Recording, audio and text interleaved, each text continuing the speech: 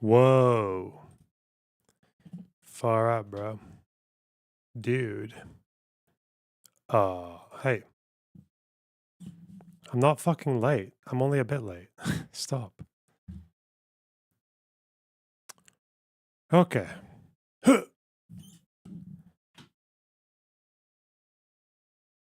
Can't believe I'm in the US now. Why am I in the US? What? Don't lie to me. Don't try to... I decide where I am, actually. The fuck?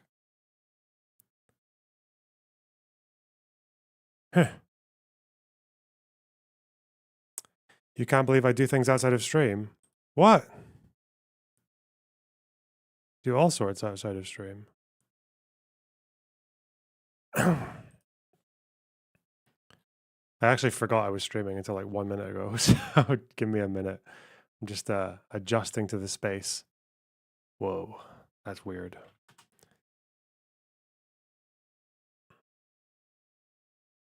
You ever considered moving to the US? Yeah.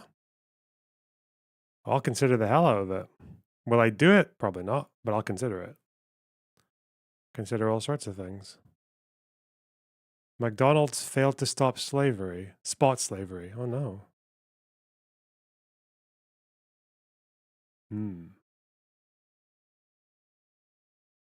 Bro, what the fuck are we doing? What's even happening? There's like a hostage conference. Okay. Hostage families conference. No, obviously not the... All right. Give me a minute. I need to figure out what the fuck I want to do today.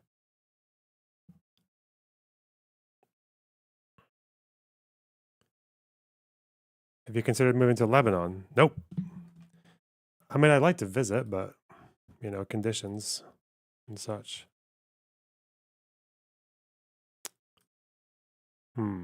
Have chatters debate on stream? That's just cheating. No. Did you see Destiny and Dan's last show with J-Reg? I saw a few minutes of it. I saw Destiny trying to convince J-Reg that Hassan is bad news. And I don't know how receptive J-Reg was being. It must be hard, you know, because if you're like, a lot of these content creators, I wonder how much a lot of them rely on being friendly with Hassan for at least some of their audience. Like, it's not worth... I don't know if J-Reg would have that much, because he's like a centrist, right? What question should I ask at the Destiny John Doyle debate tonight? I don't fucking know. John Doyle's weird. He's very weird. What do you think they're going to talk about? They're going to talk about Trump. Trump Kamala. Yeah, it is. It's Trump Harris.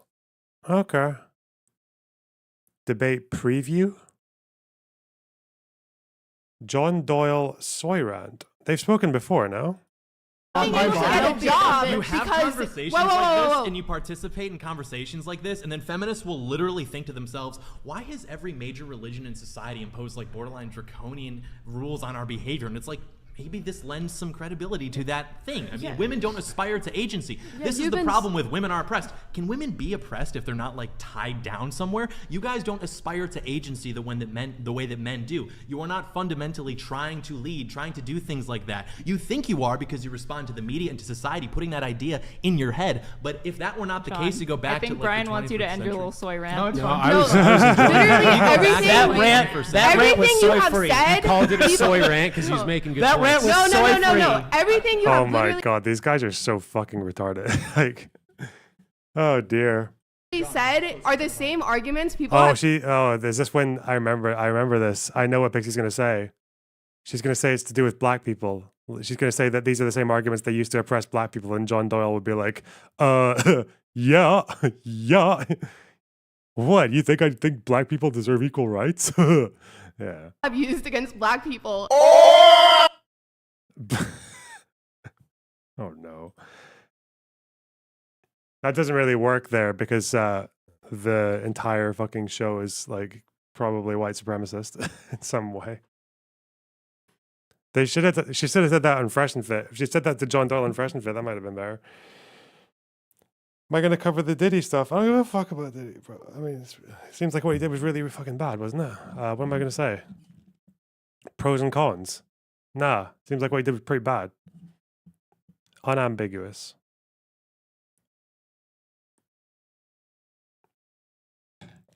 Dan makes J-Rag cry by molesting him, does he? It's a strong accusation. Okay. It's okay when men do it to each other, though. Am I right, guys? Eh? Am I wrong? Yeah, probably. Okay. Watch it. Wait, send me a clip on Discord, okay? Just verbally. Oh, it's oh my god, you guys are fucking annoying. Oh yeah, I can't imagine him getting like handsy with it. Oh no. Do you have any future interesting debates? Nope, I have future cringe debates. That's what I got.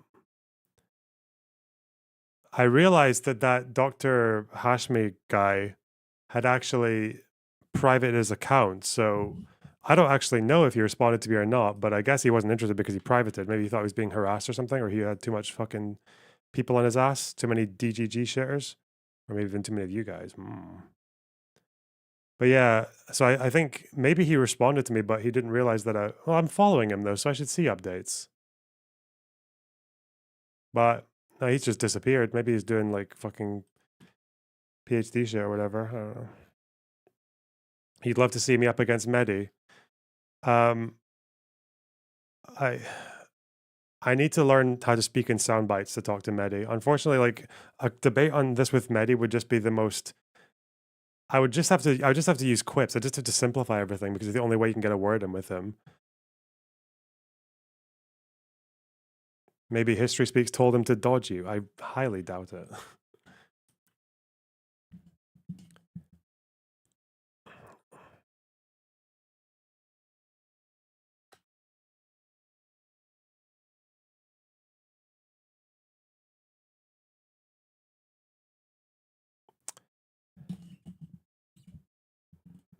Anyway, Israeli assassination of Nasrallah. What's next? Muin Rabbani. Could maybe talk to him.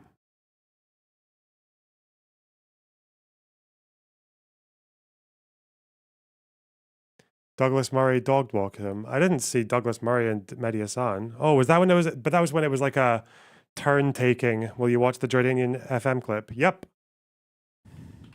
That's lined up. First of all, FM is foreign minister. Okay, that's FM always makes you think of first minister because of Scotland, but a foreign minister is obviously not as big deal as a.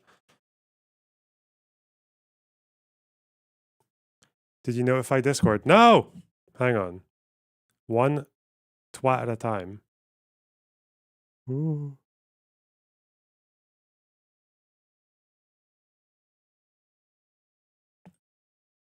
Okay. The best thing to do with Mehdi is ignore him. That's probably not the best strategy. He's a big name. He gets a lot of followers. He's a clever person. He's very convincing. He's very good at what he does. Why would you ignore that? That's crazy. Hang on. Let's tell the Discord we're live. Hi, we're... Huh. Okay. Discord's been getting a lot more busy recently. I don't know why there's been a sudden surge in Discord members, but I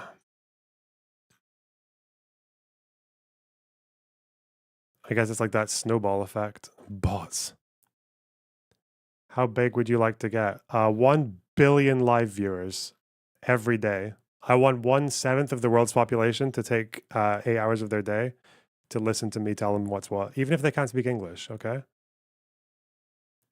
I will learn multiple languages just to expand my clout. Hassan clips! I don't believe the In my lap. 15 minutes of him, what? Supercut of him supporting terrorists. Okay, don't mind if I do. Then we'll do news. What? How much do you believe the human shield stuff? No, of course I don't believe the human shield stuff. What do you mean? I've told no, that's ridiculous. There is no, even if I were to believe that they are like purposely fucking putting humans in front of rockets, okay? It's ridiculous to act.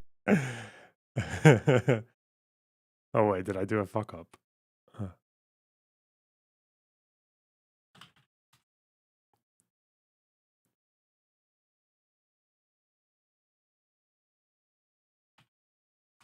What's this? Forgot to see this.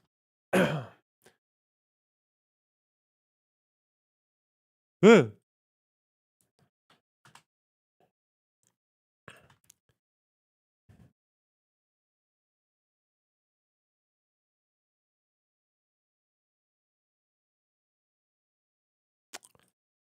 Israel sends scores of bodies to Gaza. Palestinians demand details before burying them. Israel returned the bodies on Wednesday of 88 Palestinians killed in its military offensive in the Gaza Strip, which the territory's health ministry refused to bury before Israel discloses details about who they are and where it killed them. The bodies were brought into Gaza in a container loaded in a truck through an Israeli-controlled crossing, but, according to Palestinian officials, there was no information provided about the names or ages of the victims or locations where they died. Health officials at Nasser Hospital in Khan Yunis refused to receive them and bury them, urging the International Committee of the Red Cross, ICRC, to seek details from Israel. The health ministry halted the procedures to receive the container carrying the bodies until the completion of the full data and information about those bodies so their relatives can identify them, the ministry said in a statement. The head of the Hamas-run government media office said health ministry officials told the driver of the truck to bring bodies of dead Palestinians back to the Israeli crossing from which he had arrived. The truck then left the hospital. They must act according to the international humanitarian law and in a way that preserves the dignity of the martyrs and their families, they told Reuters. Red Cross isn't involved in the transfer process. All families have the right to receive news about their loved ones and bury them respectfully in line with their traditions.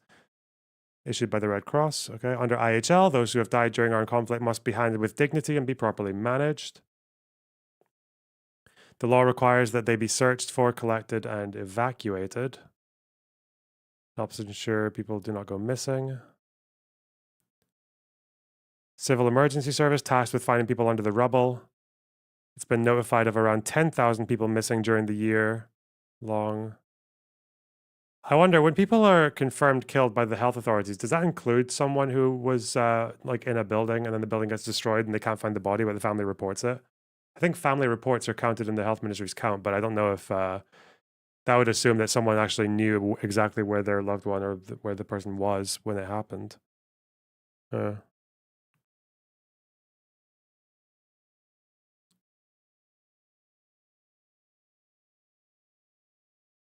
They've gone back and forth on that a few times. No, they've gone back and forth on the media reports, not on the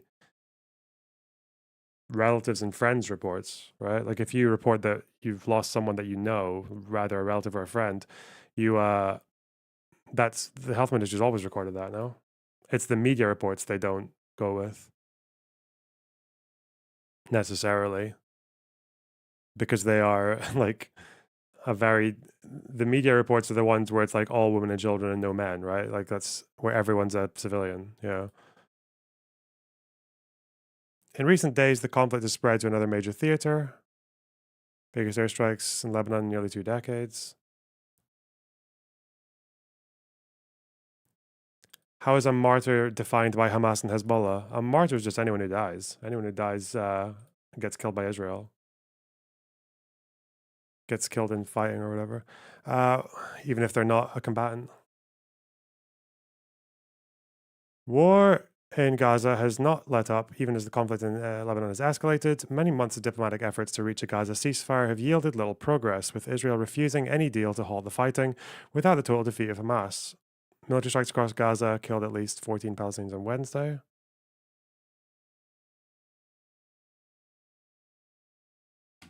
What is the IHL on return of body? IHL return of bodies. What has the IDF said? Well, apparently there's no comment from them. Parties to the conflict must endeavour to facilitate the return of the remains of the deceased upon request of the party to which they belong, next of kin, must return personal effects.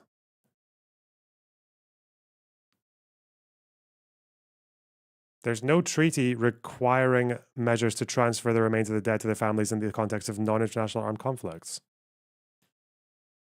Okay. There are a few agreements.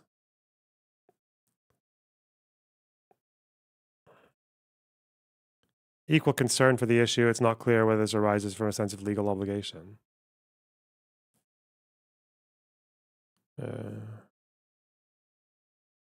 During and after cessation of hostilities. Okay. So during hostilities as well. States. Is there anything about the obligation to give them details of the people who died? The obligation to return the personal effects is not provided for in treaty law, regulated under domestic law. Oh, the right of families to know the fate of their relatives, Rule 117. So if Israel returns bodies, they have to tell people, they have to tell the recipients how they died. What does it say about fate? Any information they have on the people's fate. Damn. So they're just skipping over that, are they? Geneva Conventions. Parties to a conflict facilitate inquiries by persons looking for family members dispersed by the conflict.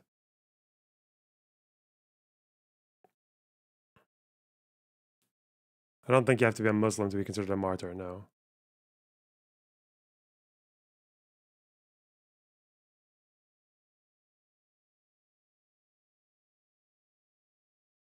Huh.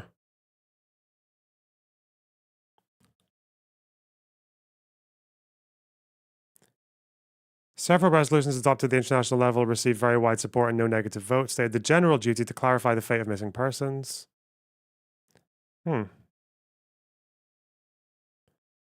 Red Cross 95. Every effort. Huh. Hope any family you have in Lebanon are safe. Sorry if that's too parasocial. I mean, it's fine. I think they're safe. They're probably going to be leaving quite soon.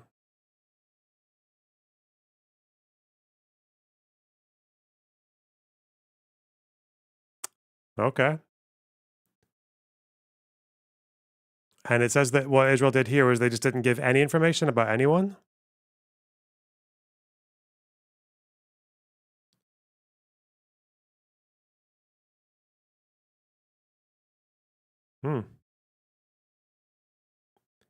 Wait, what the fuck? Why are people fighting in chat? I can't see it because someone's...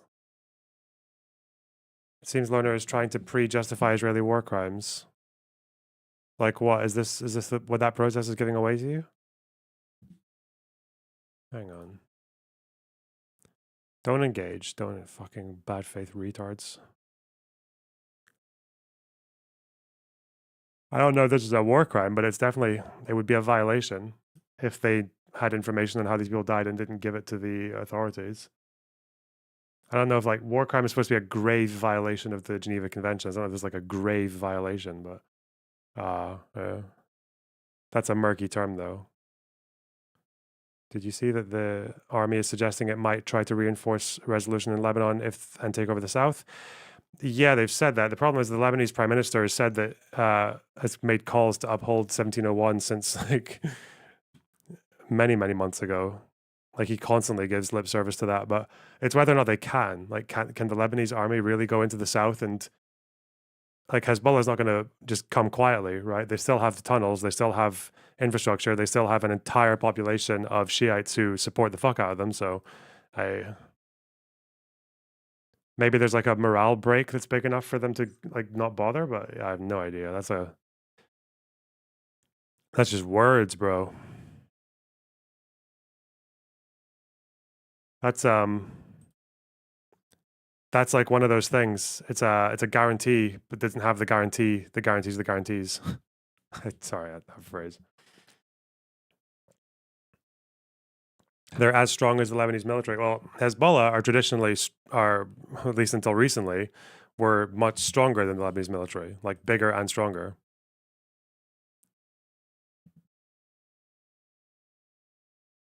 Anyway. It seems better when it's handled in-house. Well, yeah, if the Lebanese government went in and just had a brutal fucking crackdown of Shiites in the south of Hezbollah, no one would give a shit, right? They could. That would not be international news for long if they just went in there and did the most gross violations of every fucking convention to maintain law and order in the south. Like that just wouldn't be international news because that's just Arabs fighting Arabs, right? No one would give a fuck. All right. Okay.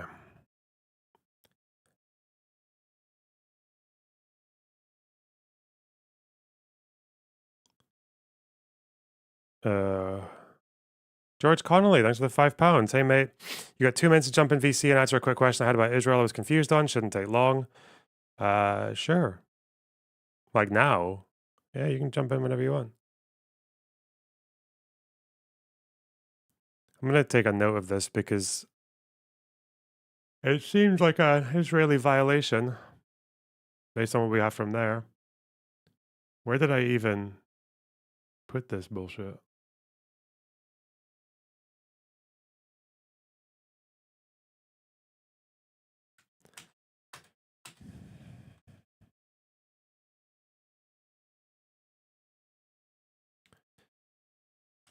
Return of bodies, likely violation of IHL regarding information on deceased. Wow, I'm so formal, am I? Huh.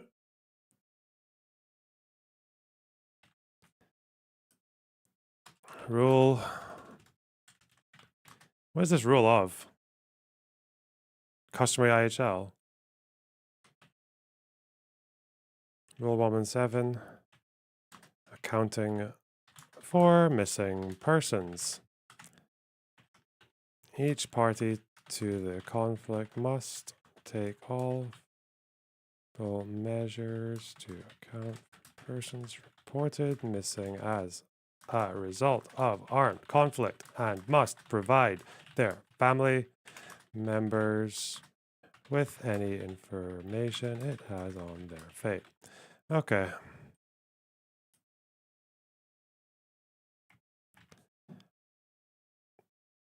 Okay. Well done, chat. It's one Israeli violation of IHL before breakfast. Beautiful. Okay, bouncy. Ugh. Hey, what's the up, man? fuck was that noise? Oh, I set my joint sound to a duck. Oh, I'm retarded. Yes. okay. Yeah. How you doing, man? You good? Yeah. How are you? Sweet. Yeah, I'm good, thank you. I'm good. I finally started my deep dive into Israel Palestine, and I've just got a couple of questions. Well, just one really for this. There was a law that Netanyahu was proposing in 2014, I believe, Okay. that would have made Israel a Jewish state, like codified. I was wondering if that law passed. Do you mean the nation state law? Yes, because I saw a bunch of articles saying this law is controversial. Here's why, but I didn't see anything saying this law passed on this date, and I was just wondering. I think it passed in 2018. No. 2018. Okay, thank you. And that basically, it was controversial because to a lot of people, it kind of made Arabs in Israel second-class citizens, essentially, right? That's my understanding. It kind of gives them symbolically, like kind of, but I think the problem is that this is supposed to be a basic law that's like symbolic. So the risk of it is that it might lead to discriminatory laws in the future. But as far as I know, I don't think any laws that have been passed on that basis have actually gone through. That's what you'd have to look for, unless that's changed. So the basic state law is there; it shouldn't be there. But I don't think it's been followed up by any actual like Jim Crow law or anything like that. You know. Okay, awesome. Yeah, that was my only question. Thank you. Yeah, have a fantastic day, man. Cheers. Okay. Right. Is that still true? Or because I know they've tried to pass laws that came from the nation state law, but I don't think they actually ever went through. Okay. Hassan clip. Brr. Actually shoot through the hostage. What the fuck are you saying? Another one. What? How much do you believe the human shield stuff? No, of course I don't believe the human shield stuff. What do you mean? I've told no, that's ridiculous. There is no, even if I were to believe that they are like purposely fucking putting humans in front of rockets, okay? It's ridiculous to actually shoot through the hostage. What the fuck are you saying? Another one.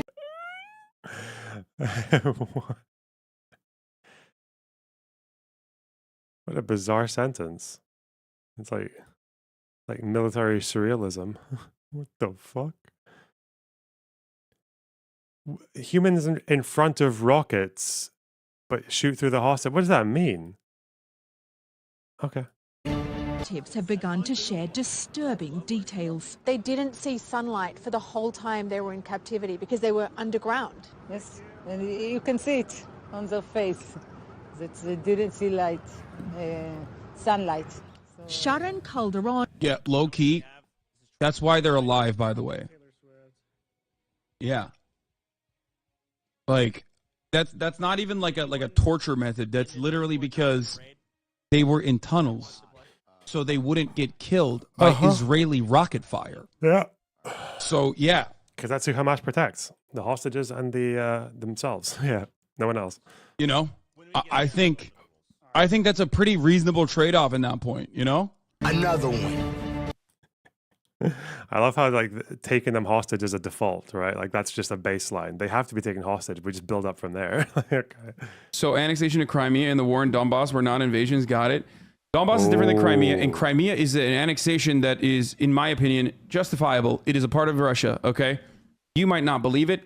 The people of Crimea agree with it. So I don't give a fuck. I don't care about what. Another one. He's the leader of Hezbollah, the general secretary of Hezbollah. What's Hezbollah? Hezbollah is that small guy? Hezbollah is this is the same name. Okay. Hezbollah is a paramilitary organization that is also a part of the Lebanese parliament. Do we like them or no? I think as a resistance group, they're pretty successful against Israel. But everybody hates them. Like everybody in the region, a lot of people don't like them. Like I like what you like. I don't have an issue with them. Let's just say they're Shia. Another one. I do things that you probably don't like. Yeah, like we took that fucking Saudi deal. There's like this incredible cheat code in the Middle East. If you want to be like a Middle Eastern military leader, there's this incredible cheat code, which goes that you can basically murder as many Arabs as you want, as long as you scream death to Israel whilst you're doing it, and Westerners will like you. That's all you need to do. As long as you just intermittently fire a few fucking pot shots at Israeli communities, you can kill as many fucking Arabs as you want. You can kill Syrians, you can kill fucking Druze, you can kill other Shiites, you can kill Sunnis, you can kill gays, you can kill communists. You can kill Palestinians. With this one simple trick. Okay. You did? Oh yeah, me and XUC both. Oh no! Damn, yeah. Nice. Yeah, we did. I'm sorry. I needed the money. Oh, you want to see a Houthi musical? Sure. These were the people that the Saudis were killing, by the way. Just so you know, these fucking musically gifted individuals. Yeah. Okay, I'm sorry. I need the money, guys. I'm gonna grab my food.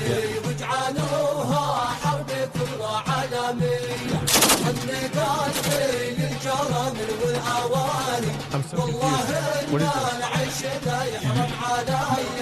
اسأل أصحاب الفخامة والمعالي واسألوا عن الحشود العسكرية يوم سيطرنا على الخضع بآلي ما نبالي بالهمر والمدفعية ما نبالي واجعلوها حرب كبرى عالمية حمي قلبي بالجرم والأوالي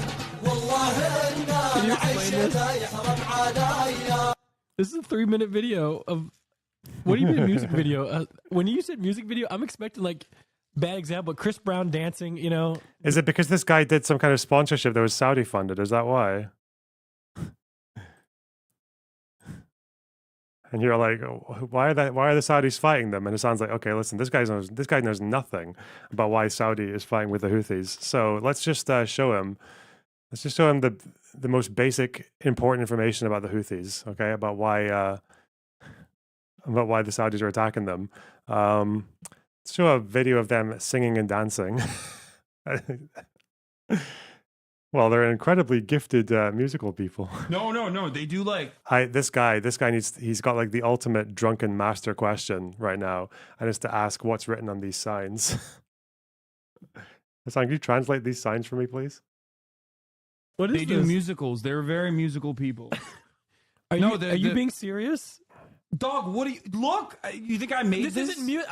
I know they're singing, but I'm seeing just guns and shoot. This isn't a music video, Hassan. No, it is. They do musicals about like their fucking like their actions all the time, and they love walking over.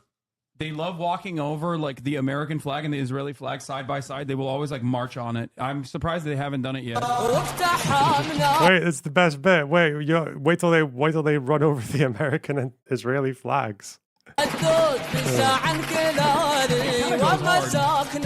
just like Bobby Shmurda in that one song where he literally just explained what he was doing and he cut a body about a week ago. Listen, he's saying they do not care about the heavy missiles. Like they will literally take the war to them no matter what. It's an act of resistance. For them, it's an act of resistance. Yeah. You know what I mean? Oh, for sure. Oh my God. This Nick guy is responding in such a funny way. You know what? I also. What are your thoughts about the nation-state law itself? It's fucking minging. It should go. It's just like one of those perfect examples of Israel basically just being like, let's just speed run being a pariah state. That'll be fine, you know. Fucking Netanyahu and shit. Yeah. I also took a McDonald's sponsor and I drink Starbucks. I'm sorry. Don't hate me. Good job. Another one. We have the here it is. Oh, we've seen this already. Is there nothing new? And we're not. I thought this was like waging their war to do without getting. I hate. Oh, this is Kim, you're the closest. Tell us what the is going on. Okay, this is them celebrating the shit. Okay, no civilians. Like if take your home occupation. Another one. Another one. You can get it yourself now. What's this? I understand NATO sucks, but does it need to reform or should something replace it? I mean, I'm a bit of a truther, like Yanis Varoufakis, that the European Union could be reformed inevitably to like not churn out neoliberal capitalism, but instead, I guess, some semblance of socialism. But no, NATO is not a thing that it's like reforming the police. Like, no, you can't. That's not happening. That doesn't mean that like there isn't a necessity. Well, unused. But the funniest thing to me was the fact that the main characters are supposed to be American, but their actors are Finnish, right? And because they had such heavy accents, the actor is a Finnish dude, but he's I wonder if our Georgian friend knows about that. Probably, I'm sure. Voice acted by an American dude to fit I think that's why he didn't like suck NATO's dick as hard and literally said it's like the difference between getting a hand job with a. It's the difference between getting a hand job with a latex glove and getting a hand job with sandpaper. That's why he said that. Also, I think the Nazis ruled the world. Really? The supplying narrative that the Nazis ruled the world, brother. I'm a firm believer that, and I just talked about it earlier as well, that neoliberalism just simply gave more breathing room for a more reformed fascist administration, a fascist organization. Fascism will inevitably come once again in order to SS 3 months ago or 4 months. Is there anything else? Just whole ass. Gotta go. I have dinner. Meme to end it. Don't care. Boring. Thank you, Hassan. Okay.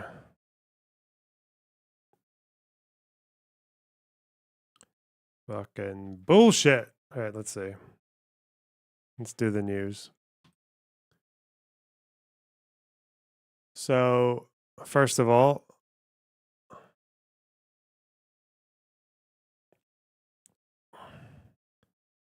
as per the request from CNN Chief of Staff Cenk Uygur, special forces have crossed the border of Lebanon and have conducted raids. CNN has learned of cross-border commando raids by Israel into Lebanon, into the southern part of the country. These raids back and forth could be a sign that a larger ground invasion could be coming. Obviously, there have been... It seems that Loner wants war crimes done smiley left-wing face of Benny Gantz instead of the angry right-wing face of Bibi. Francesco, you're so boring. I can't express just how fucking dull these critiques... go fuck off. It's not my fault you were tragically born with no personality, okay? Fuck me. Airstrikes on Beirut for days now. Let's get right to CNN Chief National Security Analyst and anchor Jim Sciutto, who is in Tel Aviv. Jim, these raids, what do they show and what do they tell us? Yeah. Well, John, you could call these shaping operations, smaller special forces raids, as well as just the barrage of airstrikes that we've seen over the last several days, not just taking out Hezbollah leadership, but going after firing positions, missile launch sites, missile and rocket storage sites in southern Lebanon, would all be part of laying the groundwork for a broader ground incursion or small-scale invasion, whatever language you use. So one can say that those operations have already begun. And keep in mind, what the Israeli goal here is, as stated publicly, we're not guessing about this. Israel's goal, as officials have described, is to move Hezbollah back from the border. And to do that, they seem to be making it clear they don't just intend to do damage to Hezbollah forces along the border, but push them back. The typical dividing line is the Litani River, about 10 miles back from the border, so that when you have the Israeli defense minister go speak to Israeli forces now massing on the northern border and use this phrase, "We will employ all the capabilities at our disposal," that's quite clear public signaling about what may very well be the next step. And I think you could see these special operations raids, as well as the bombing and the strikes we've seen in recent days, as part of that same ground operation. Jim, what is now known about Hezbollah as it is currently constituted, their will and ability to carry out retaliation? You know what, John? I think to some degree in recent days and weeks, if you go back, for instance, to the pager attack, as well as the killing on Friday of Nasrallah, we've seen something of a piercing... Do you believe Nasrallah was telling the truth when he said the rockets would stop when the fighting in Gaza stops? Probably, but he was never really that...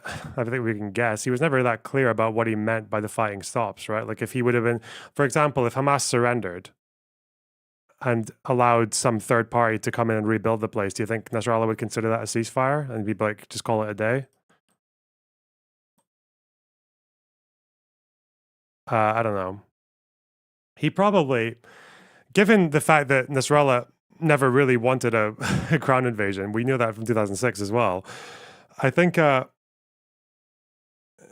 Nasrallah made a mistake when he decided to tie his fate to what happened in Gaza, because he was basically leaving his fate in the hands of Netanyahu and Sinwar, two people who don't want to stop fighting anytime soon. So it's like...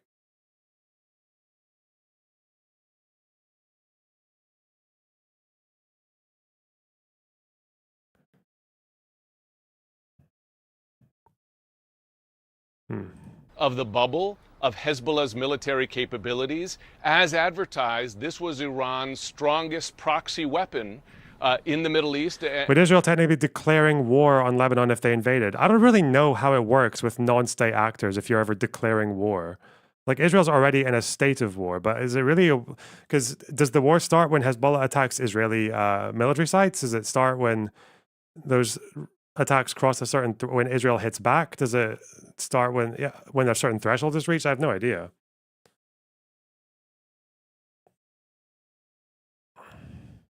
And against Israel, its strongest piece of that ring of fire around Israel. We talked to great length about the many tens of thousands of missiles and rockets, etc.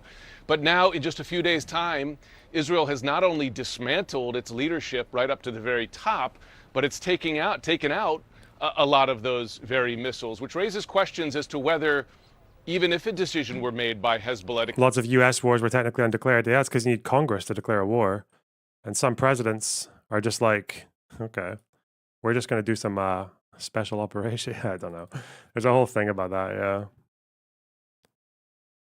Carry out a sizable retaliation, who would make that decision, and how would they communicate that to field commanders to then carry it out? It's not clear that they have the capability to do that. And I don't mean to underestimate Hezbollah's remaining arsenal or the threat, but the blow that Israel has struck in recent days really raises questions as to what they're capable of. And we should also keep in mind Iran's public comments, which has been to say, we're kind of leaving this to Hezbollah to retaliate. We're effectively sitting this one out, not to minimize Iran's own capabilities, but at least from the public messaging standpoint, they seem to be keeping their powder dry as well.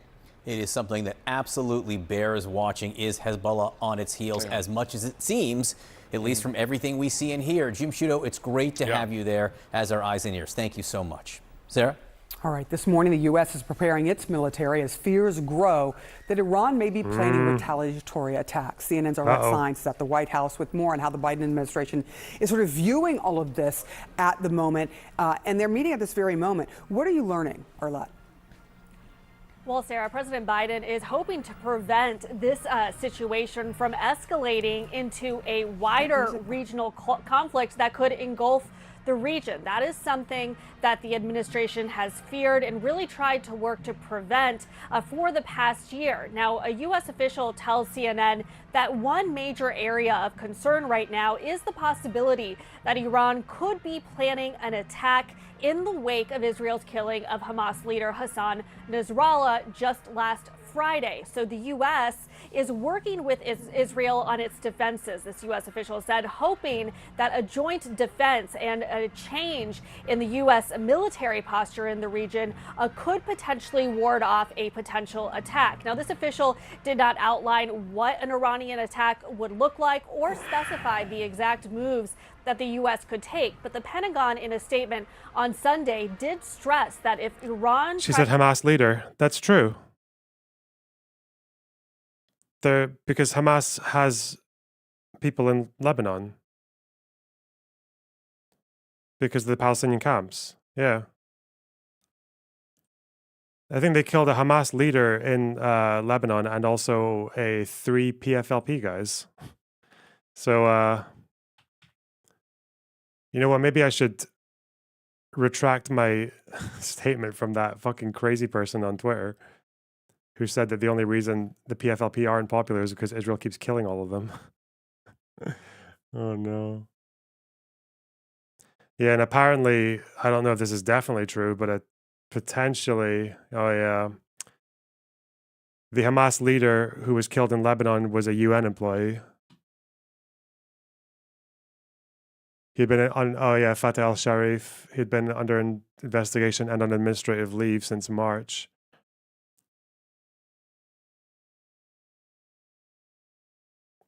Accused of coordinating with Hezbollah. Did she say Hamas leader Hassan Nasrallah? Oh, that's a misspeak then. That's stupid.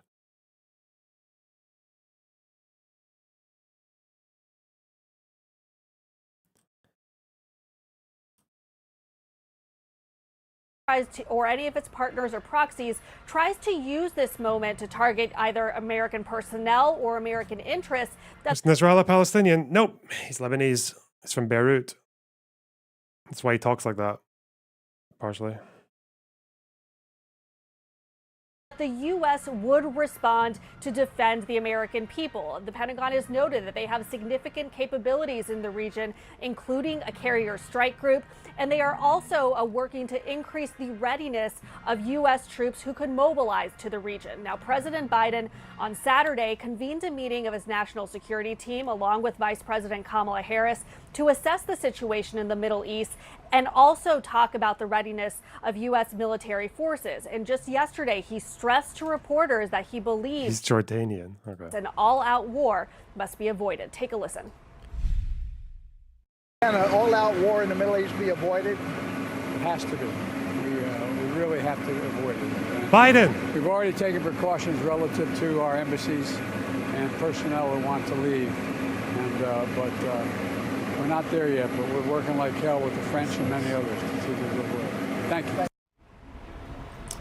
That last line there is a reference to the U.S. hope that there could be some type of diplomatic solution to try to return Israeli and Lebanese civilians back to their homes. President Biden also said he does plan to speak with Israeli Prime Minister Benjamin Netanyahu soon, though officials have not detailed how soon that conversation might happen. But Biden making very clear there that he wants to take whatever steps possible to try to ensure that this war does not spill out into a wider regional conflict that would engulf the whole region.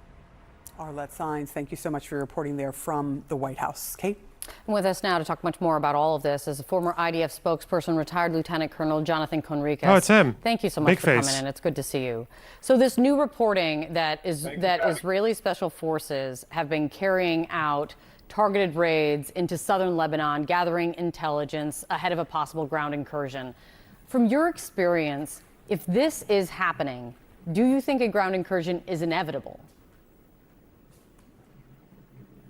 Well, nothing is inevitable. My question remains, is Lorna Buck simping for Israel still regarding the Lebanon situation, including the terrorist pager attack and the bombs that kill innocents as well as Hezbollah leaders?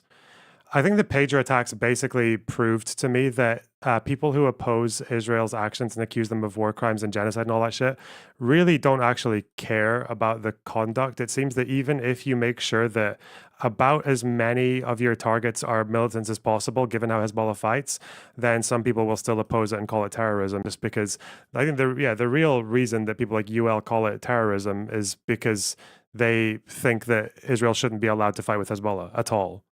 That basically Hezbollah are allowed to terrorize Jewish people, Arabs, and Druze alike with impunity, as long as they keep a few civilians near them while they do it. That's it. That's your position.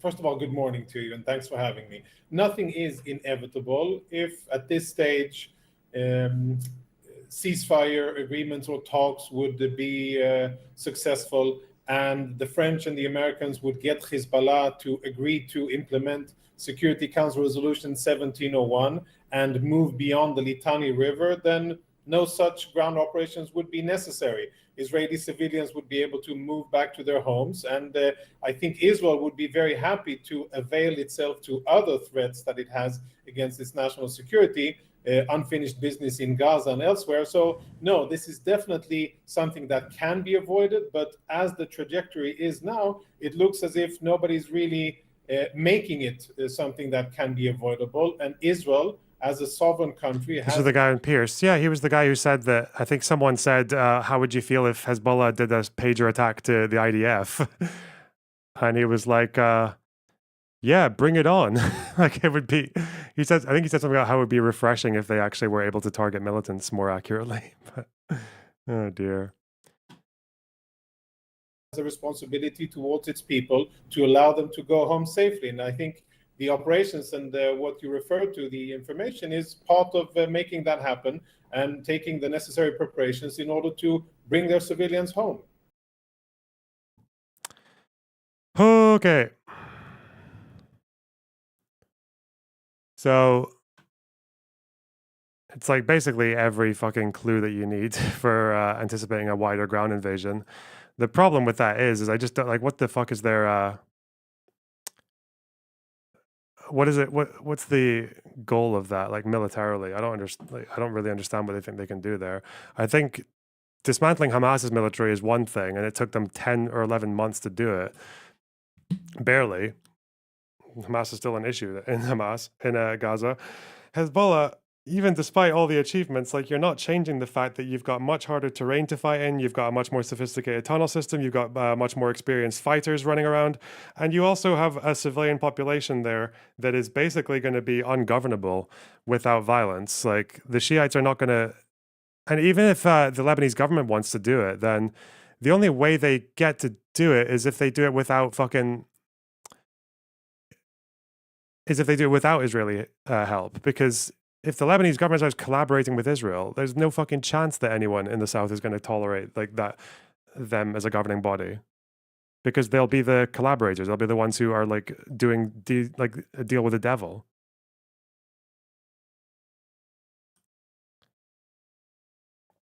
Why can't Israel set up more iron domes instead? I don't. Holy shit.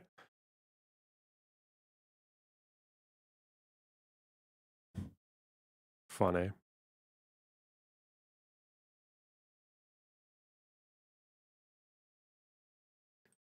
So this is Hezbollah's someone, I can't remember, he's a deputy chief.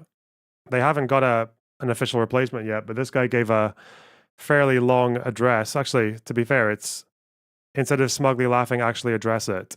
There's nothing to address, Keldo. It's a ridiculous question.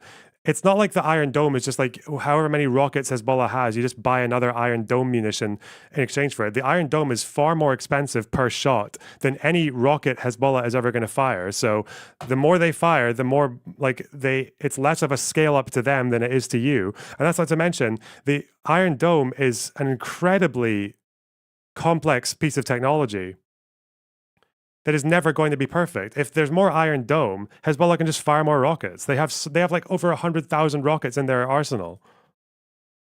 And also, that doesn't even take into account targets that are too close for the Iron Dome to intercept, like places right on the northern border. And it also doesn't account for UAVs. Israel doesn't actually have a proper answer to UAVs yet, which Hezbollah have been using in increasing numbers.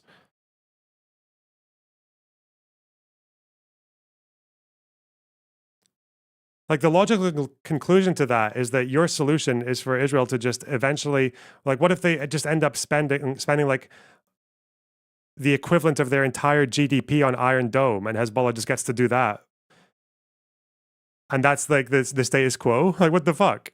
That's unsustainable.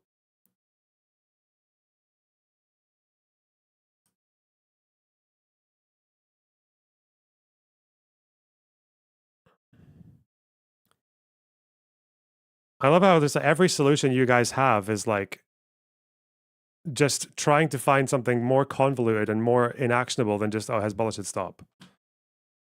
But, you know. Hezbollah's Naim Qasim, who currently serves... Apparently that's just a given, right? Hezbollah just carrying on indefinitely. That's just like a basic. Like we don't even question that, okay? They're always going to do that. It's almost like, it's basically might makes right for Hezbollah. As long as, like, oh, well, Hezbollah, well, you know, fuck, they're just, you know, they're never going to stop. Like, I don't know why. I don't know why it helps them or anyone else in the region, but they're never going to stop. Eek.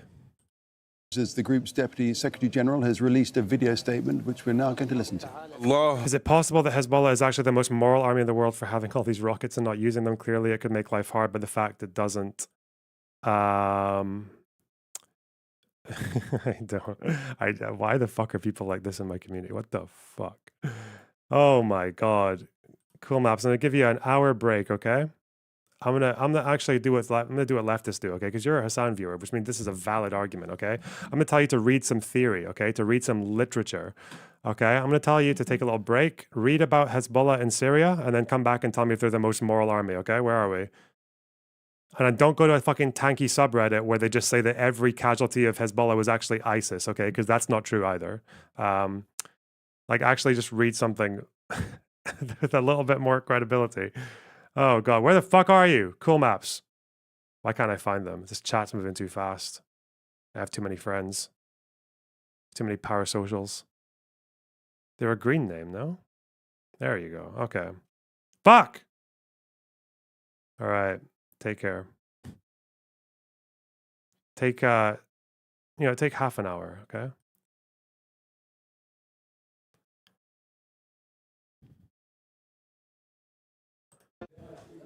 Hezbollah's Naim Qasim, who currently serves as the group's Deputy Secretary General, has released a video statement, which we're now going to listen to.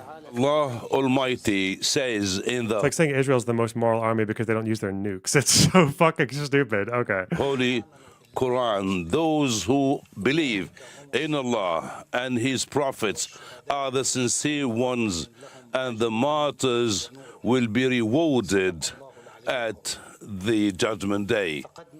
We have lost a brother and a father and a leader, the Secretary General of Hezbollah, Hassan Nasrallah. May Allah bestow His mercy on him. He was a great man who stood in the field and who continued his jihadist message since day one till the moment he lost his life. He never fled the field. He is a great Muslim. He is a fan of the Prophet Muhammad and his companions. The prophecy was in his brain, body, and blood. He carried the line and the philosophy of the Khomeini Imam, and he followed the steps of Imam Khamenei. He was the leader of the jihadist resistance fighters. His priority. Can we bring Nasrallah back? This is. I'm starting to miss him already.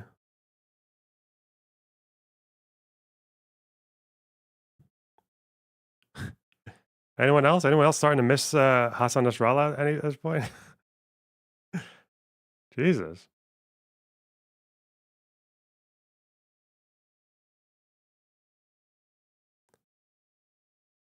Maybe he'll animate. Who knows?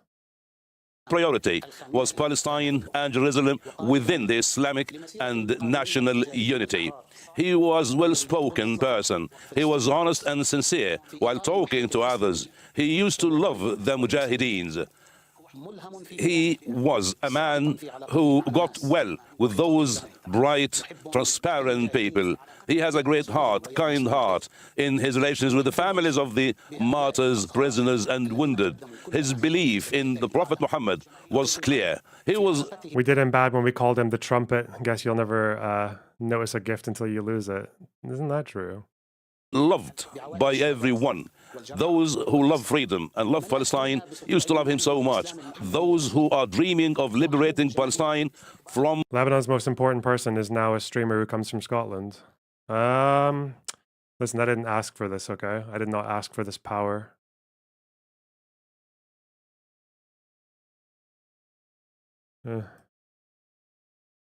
The Zionist entity, those who are willing to break the arrogancy of the Americans so as not to control our region and our nation. Our condolences to the family, to the supporters of Hassan Nasrallah, the Secretary General of Hezbollah. May Allah bestow His mercy on him.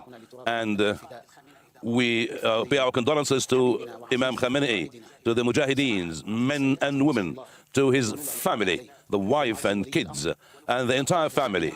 Our condolences to Lebanon, the region, the free people all over the world.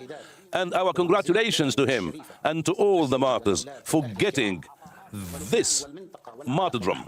They have done a lot, and they deserve the martyrdom. And they are now there with Allah Almighty, enjoying the blessings.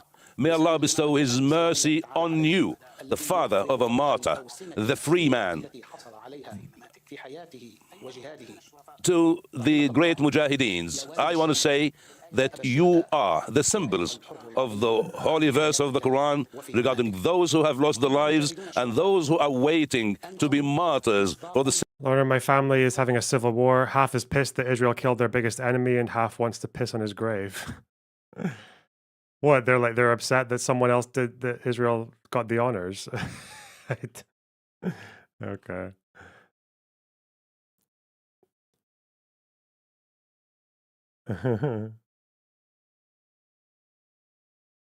I've got that Fuentes clip stuck in my head now. It's just like they just keep on doing this shit, and then Hezbollah comes out, stands on top of the fucking rubble, and just says, "Ha, well, the rules of war have changed. No more Mr. Nice Guy." And then they blow up the fucking bunker. The rules of war have changed. No more Mr. Nice Guy.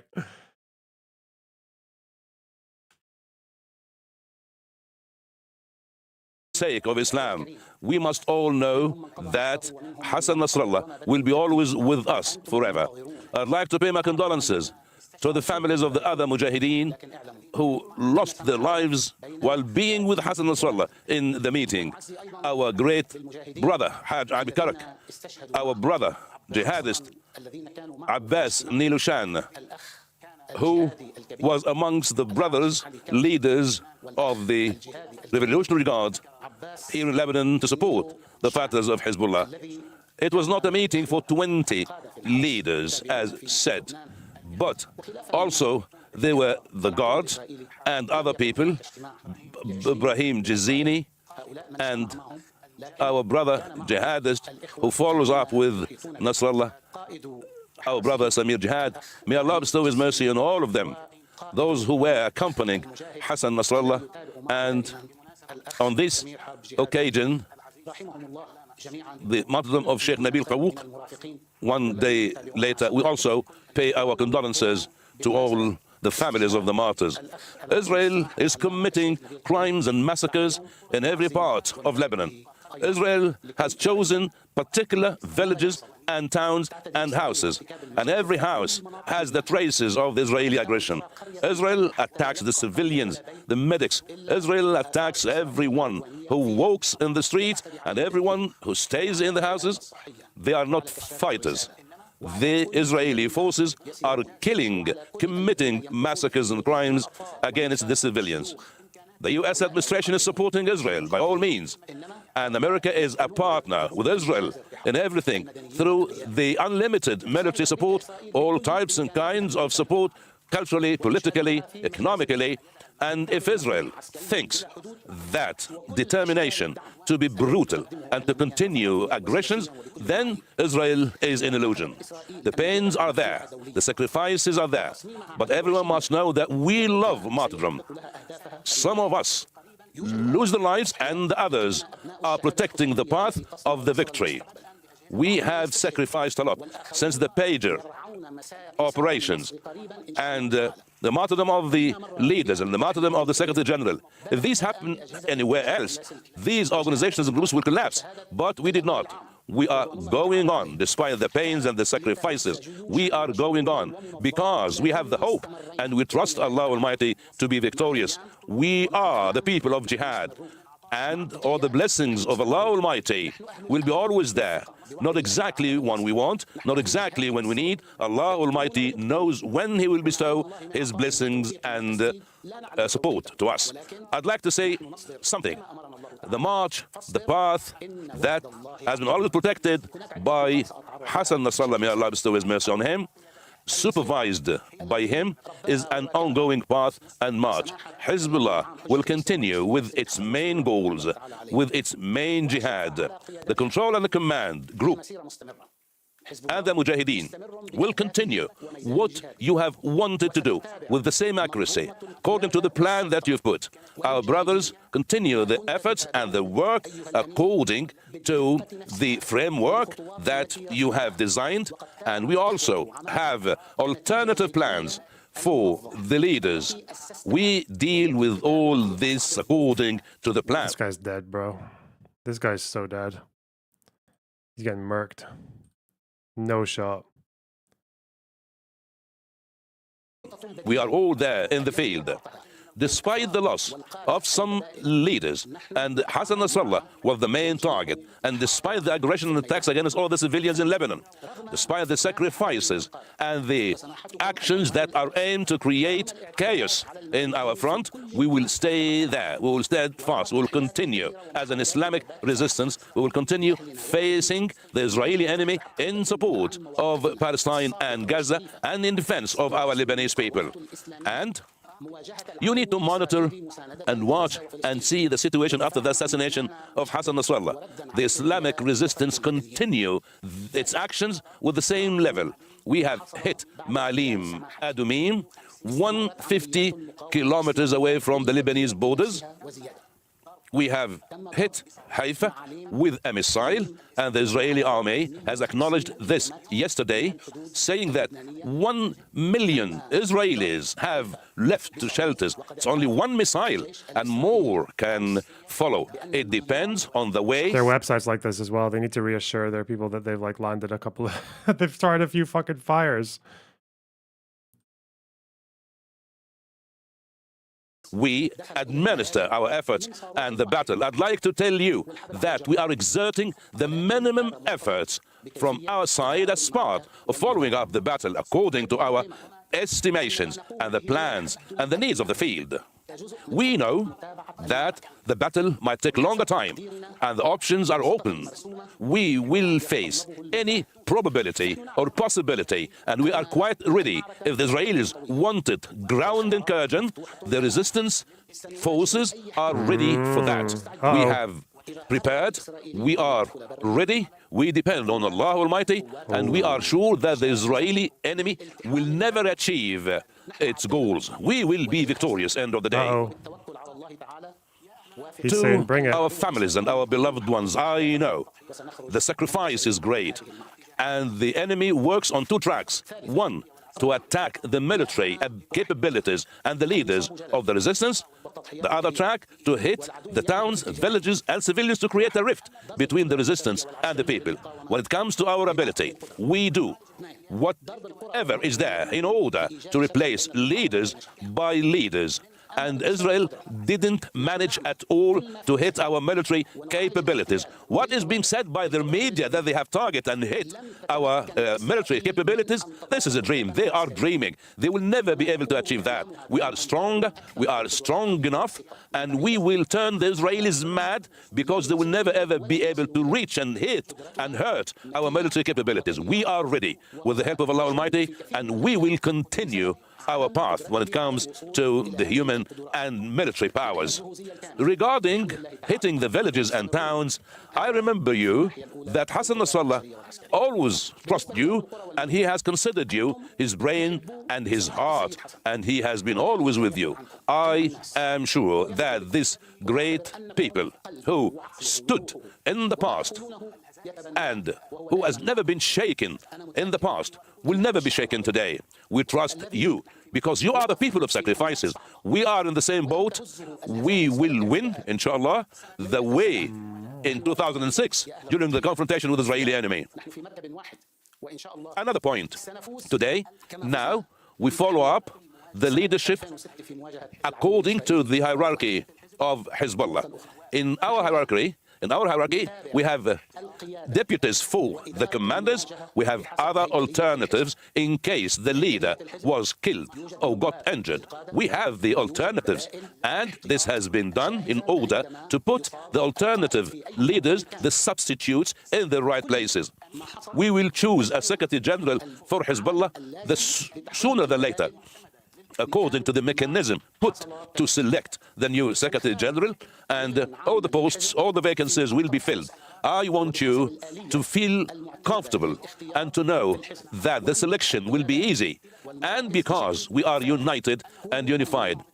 If there is anyone who is waiting for the new jobs and vacancies to be filled, let me tell them that we are following up things in a normal way, and don't expect any surprises that might not be for your benefit.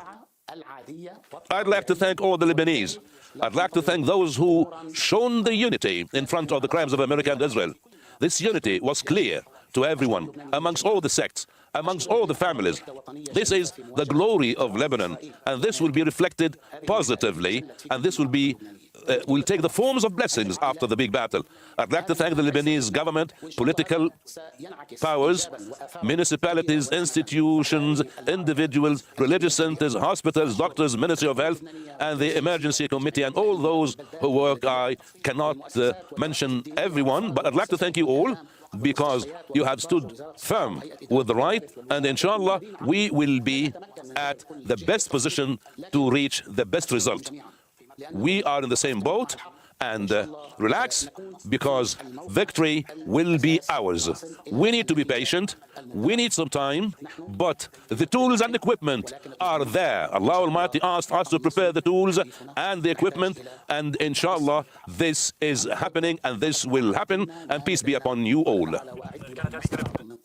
That is Hezbollah member Naim Qasim, who currently serves as the group's Deputy Secretary. Wow.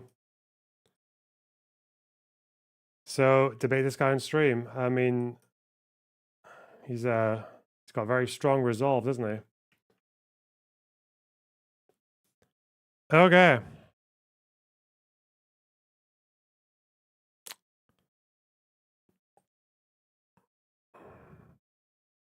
I mean, his speeches are shorter than Nasrallah, so that's kind of refreshing, I guess. Quite brief. Stream suggestions.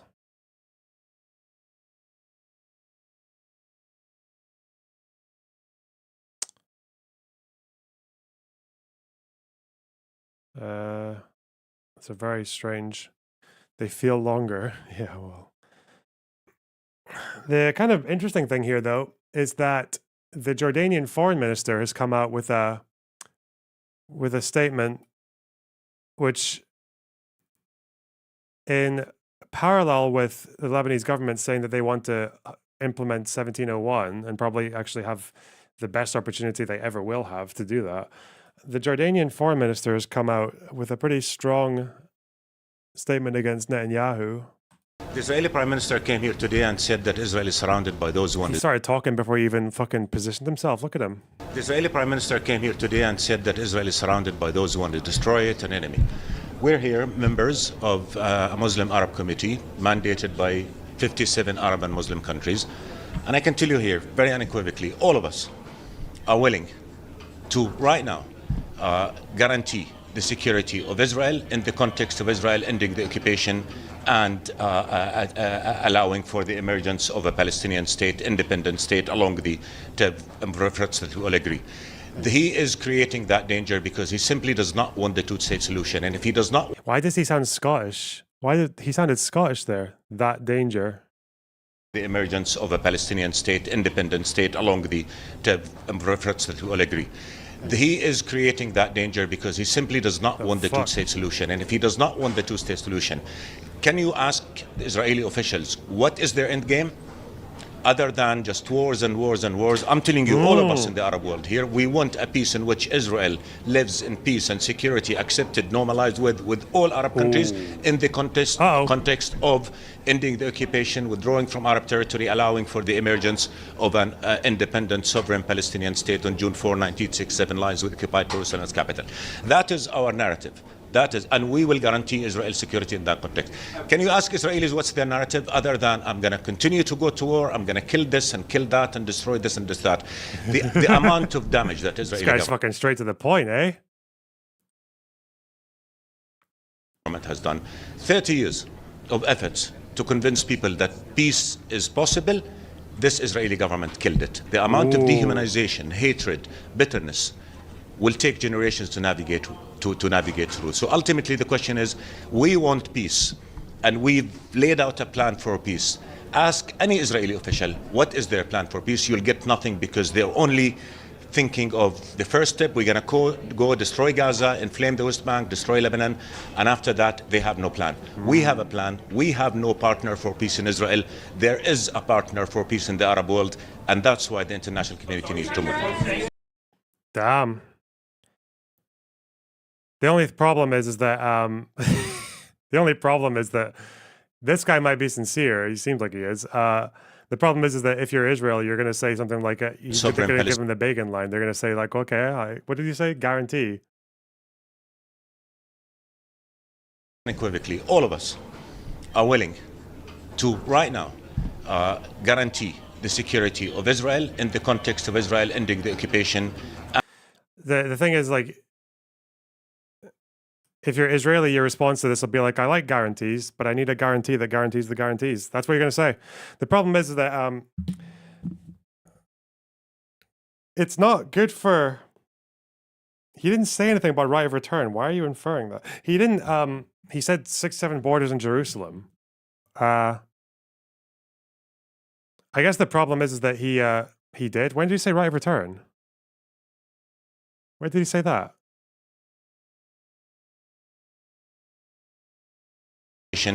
And allowing for the emergence of a Palestinian state independent. He didn't explicitly say it. Oh, so we didn't say it. Okay, sorry. Yeah, so he didn't say it. What the fuck? Okay.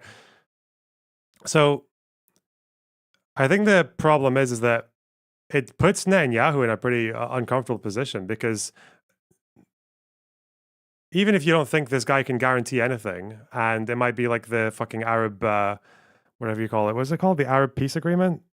Fuck, I forgot what it's called. The 2002, what's it called? 2002 Arab Peace Initiative. Okay. if it's like the Arab Peace Initiative, where the Arab League says, yeah, we're all agreed on this thing, but then as soon as it comes to negotiation, like only 2 people turn up and they're not even mandated by the Arab League because it's kind of like a troll.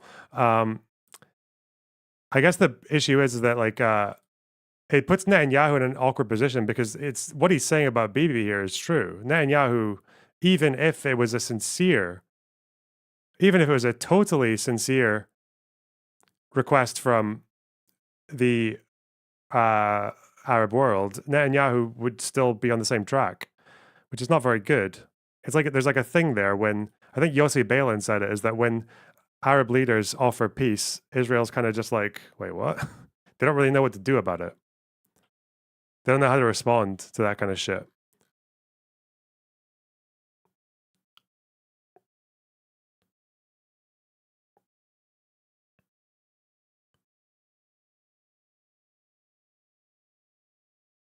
We know what he means by ending the occupation. Don't gaslight me.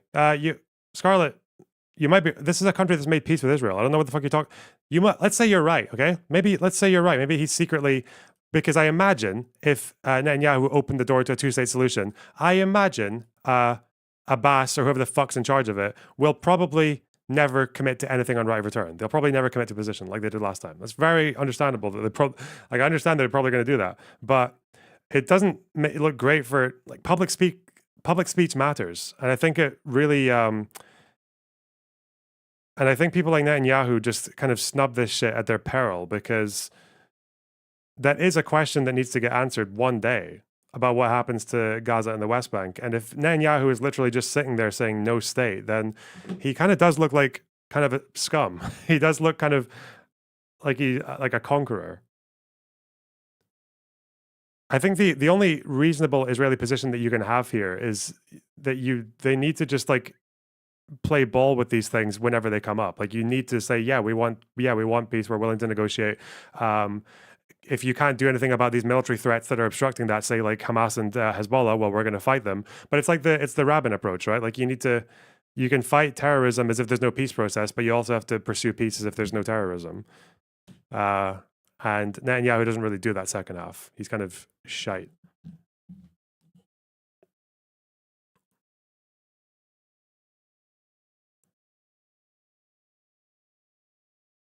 Anyway, damn, that guy came in with full swing. If only the Hezbollah guy had this guy to do their speeches.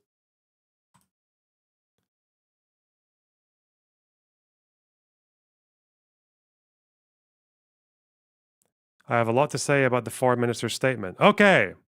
Hang on. Hello. Hey, how's it going? Good, how are you? I'm good. Yeah, I wanted to discuss that statement. I think it's a pretty big statement from the Jordanian foreign minister there. Mm-hmm.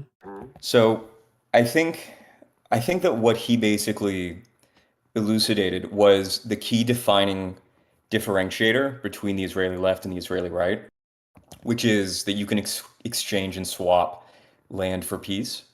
And I mean, that's what I think fundamentally differentiates the two, the left and the right today.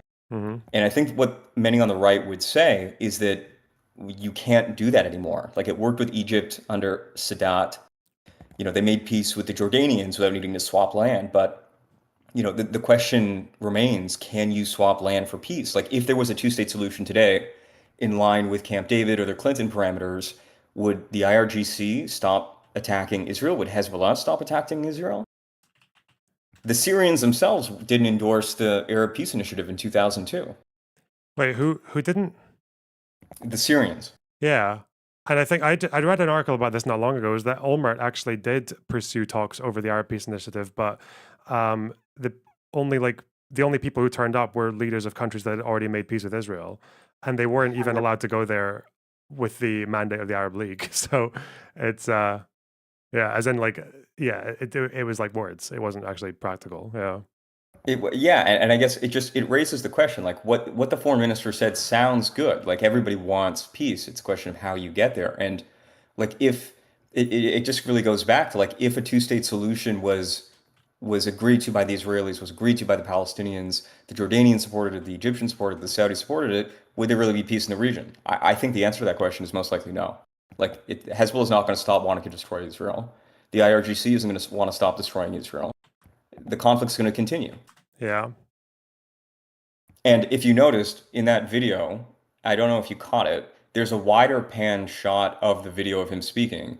At 27 seconds, you see somebody pulled away. You see a gentleman step into frame, speak in somebody's ear, and then that guy standing next to the Jordanian foreign minister walks off stage.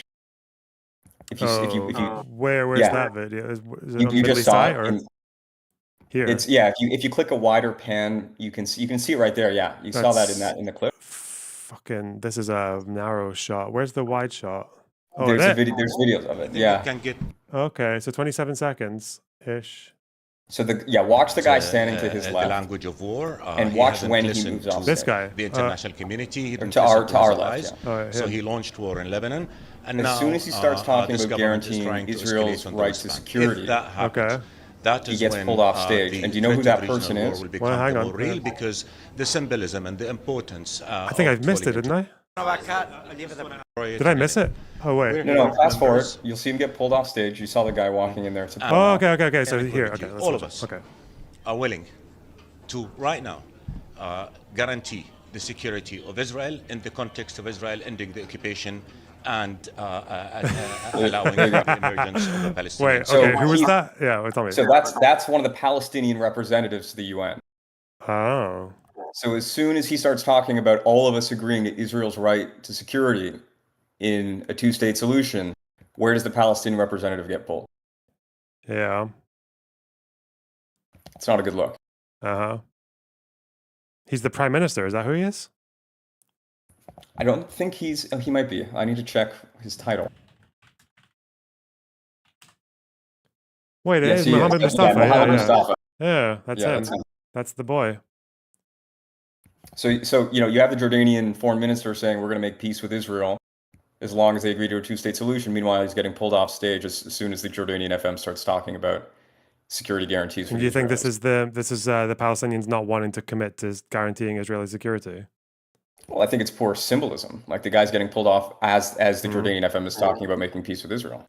That must be so scuffed though, right? Like he must have known what this Jordanian guy was going to say, what he was going to be standing next to. No. I think that when you the Jordanian FM like kind of butts in to make a last word here. Like I think this was off the cuff. Okay. The way he sounds frustrated and pissed off. But he said he's there with a mandate from the Arab League, isn't he? Yeah, but like even then, like the way that he's wording this, like he butts in. I don't know who's standing to his left.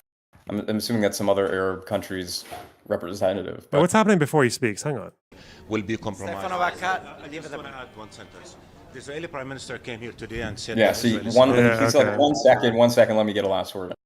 Yeah, I don't know. I mean, like, it's not impossible, but it's like, it's just, you're kind of just going with conjecture there, right? Like, it's... Fair, but like, it's just, the fact that he gets pulled off, I think all of this is to say that, like, from a 50,000-foot view, if you're more cynical like me and you take the position that a two-state solution wouldn't result in peace today, that the Israelis have been moved to the right because of October 7th, you see the Palestinian delegate doing that, like it's just not a good look. Like, do you think that if a two-state solution was enacted today under the Clinton parameters or Camp David, there would be peace? Probably not. But again, it's like, I think there's not really a perfect answer. There's just a less bad one. And a Palestinian state with the Clinton parameters and the appropriate like Israeli security measures, like the early warning stations, is probably better than what we've got now. Yeah. Because at least then, if the West Bank attacks Israel, then Israel's just got there's another country attacking them. Like, it's just like gives them a bit more carte blanche. Yeah. But this might make things look bad to someone who knows who this guy is and is like very, very, I guess like already kind of primed against this kind of rhetoric. But what looks worse is him saying this and Netanyahu just being like, nah. No state, fuck you. We're just total victory. Yeah. I think that what he said was it sounded very convincing. But like if from the Israeli perspective, when you like think about Camp David, you think about Omer, which was obviously less serious. You think about the Gaza withdrawal in 2005, and it's like we've tried diplomacy, like nothing else is working, and so we're kind of bashing our heads against the keyboards trying to figure out what we should do next. No? Yeah. I don't know. I think I think it would behoove Israel to just, even if they know it's bullshit, they just have to play along. Like, it just like what the rest of the world doesn't fucking know, right? Like, they're not gonna. They know when they see when they see Arab leaders saying, "Yeah, we want peace, 2 states, blah blah," and they see Netanyahu going, "Nah, total victory, total." Like, obviously Netanyahu can just say, "Yeah, we're committed to this as well. Like, let's set up meetings. Let's go." Like, even if he knows the meetings aren't going to go anywhere, they know he's going to turn up. At least he's got like that fucking. He's got that impression very easily conveyed to the world, and he can just keep on fighting his war as he goes, because he's like, okay, you can guarantee us some things, but you can't guarantee Hezbollah stopping. You're going to guarantee Hamas stopping? Probably not. So we're going to talk to you guys, but we're going to fight with them as well. I think that's the only positive impression that they could put on the world, whereas Netanyahu is only doing half of those, and it's kind of incomplete without the other half. Do you think that the Israeli negotiating position is stronger or weaker if they forcefully impose 1701? Before entering negotiations like that? Not saying Netanyahu would ever enter negotiations like that, but like if there was a more moderate person that was the prime minister of Israel, they would probably still want to enforce 1701 because they don't trust anybody else to do so, because UNIFIL has just totally failed in Lebanon. Yeah.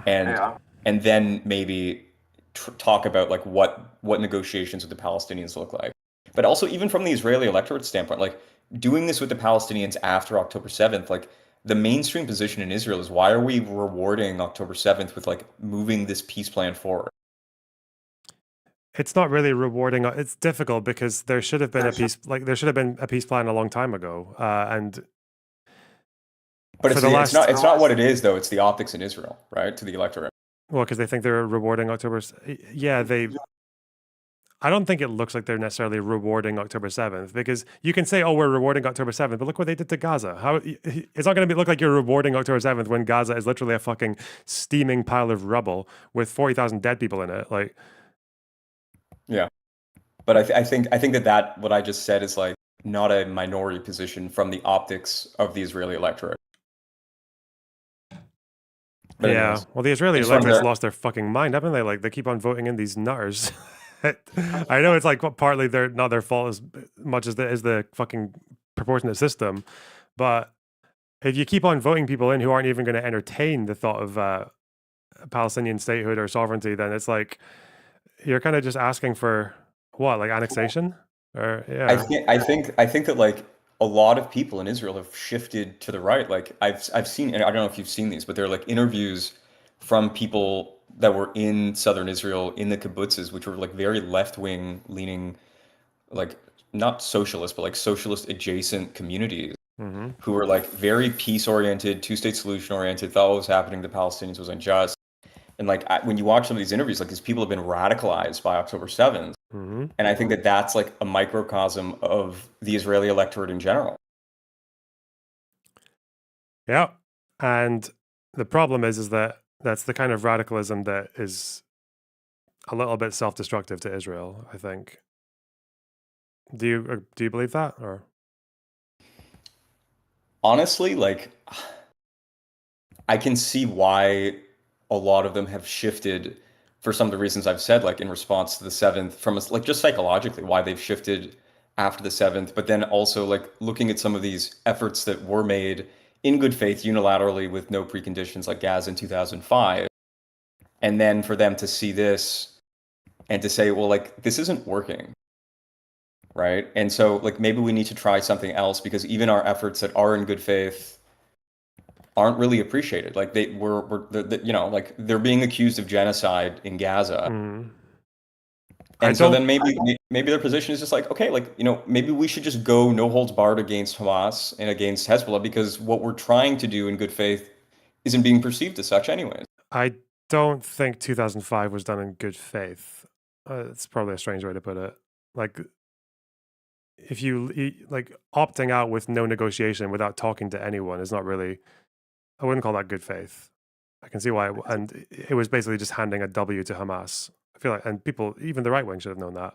Well, they did. So, well, why do you think Sharon of all people did it then? Because I think he did it because he didn't want to govern 1 million or 2 million Palestinians. I think he didn't want to risk them eventually pursuing the alternative, which would be equal rights rather than separation through statehood. And he thought that it wasn't worth it. They needed to just get out there and make it like not their problem. And the blowback of Hamas taking power was, I guess, worth that? I think that the best response to that would be that, like, if some, like, there's a lot of people that are saying the Israelis are trying to like resettle Gaza and like take over all of this territory, but you have clear examples of them, like again 2005, the Egypt peace treaty with Israel in 79, where it's like they're clearly willing to trade land for peace. They offered the Golan back to the Syrians and they were rebuffed. Yeah.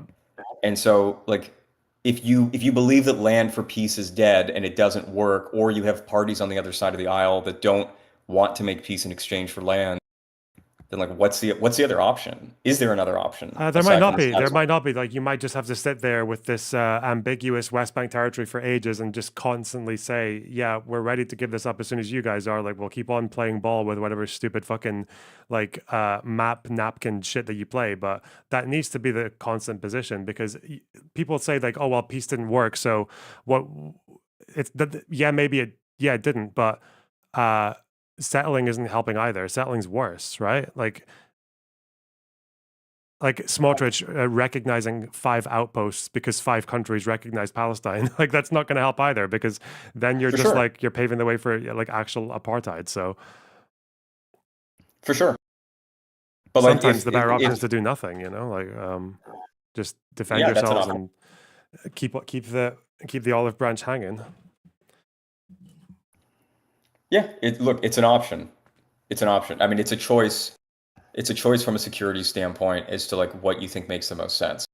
And like if the mainstream political position is more right wing and they're saying, well, yeah, diplomacy isn't going to work, it hasn't worked.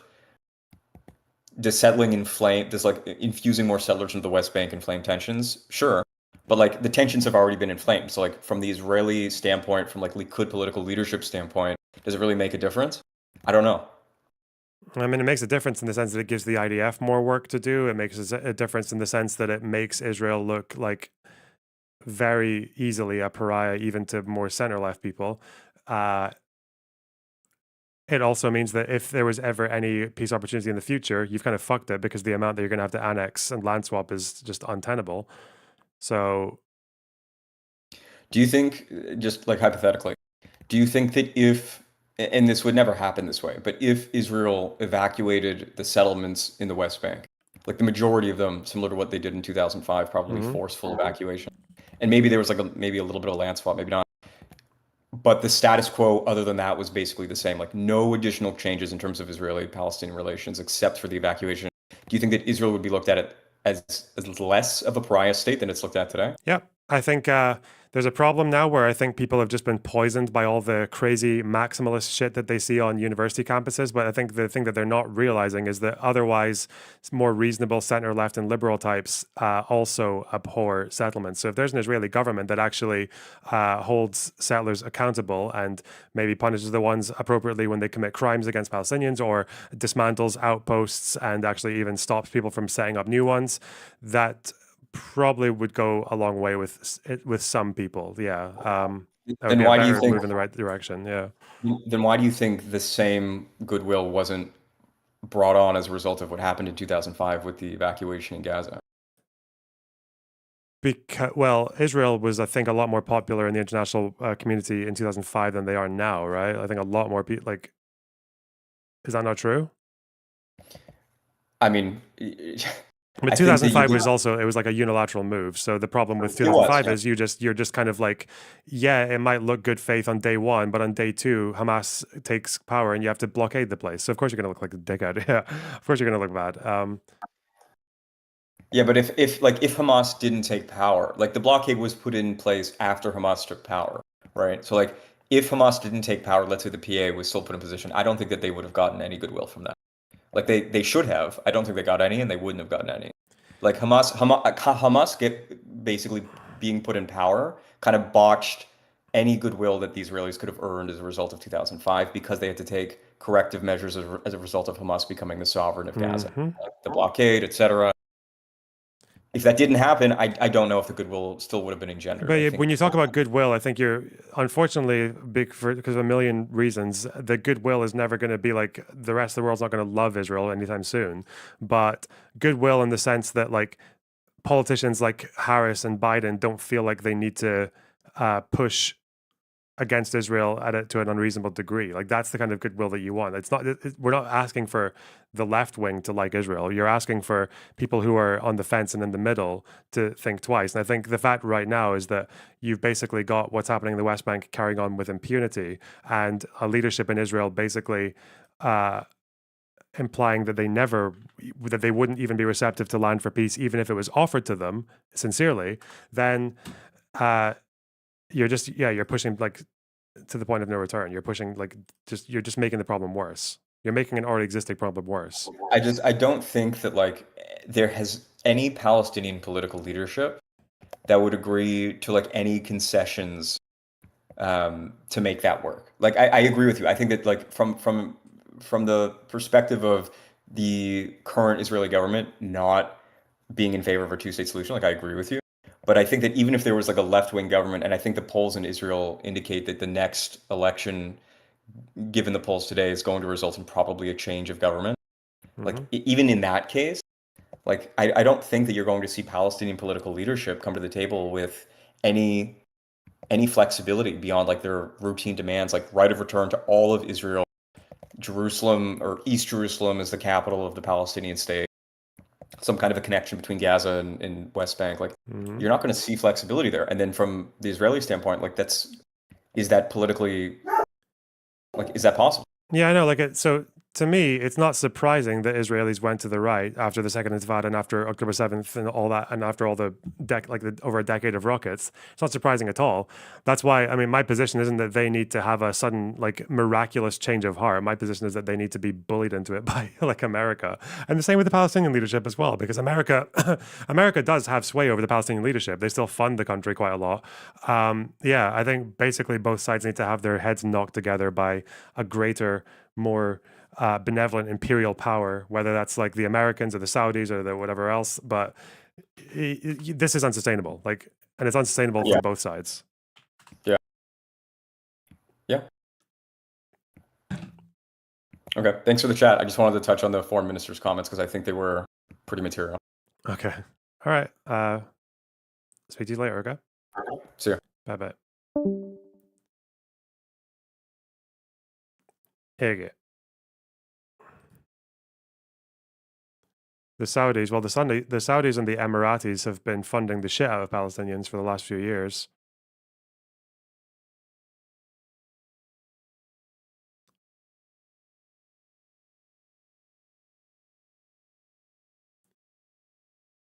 Not that I expect them to do all that much.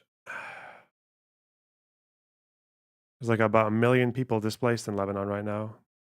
I'm Anya Coopers-McKinnon. Thank you so much for being with us. Jesus fucking Christ.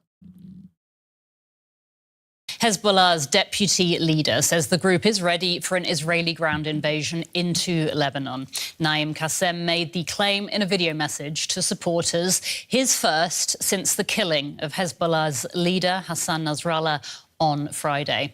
Now, this comes after further Israeli strikes across Lebanon.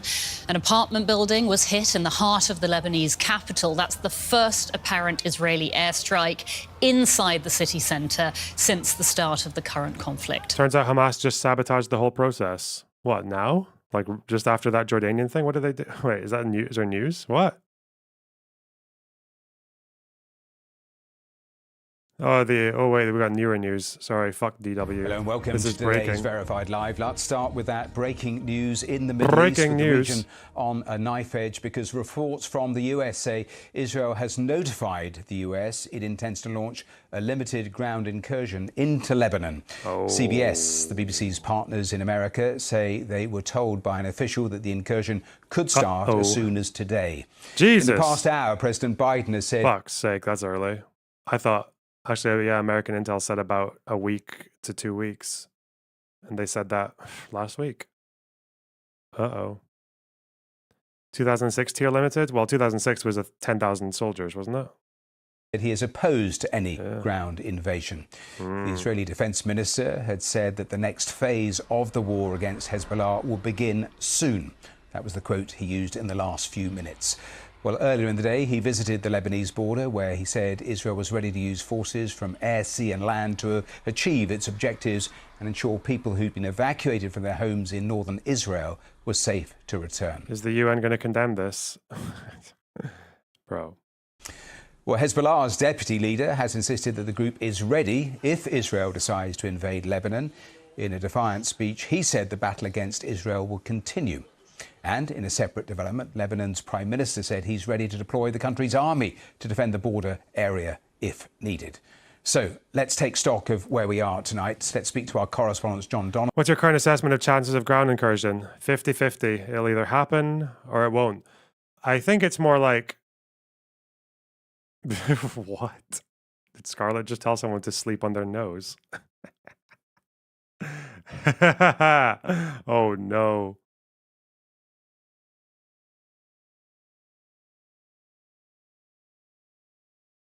Can we not?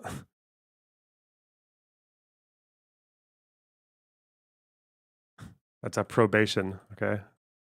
I'm watching. Okay, sorry. Ground invasion. Okay. I feel like we'll probably know.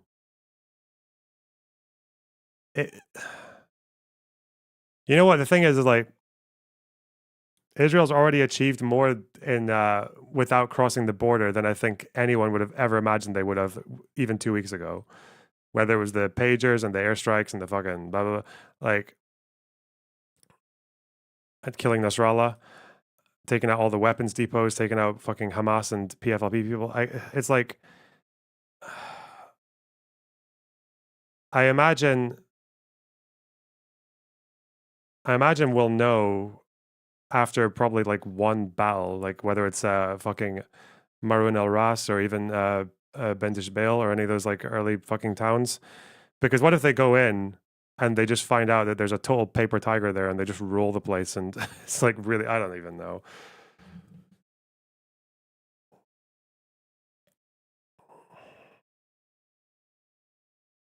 Fuck. Yeah, I know they're planning a ground operation. They said limited ground invasion. Yeah, which is basically a ground invasion.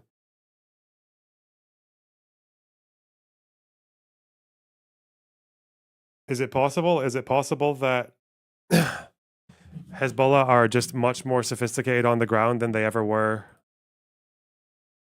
from a distance? I don't even know. I feel like Nasrallah and the way that he was behaving, it seemed like he was very, very adamant to not push a ground invasion forward. So I don't even know how prepared they are for one. Hamas were very prepared for one. That's why their tunnels were a lot more extensive and sophisticated than Israel anticipated them to be. They had blast doors and shit. And they'd been preparing that since at least 2019.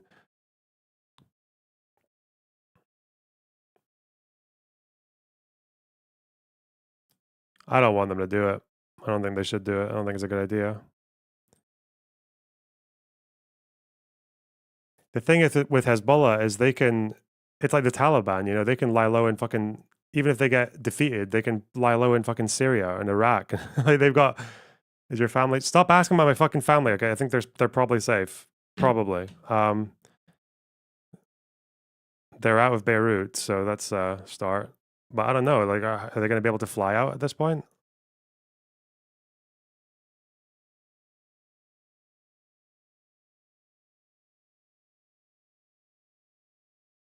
Don't know. Jonathan in Jerusalem, Tom Bateman in Washington, and Anna Foster in Beirut. And to John, first of all. And John, all the indicators point to this ground incursion, this ground invasion starting pretty soon. Yeah, that's right. The Defence Minister, Yoav Gallant, as you were saying, suggesting it could happen as soon as today. So that's really within the next few hours. I think the big question is, what will this ground incursion involve? We understand that already some Israeli special forces have been into Lebanon, carrying out intelligence operations, possibly dismantling some tunnels and infrastructure. But I think the question is, To what extent are the Israelis going to push into southern Lebanon? How deep are they going to go? Are they going to stay there and try to occupy some territory, or are they going to be going in and crossing back over into Israel? But none of those things are clear at the moment, but it definitely seems like they are going to move to the next phase of the operation, as Mr. Gallant said.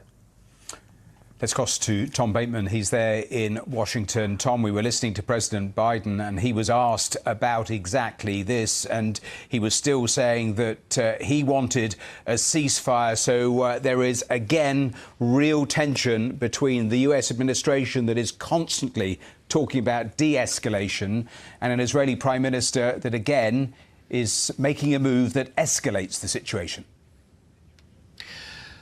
Well, yeah, I mean, President Biden was asked how much he knew about these reports of a limited ground operation starting soon, and also what he made of that.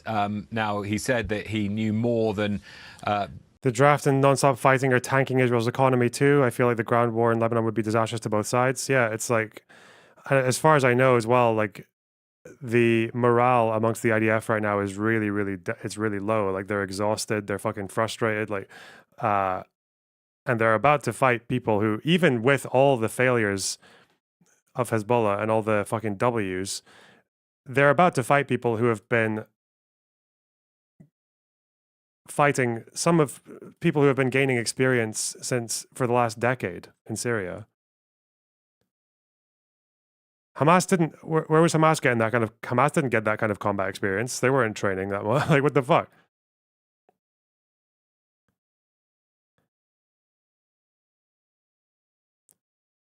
These Hezbollah ground fires they'll probably be demoralized. They're probably going to have bad communication. I don't know.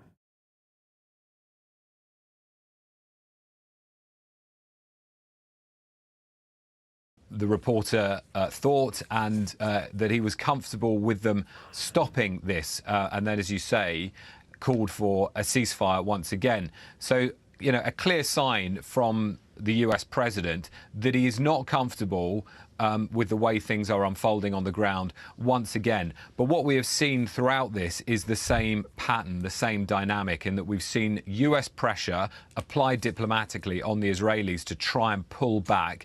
You know, that apparently is it true that sleep on your nose is like a Hebrew, like a paraphrase of a Hebrew saying that doesn't actually mean kill yourself? Is that true? I didn't even know kill yourself was like a banned thing, because I say it all the time.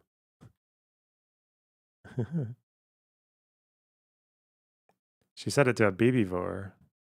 Okay. It means fuck off. Okay.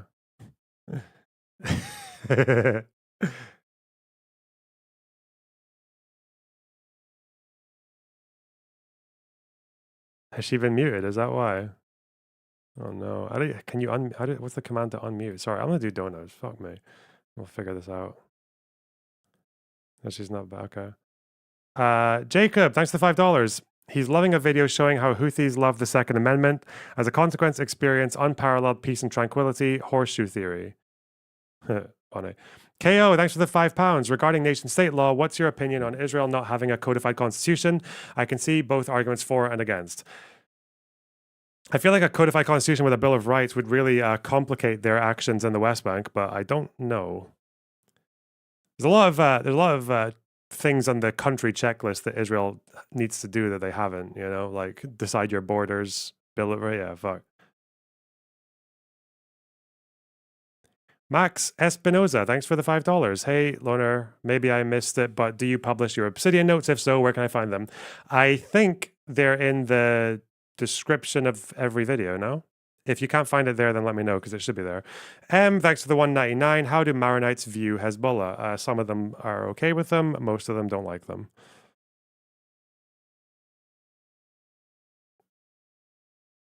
That was at its most acute last week during a week of the United Nations General Assembly where the Americans were leading a diplomatic charge, calling for a truce between Israel and Hezbollah, calling for mediated talks, calling for them to pull back from the brink.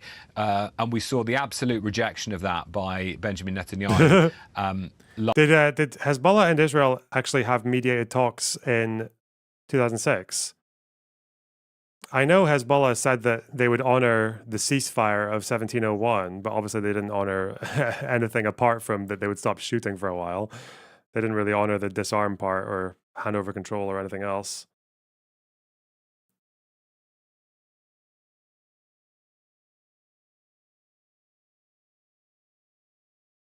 Don't know.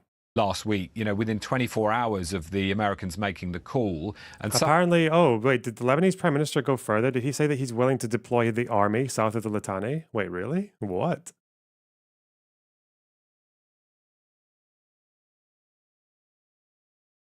Is that's maybe new. He's going to deploy his army south of the Litani and fully implement. Huh, that's slightly new. It's a good guarantee. We just need a guarantee that guarantees the guarantees.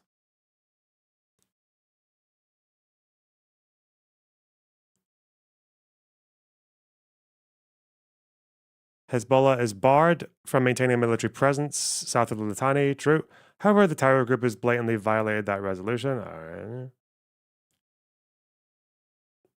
Are they going to do it together? Does he have an army? I don't, bro.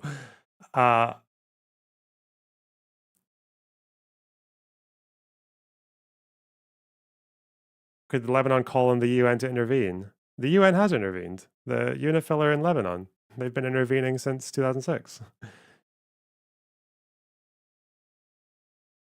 They've been intervening the whole bloody time. I saw last week's summary with Destiny, you didn't mention UNSCR 1701. Do I have to? Maybe I forgot. Fuck you.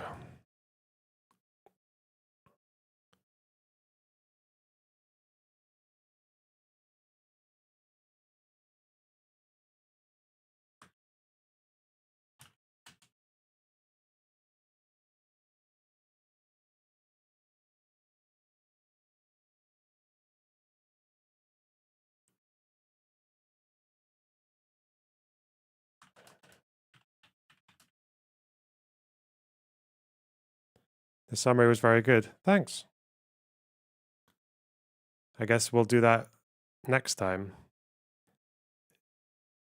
Yeah, if you want to know what UN intervention looks like in South Lebanon, you've looked at it. You've been looking at it for the last you've been looking at it for the last 20 years.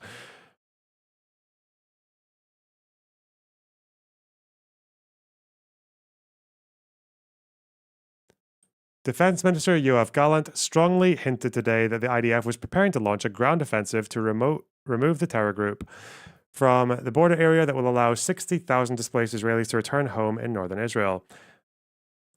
Mikati also says he and the House Speaker Nabih Berri, a Hezbollah ally, had agreed that electing a new president to end a near 2-year vacancy at the top post would only happen after a potential ceasefire takes hold.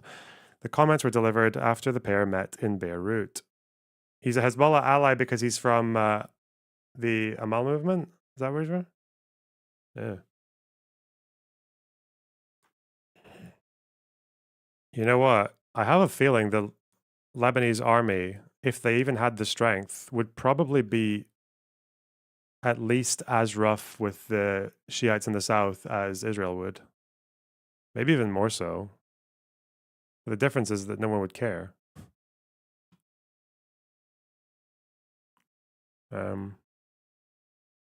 But I don't know.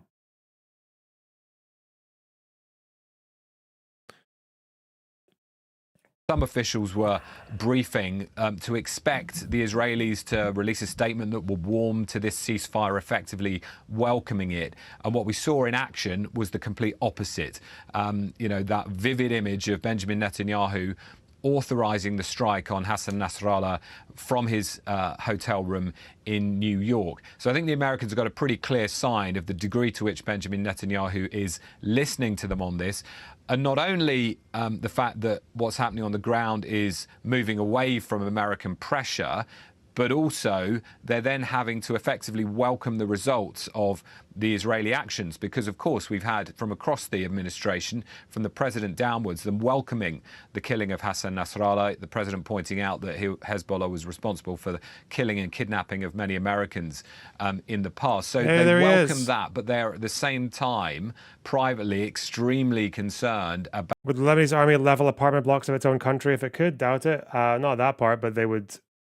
In terms of like on the ground policing and law and order, like in terms of occupation, like comparing it to an IDF occupation of the South.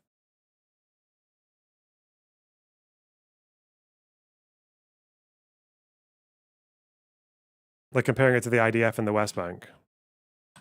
About this extremely sharp escalation. And I think that's why we're again seeing President Biden saying they should stop. There should be a ceasefire. But I think events on the ground are clearly now out of the control of the Americans. Has Hassan Nasrallah ever appeared in public outside of that outfit?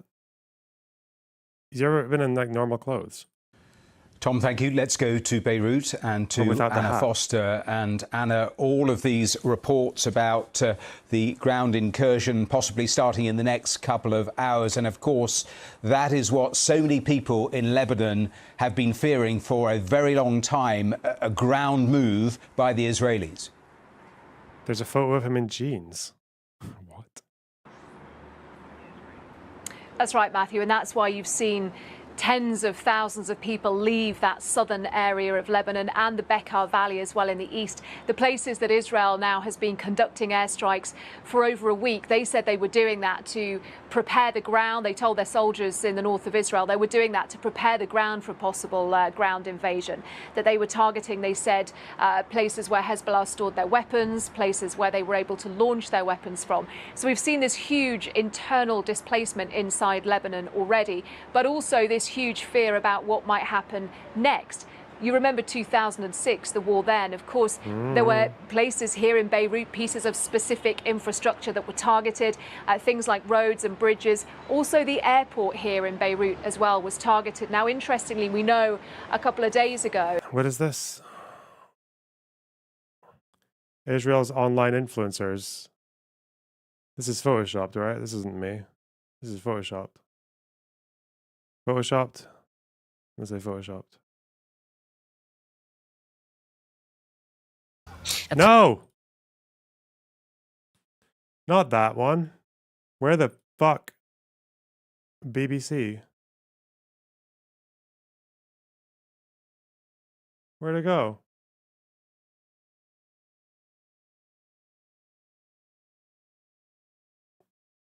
What the fuck? Oh.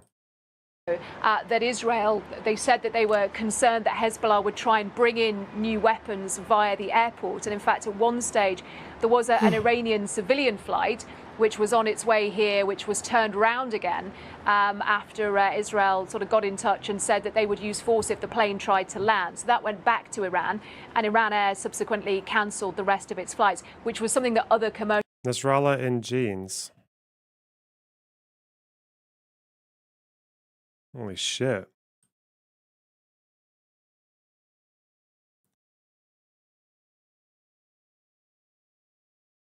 The fuck, man? That's wild. I don't know how to feel about that. Jack Black. Vosh. Jesus. Okay. Commercial airliners had already done. I'm just picking up on what Tom was saying there.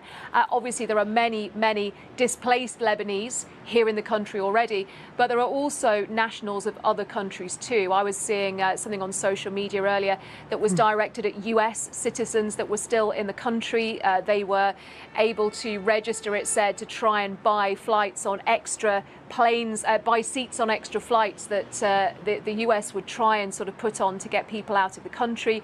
Similarly, the UK has been asking its citizens to leave. Other countries as well have. Flights on planes are almost, seats on planes are almost impossible to get at the moment. And of course, if something happens at the airport, if the airport is taken out of action by Israel as part of any ground invasion, then that will mean that there are a lot of people who are stuck in Lebanon who won't be able to get out. So you would think that sort of Western nations, the US, the UK, will be considering that as well right now in the conversations that they are having, as we were hearing there, as they try to de-escalate what looks at the moment like a very fast-moving situation with plenty of Israeli momentum behind it. And Anna, Hezbollah's deputy leader right at the start of the day put out a statement saying that Hezbollah was ready if Israel were to launch a ground invasion. I suppose the question that we don't know is, given everything we've seen over the last couple of weeks, do they have the capacity to cause real damage to the Israeli forces if they come across the border? Exactly right, Matthew. Before this, all the indications were that they did, because they are, of course... What's going on here? Novara Media live talking about it. What are they saying? Check in. Of course, though, and we will be spending the first half of the show talking about Israel and Lebanon. You can let us know your comments via the Super Chat, or you can tweet us on the hashtag Novara Live. Straight into that first story, Israel has told the United States it is planning a limited ground operation in Lebanon that could start imminently. That's according to the Washington Post. The threat, of course, comes as the Middle East is reeling from Israel's assassination of Hezbollah's leader Hassan Nasrallah. Nasrallah was killed on Friday in an Israeli air raid in southern Beirut. US-made 2,000-pound bombs were used to destroy 4 residential tower blocks and the underground compound Bastani, the beneath them. Anti-stabber. Wait, what? Hassan Nasrallah had led Hezbollah for 3 decades. He commanded the organization's estimated 60,000 troops and 150,000 Iranian-supplied rockets, a capacity which eclipses fucking telling the chat that I'm watching. Holy national shit. army. And Hezbollah is not just an army; it also functions as a state within a state, running schools, clinics, scout troops, and telecoms networks. But central to its ideology is resistance to Israel. Hezbollah and the IDF have been exchanging fire on their shared border since October the 8th. And on Saturday, Israeli Prime Minister Benjamin Netanyahu celebrated Nasrallah's death. If someone comes to... I feel like if you don't like calling them terrorists, you should probably veer away from calling them resistant Israel either. Like they're engaged in hostilities against Israel. Like they're waging war on Israel. They want to destroy Israel. Like, yeah, what? So many Israelis and many people of other nationalities, including dozens of Americans and French people. He wasn't just another terrorist. He was the terrorist. Terrorist. Those words were echoed by leaders in Washington. Joe Biden released a statement calling Nasrallah's death a measure of justice. Kamala Harris called him a terrorist with American blood on his hands. But the operation to kill Nasrallah, which followed a week of attacks on Hezbollah targets, including by the detonation of thousands of pagers, has created a humanitarian crisis. The Lebanese government says 1 million people are now displaced in the country. Remember, Lebanon has a population of 7 million, so that's 1 in 7 people. And the BBC has broadcast this report from Bekaa Valley, east of Beirut. This will be the refugees, right? Holy shit. Israel keeps hitting hard. For now, it looks unstoppable. This is the Bekaa Valley this afternoon. There were at least 30 airstrikes in an hour. Danger in every direction. And new dead. Our neighbours, the Jamil family, are all gone, he says. As more airstrikes rain down, Noor Moussaoui lies in intensive care. She is 6 years old and was injured on her own doorstep on Monday. Her family say she's intelligent and chatty and loves meeting new people. But here, shortly before the attack, she was afraid and praying. Her mother, Rima, now prays by her bedside. And suddenly, as we filmed, the planes were back. Well, within the last few seconds, we've had a strike. We heard the plane in the air. Then we felt the impact. The windows here shook, they rattled. And it's an indication of how nowhere here is safe. Israel has continued its bombardments today. 45 people are reported to have been killed by an Israeli airstrike in the southern Lebanese town of Ain Deleb. And in the early hours of this morning, Israel struck central Beirut. That was for the first time since 2006. So Nasrallah was killed in southern Beirut. The targets there in central Beirut were three senior figures in the Popular Front for the Liberation of Palestine, the PFLP, and they're a left-wing faction associated with high-profile aircraft hijackings in the 1970s. Their military and security commanders were both killed. Meanwhile, Hezbollah's deputy leader has become the first senior figure in the organization to give a public address since Nasrallah's death. We will face any... No. Okay, fine. Interesting. Armed and backed and financed by Iran, and the kind of weapons that Hezbollah had here in Lebanon were very different to the type that Hamas had, that they used in southern Israel. Hezbollah was sort of fully believed to have weapons that could target the whole of Israel, that would be a real threat to people living throughout the country. How bad have Hezbollah's rocket attacks been? Like, if there were not evacuations, would scores more Israelis have died? Most likely, because they've been, like, they'll post themselves pictures of houses and different buildings and communities getting blown up by their rockets. So yeah, I think quite a few more Israelis would have died if they stayed up there, because some of those villages have been getting rammed, and the Iron Dome can't really intercept very effectively when it's that close to the source of the attack. We don't know is how many of those are left. We don't know how many of their personnel are left. We don't know how much Israel has managed to degrade what Hezbollah has with its strikes. And that is why Iran is starting to come into the mix. You saw earlier today Benjamin Netanyahu, the Israeli Prime Minister, making this speech to Iranians about regime change. Now, of course, people in Iran they won't see that, because media in Iran, of course, is so carefully controlled. So that was a message that Benjamin Netanyahu was realistically sending to his own Israeli people, but to the wider world as well, I think. If Iran decided to step in at this point and help Hezbollah out in Lebanon, that is the fear that everybody has had. You know, that wider regional conflict that has been talked about for so many months now. I think that is the concern. If Hezbollah can't defend itself here in Lebanon, which of the other Iranian proxies in the region might or might not step in to help? Anna, thanks very much. Well, you bring me on to exactly where I wanted to end up. Let me just tell viewers that Yemen's Houthis have just said they will escalate their military operations in response to the Israeli attacks over the weekend. Anna talking about that statement that Benjamin Netanyahu made a little earlier, directing it directly at the people in Iran. I'll ask John Donaldson about that in a moment. But first, let's play what Benjamin Netanyahu had to say. I want to address you, the people of Iran. I want to do so directly, without filters, without middlemen. Every day, you see a regime that subjugates you make fiery speeches about defending Lebanon, defending Gaza. Yet every day, that regime plunges our region deeper into darkness and deeper into war. Every day, their puppets are eliminated. Ask Muhammad Def. Ask Nasrallah.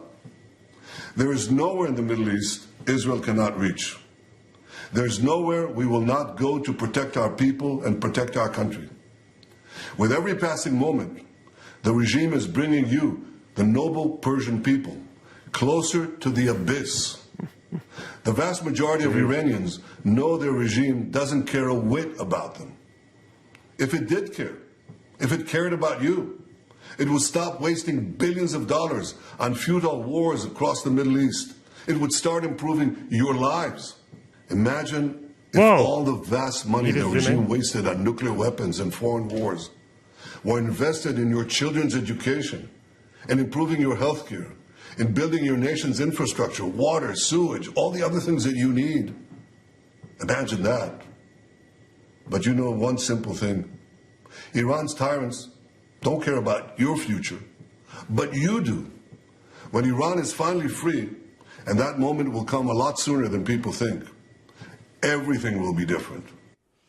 Well, that was Benjamin Netanyahu in the last couple of hours. Let's go back to John Donaldson, who's in. I wonder if those addresses have any impact in Iran. I know the Iranian regime is really unpopular, but I don't think Israel is popular by extension in Iran. Jerusalem. John, that was interesting, but I read out that line about the Houthis from Yemen saying they will escalate their military operations in response to what we saw from the Israelis. What are you hearing about how comfortable the military is fighting, in effect, on three fronts? They're fighting Hamas, they're fighting Hezbollah, they're fighting the Houthis. I think they're pretty comfortable at the moment, to be honest. They clearly feel, the Israelis, that they've got the wind in their sails at the moment. They've got a bit of momentum. You're right, the war in Gaza, of course, is... Do you think he's saying it for the West? I don't think Netanyahu's a very intelligent person. The way he... I don't know. Still ongoing, but the focus now very much on the northern border. And one thing I'd point out is that the Israeli public is much more united in its support for the operations against Hezbollah than it is for the war in Gaza. Yeah, I know you guys think that's funny. I mean, he's good at getting you fucking retards to vote for him. But apart from that, he's as communicating with the Middle East, I don't know. No. What? Where there are a lot of divisions within the public, within the government, in fact, over policy in Gaza. Many hostage families, of course, not happy that the government hasn't prioritised more a ceasefire and hostage release deal. When it comes to Hezbollah, I think there is overwhelming public support for what Mr. Netanyahu is doing. And you're right, we have had these drones and missiles being launched from Yemen targeting Israel, but Israel hits back hard, as we saw yesterday with those strikes on one of Yemen's main ports and 2 power stations. So I think Israel's military is feeling relatively comfortable at the moment, even though many of its forces, of course, have been fighting in Gaza now for the best part of a year. Reservists have been called up. Many will have done 2 or 3 tours. So there is fatigue. But as I say, I think Israel feels it's got a bit of momentum at the moment. John, thanks very much. John Donaldson there in Jerusalem. And thanks to Tom Bateman in Washington and Anna Foster in Beirut. Let's stay with what we were listening to from Benjamin Netanyahu, because a little earlier I was speaking to Elon Pinkas, who's the former Israeli Consul General in New York. He was foreign policy advisor to the Israeli Prime Minister Ehud Barak and the former chief of staff to 4 Israeli foreign ministers. He gave me his assessment of Israel's Prime Minister's warning to Iran. He is warning them, as are the Americans. And there is a case to be made that Mr. Netanyahu has been trying actively, or proactively rather, to lure the Iranians into responding and turn October 7th, almost a year ago, into a regional war, thereby vindicating his narrative that this is a grand civilizational war. On the other side, I don't think that the Iranians are going to fall into that trap. I don't think that Israel really wants that. And an exchange of missiles and attacks is going to could be potentially devastating to both countries. And there's nothing to benefit, and no advantages and no achievements that are conceivable. But just imagine those tanks rolling over ground that's previously been saturated with white phosphorus. Would that kick up for troops? Yes. I too got stoned last night and read fucking military intel articles and then slept on it and rearranged them in my fucking inexperienced brain, and I'm confident enough to talk about them today. Yeah, that's what? Shut the fuck up. Just to pick up on one there's side. There's nothing you're thinking of that the army hasn't thought about, okay? Get over it. There's nothing you're thinking of in terms of like terrain or urban layout or the villages or the fucking anything. Like there's nothing you're thinking about that they haven't thought about, okay? Side of that equation that you said, you think it is a possibility that he's trying to lure Iran into some sort of attack so Israel could respond? Yes, I think it's a valid premise. For the last 9 or 10 months, if you look at his rhetoric and you look at his flirtations with escalation vis-a-vis Iran, assassinating Iranian Revolutionary Guard officers in Damascus, then assassinating or target assassinating the leader of Hamas's political wing, Ismail Haniyeh, in Tehran on the day of the presidential inauguration. So there's a case to be made that in his ideal scenario, Iran gets lured into this, and the U.S. then gets dragged into this, and thereby he's turning, in his mind, the calamity of October 7th into some kind of a strategic triumph. That's not going to happen because Iran, until now, as hard as it may be to believe and as hard as it may be for Israelis to admit, Iran has been restrained. And I would not be surprised, Matthew, to find out that the Americans, and I know that some of them already are thinking that their best bet for restraint or de-escalation is right now Iran rather than Israel. Well, that was Elon Pincas talking to me a little earlier on today's Verified Live. Let me just show you again the live pictures from Beirut, because all the pointers suggesting that ground invasion will start soon. Limited is how that American official described it to the CBS News. Iran has been restrained. I mean, barring that missile strike that kind of failed miserably, I think that's probably a fair statement, isn't it? I don't think Iran have done all that much compared to what they could do. And in that sense, they really are the most moral army in this war because they've caused the least damage. Think about that. The Israeli Defense Minister saying the next phase of the war... I mean, they've probably thrown Hezbollah under the bus is kind of what people are thinking right now. ...will begin soon. One more line to bring you. The US envoy to the UN has said that we want to see de-escalation. We do not want to see this spread. But yes, after that fucked up missile strike that mostly got intercepted, they said, yeah, okay, job done. Yes, they did say that. They coped. They copioided. Those are the latest comments. These are the latest pictures with all eyes on the region to see if the Israelis launch this ground invasion. We've seen all of the tanks gathered there at the border and the troops. So we will continue to monitor the situation. We have a variety of picture sources, also all of our teams on the ground to bring you any development as it happens. Okay.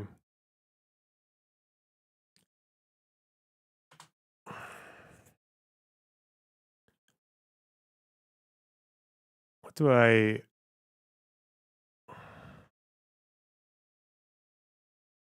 trying to think what we want to do next. Former Israeli Prime Minister... Oh, Olmert! Mr. Olmert has decided to say that a ground operation is not the plot, not the right thing to do. We're at the site. Olmert, I know him. I met him.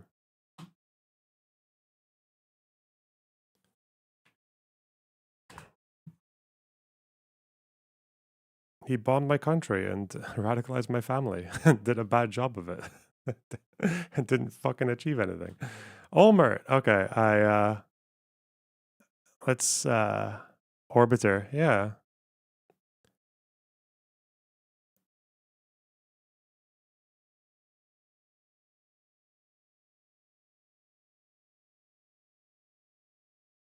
Did you tell him to say that? What? Whatever happened to the interview you had with him? It's there. It exists. It's just getting worked with. I mean, Olmert's very much like a kind of like someone who went through a really interesting trajectory from hardliner anti-fucking... He even initially opposed the Camp David Accords in '79. He opposed giving the Sinai back to Egypt, and now he's like a full-on make peace with your enemies. He still has an ounce of faith, I think, in Abu Mazen, but despite everything that happened.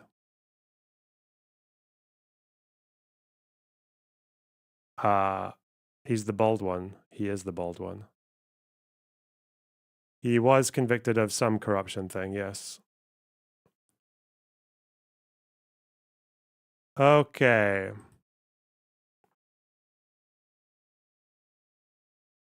But before I do that, I need to go get food. So I can maybe just put an old segment on because we can finish this one. Okay, yeah. Huh. There's an old clip of him being interviewed after Sabra and Shatila. What, Olmert? He would have been really young back then, wouldn't he? The bald one from Fauda. I've never seen that. If you can put it in Discord. You're an old segment. Wow. Kill yourself. Okay, hang on. well, we either step back and give this organization that is completely and dogmatically devoted to our destruction. Beautiful. We can just give them a breather. Stop saying words. And at least return people to the north for now, and then deal with a rebuilt Hezbollah later. Or what? Or they just keep on going. Like, maybe that might be their rationale. We know that Netanyahu actually approved this strike and then went to give his address at the UN. He made sure that this strike happened whilst he was addressing the UN because he thought that would apparently lure the Hezbollah people into a sense of security. They would think that he's not going to do anything whilst he's addressing the UN, which is quite wild.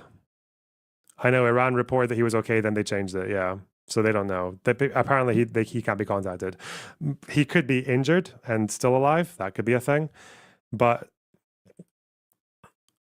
so far, it's not looking too great for Hezbollah, because the thing about the 2006 war was it wasn't just the Israeli aggression on Lebanon that rallied people around Hezbollah. It wasn't just that. It was also that Nasrallah handled the aggression. He responded to the aggression. For that entire war, one of their goals was to stop the rockets. Even during the war, they were supposed to take out rocket launch sites. They didn't reduce the number of rockets for the entire war. I think the largest rocket barrage of the 2006 war was in one of the last days of the war. So I think Israeli aggression on Lebanon that's not accompanied by a strong Hezbollah response, I don't think will rally people around Hezbollah in the same way that the 2006 war did. Because the charisma of Nasrallah and the competence of the army was a large part of that propaganda victory. If you're also wondering, where is it? If you're wondering why there are currently videos, I don't know, who's this good for? If you're Israel, I'm sure it's great. Nasrallah, the guy that's harassed the north of Israel for decades, is gone. Big military W, woo-woo. If you're Lebanese, it's probably shit because you have no idea if it's going to lead to a de-escalation or if it's going to lead to even more, like it's going to embolden Israel to just try and finish the job, which means more people die, which also means people who are part of Hezbollah will start to try and lie low and take up positions in towns and areas that are not traditionally their territory. And that means that Sunnis and Christians who don't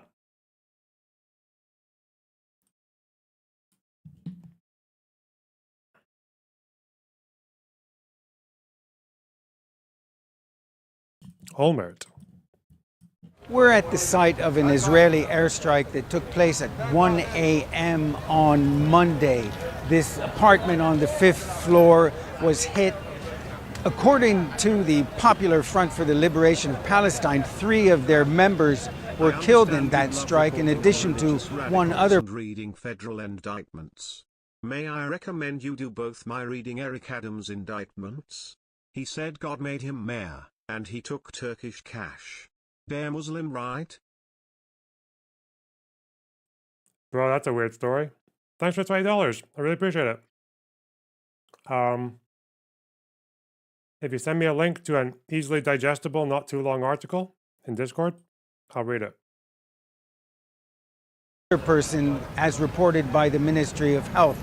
Now, the Popular Front for the Liberation of Palestine is a Palestinian faction that has a presence here in Lebanon, but has not been active for several years. It's not clear if Israel is now taking the opportunity to target not just Hezbollah and others who've been firing into Israel, but all of the factions that are opposed to Israel. Now, many of the people who left the southern suburbs moved to areas like this because they thought it might be safer.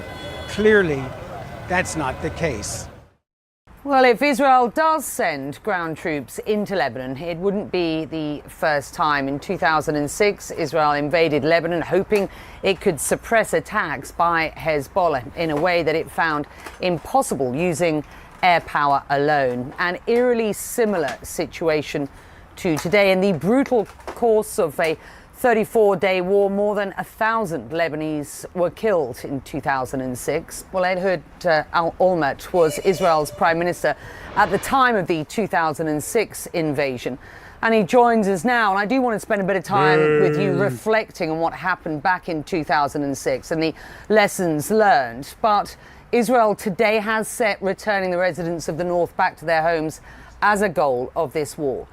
Do you believe that the action today, the assassination of the Hezbollah chief and many of his commanders, and the potential for a full-on war on Hezbollah using ground troops, if that is the decision, is the right move to restore security, sir? They started the war on the 8th of October without any provocation. They made it clear from the outset that they have nothing against us. They just want to help the Hamas.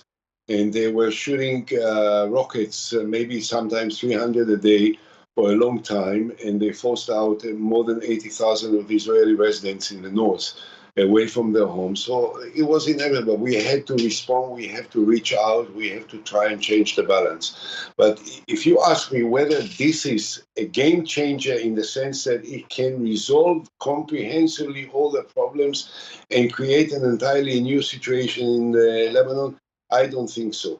I wish, by the way, perhaps against your judgment before, that the outcome of this war will be similar to the one that was in 2006. We had for 17 years, there was not one bullet shot from across the border from Lebanon to the state of Israel. What a great outcome it may have been if we had a similar situation right now. I quite frankly...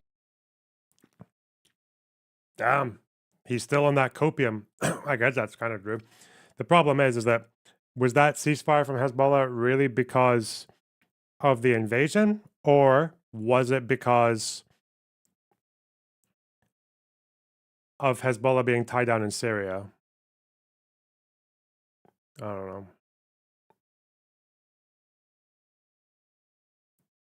I think it explains some of the time. I know his parents were Irgun. Yeah, I think one of them was. They were Jabotinsky followers. He was more of like a labor Zionist, though, and then went into the Likud. Yeah, don't know. I don't think that the ground operation is a solution to the problem. I think that make use of the weakening of Hezbollah now and a certain disarray which took place as a result of the targeting of Nasrallah and the others. And perhaps this is the time where a concerted effort by the Lebanese government, by the State of Israel, by America and by France to build up the military power of the Lebanese army to squeeze inside Lebanon the Hezbollah and to try to deprive them of their positions and military capacities within Lebanon is what we should do. With respect, that is, you know how weakened that Lebanese army is. So long term, that might be an option. That isn't an option. There is no way that Lebanese army can be bolstered with sufficient capability. True. Anytime soon. Look, Netanyahu's critics, both here and abroad, say that this is him trying to prolong a forever war. And I know that you've been an arch critic to keep his far-right coalition on board, but many others are supporting his decision to go after Hassan Nasrallah and his commanders and to keep up that momentum. You don't agree that that is where he should go from here on in. What's the alternative at this point? I mean, a ceasefire proposal tabled by the US and France has gone nowhere at this point. A diplomatic solution doesn't seem to be in the toolbox for the Israeli Prime Minister at this point. There is no solution of the war in the north or in the south which will be acceptable to the Prime Minister of Israel. So I'd be in a very comfortable position that you ask me, what do you think of the Prime Minister of Israel? But I don't want to spell it out now because this is not what I want to say. What I want to say is that we have to stop the war in the south. And I think we have reached the objective that we set out that we could achieve in the south. And there is nothing more that is worth the cost of fighting in the south, but particularly the danger to the lives of the hostages which are still alive and which we may have brought them back in part of an agreement to cease fire in the south and pull out. What we need to do in the north, we need to create a certain platform.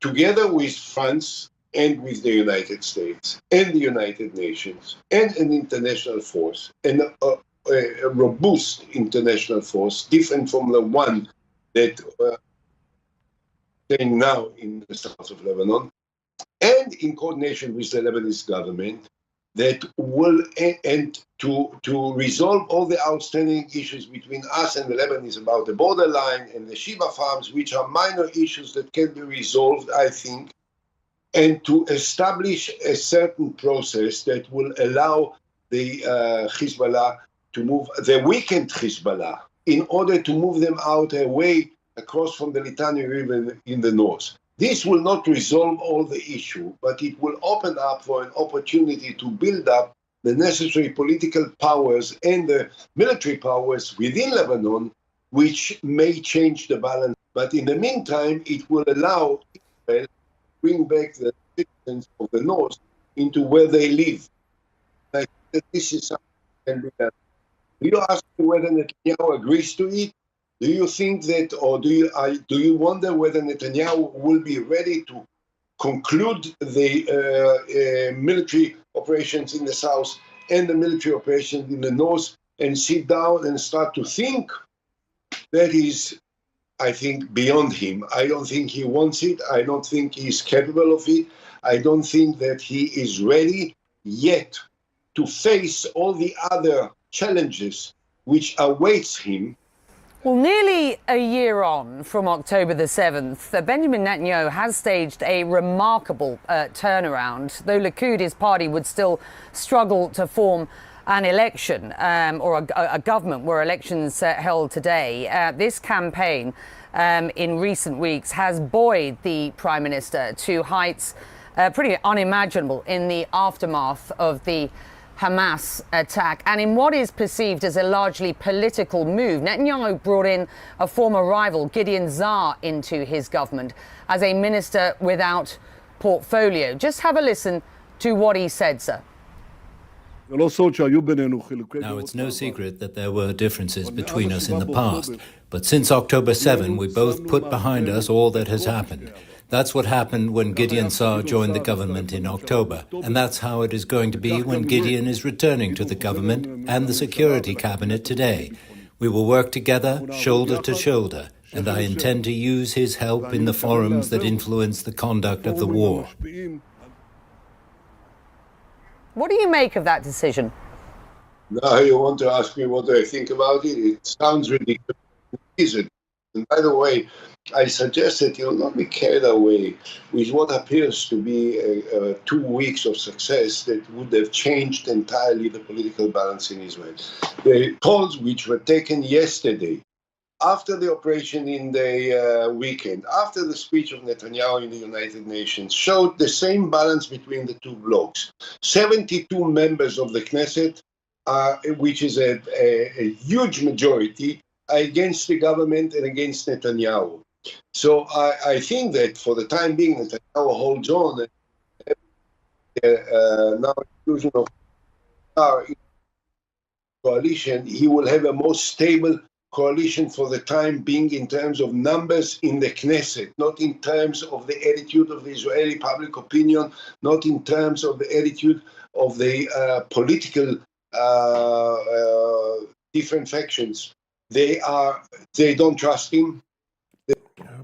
Who is Gideon Saar?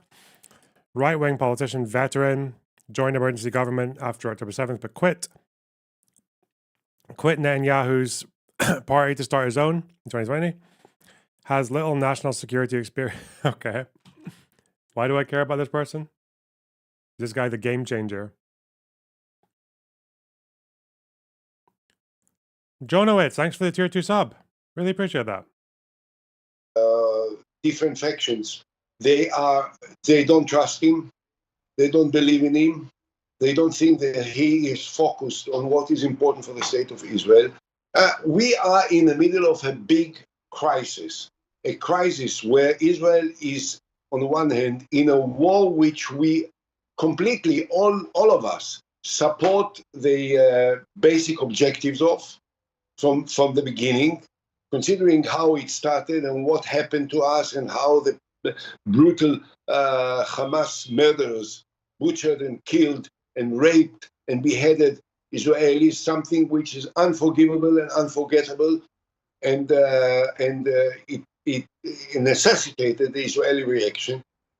On the other hand, we have a government which we don't trust, a government which we don't believe in, and a prime minister which is in the middle of a war in the state of Israel, doesn't have the support of the majority of the people.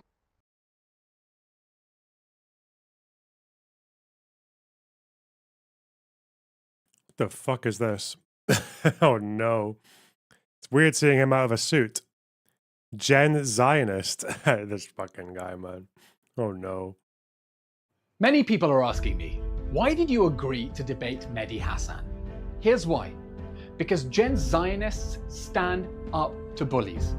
And if I chickened out of a playground fight with a bully, I wouldn't be able to look myself in the mirror.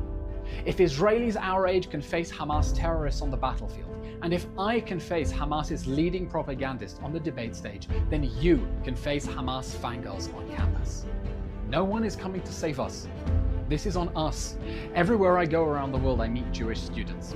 I tell them, this is not a time to keep our heads down. You have a voice.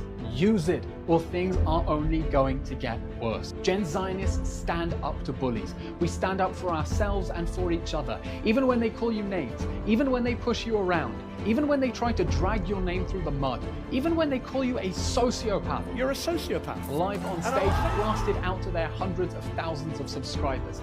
Even when their supporters come after you on social media, calling you a Nazi, disgusting, evil, a fascist, a weasel, a liar, a gaslighting fraud. There's nothing the anti-Semites can call me that I care about anymore. Because Gen Zionists have to show the world. Jews speak up. Jews stand up. Jews fight back. Jews answer back. Jews have each other's backs. Now go show them what you're made of. Am Yisrael Chai.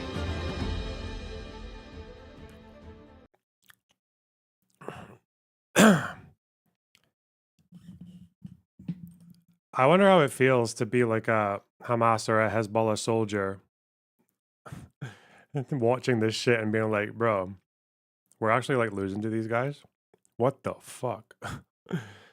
What? What? Oh no.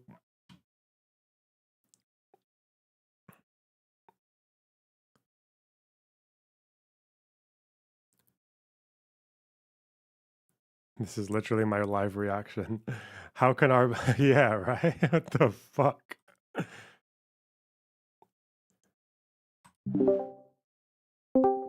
Hello. What? What? Oh no.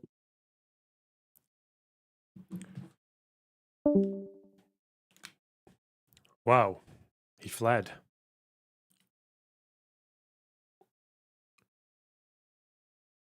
Beep more.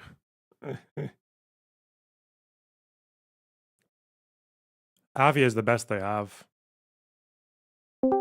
Hello. There we go. Hey, dude, how's it going? I'm okay. How are you? You know, been a fun week. Very enjoyable. Not stressful at all. Yeah. And so then have the raids started, or are they about to start? Special forces raids have started. Yeah. I don't know if they're just like they're gathering intel or they're taking out small targets or they're preparing the way, but yeah, it's like small scale raids happening right now. So they're fair enough. Yeah. Okay, fair enough. Good to know. Is there like a OSINT site that you could recommend? Because I've been using Live UA Map and it's kind of shit, but I saw you use a good one and I couldn't identify what it was. Oh, the Washington Institute one, mapping the clashes. I'll look into that one. Yeah, no, it looked like it was done on like Google something. Like it looked weird. Yeah, it was a Google Maps one. Yeah, excuse me. Okay, Honestly, Thanks. I don't know Yeah, if no. like maybe Bellingcat or I feel like the quickest updates based on my chat, the quickest updates always seem to come from fucking Israelis. Obviously, it's like their military that's doing it. True. But like, it is just. Oh yeah, no, this looks good. But no. Oh, but these are old. These are from Yeah, August. this is old. So I. What else? Does Bellingcat have that? Let's see. Because I thought you used one that was like giving like daily, and it was also justifying what the strikes were hitting or not, which is better than live UA map, which just puts a strike and you're like. Oh, that's what what's this one going on? did, right? Because this one here does say that they struck threats, or they struck like a PIJ person and all that. So that's what, or they struck like a weapons depot, didn't kill anyone. Yeah, so that's what some of them they do that because it's all gathered from newspaper articles or some of it's even just from tweets for reports. Cool. And so then what's this one? Is that the Washington Institute? Is that the one you're mentioning right now? Yeah, the one I linked to, yeah. Okay, all right. Okay, cool. Oh, thanks for sending it. Okay, yeah, no, this looks good. Thanks, man. Okay, all right, yeah. I'm just wondering what you make of what's going to be the long-term ramifications of this. I saw that you were watching the Olmert interview. I didn't mean to interrupt the stream. Yeah, I just think it's interesting because I feel tepidly optimistic. And maybe I shouldn't be, but I think that like Hezbollah has just been really just kneecapped, and there's a real question about whether they can sort of come back from this. Also, yeah, I don't know about the footnote you asked me about. Yeah, apparently it's real. Apparently it is true that most people just didn't know or care that much about Sheba until the Hezbollah and made it a thing. But it's a tiny disputed area. Of course, no one cares about it. Like, look, like it's the kind of thing. I really agree with your take that, yeah, like honestly, I think it should be Lebanese, given that they pay taxes to the Lebanese government in the 20s and 30s, and some people have land deeds, even if the Syrians administered it. But you know, like it's not worth doing all of this for. That's for damn sure. Yeah, we know full well they're not doing it. They're not doing any of this for 15 square miles of farmland. Yeah. Well, it's not even that. Like the funny thing is that there's a quote by Nasrallah where he said, "Damn, it's weird talking about the dude in past tense." Yeah. But yeah, where he said, you know, like even if we got shut up, we wouldn't stop. We would only stop when Israel was annihilated. And it's also funny because even if Israel was annihilated, they wouldn't stop because they want to control Lebanon. So they'd invent a new reason. They would stop when America. Did he actually say we won't stop even if we get Sheba? Oh yeah, no, it's like it's pretty outright. It's like the Shabbat thing is like God tier cap. Like, okay, now wait, I'm gonna find the Nasrallah quote here, for our man. Damn. I think given that the ground incursion is inevitable now, it seems like so Second Lebanon War, the fighting starts on what 12th, 13th July, and the ground operations 10 days later. I think the first battle was Maroun al-Ras, wasn't it? Yeah. Okay. I remember because it was my 6th birthday. Jesus. Yep. It was my first memory. Yeah, it was Zoomer. That. Yep. And then Bint Jbeil 2 days later. Is that how you say it? Yeah. Bint Jbeil. Yeah. You know. Okay. So it's possible. Like I feel like if it really turns out that they go into Maroun al-Ras and Bint Jbeil and the both towns just fucking flop in like 2 seconds, then maybe it does give a bit of hope for the Lebanese army to actually like give it a fuck ton of help to take over as quickly as possible and to actually start consolidating some kind of like rule over that area. But I mean, I don't know, man. Whoever's in charge of occupying the south, you're like, whoever is in charge of occupying the south, like the Shiites who live there are just going to be treated like really, really roughly, right? Either by the IDF or by the Lebanese army. And that's going to be a problem for like decades, maybe. I don't see why the Lebanese army would mistreat them in the same way that the IDF would have incentives to. It's like the Lebanese army would just be stationed there. Like they wouldn't be like monitoring their behavior in the same way. I don't know. Like, I get where you're coming from, but the people who are like, I don't know, like I think it wouldn't be an SLA type situation. I actually really like the French proposal though, just because I think the military is way too weak to hold the south. It's a very spread out area, you should actually look into the incident that happened in like Jazin, which is an area that is now starting to get under the army's control in like the relative south. And basically there was a huge prison break, and the army had to enlist the help of locals to get them back. Wow. Yeah. And I think it's a good thing. I think that this is the beginning of state building. But like, yeah, like this is on the same level as like Sidon. So like it's nowhere even close to the border. Yeah. And it's a place with real authority. So like I like the French proposal. I think it's a smart idea. They don't have an incentive to be unfair or punitive to these people in any way, shape, or form. And they'll keep a tight ship and a tight border. And that sounds just fine to me. Oh, what's the French proposal? Oh, well, I'm like, yeah, like Macron was talking about replacing UNIFIL with his troops. Wait, really? We're going to get fucking French soldiers in Lebanon? I don't dislike the idea. Like, I don't know, like it doesn't feel like a colonial humiliation or something. It just doesn't. Like, it's way too old. And I don't know, a lot of people in Lebanon have very fond memories of the French. They were only there for 20 years. Like, you have to realize that, like, it's just like, yeah, like they're not regarded that negatively. Damn. They're either, The Maronite dream returns, eh? I don't know, man. You think fucking Shiites are going to be okay with French soldiers kicking around in France? What?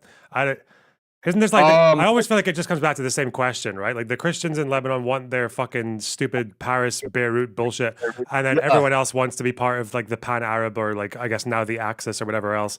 I don't know. But I don't think that's true anymore. Like everyone else, the Sunnis are on the same page as us. The Sunnis even, dude, like all the Sunnis fucking hate Hezbollah and everything that they've done. Like they're even more fanatically opposed to Hezbollah than Christians, who there is a portion of them who have tepid support. And yeah, the Druze will switch sides so fast that no one will see it coming. It's what they do best.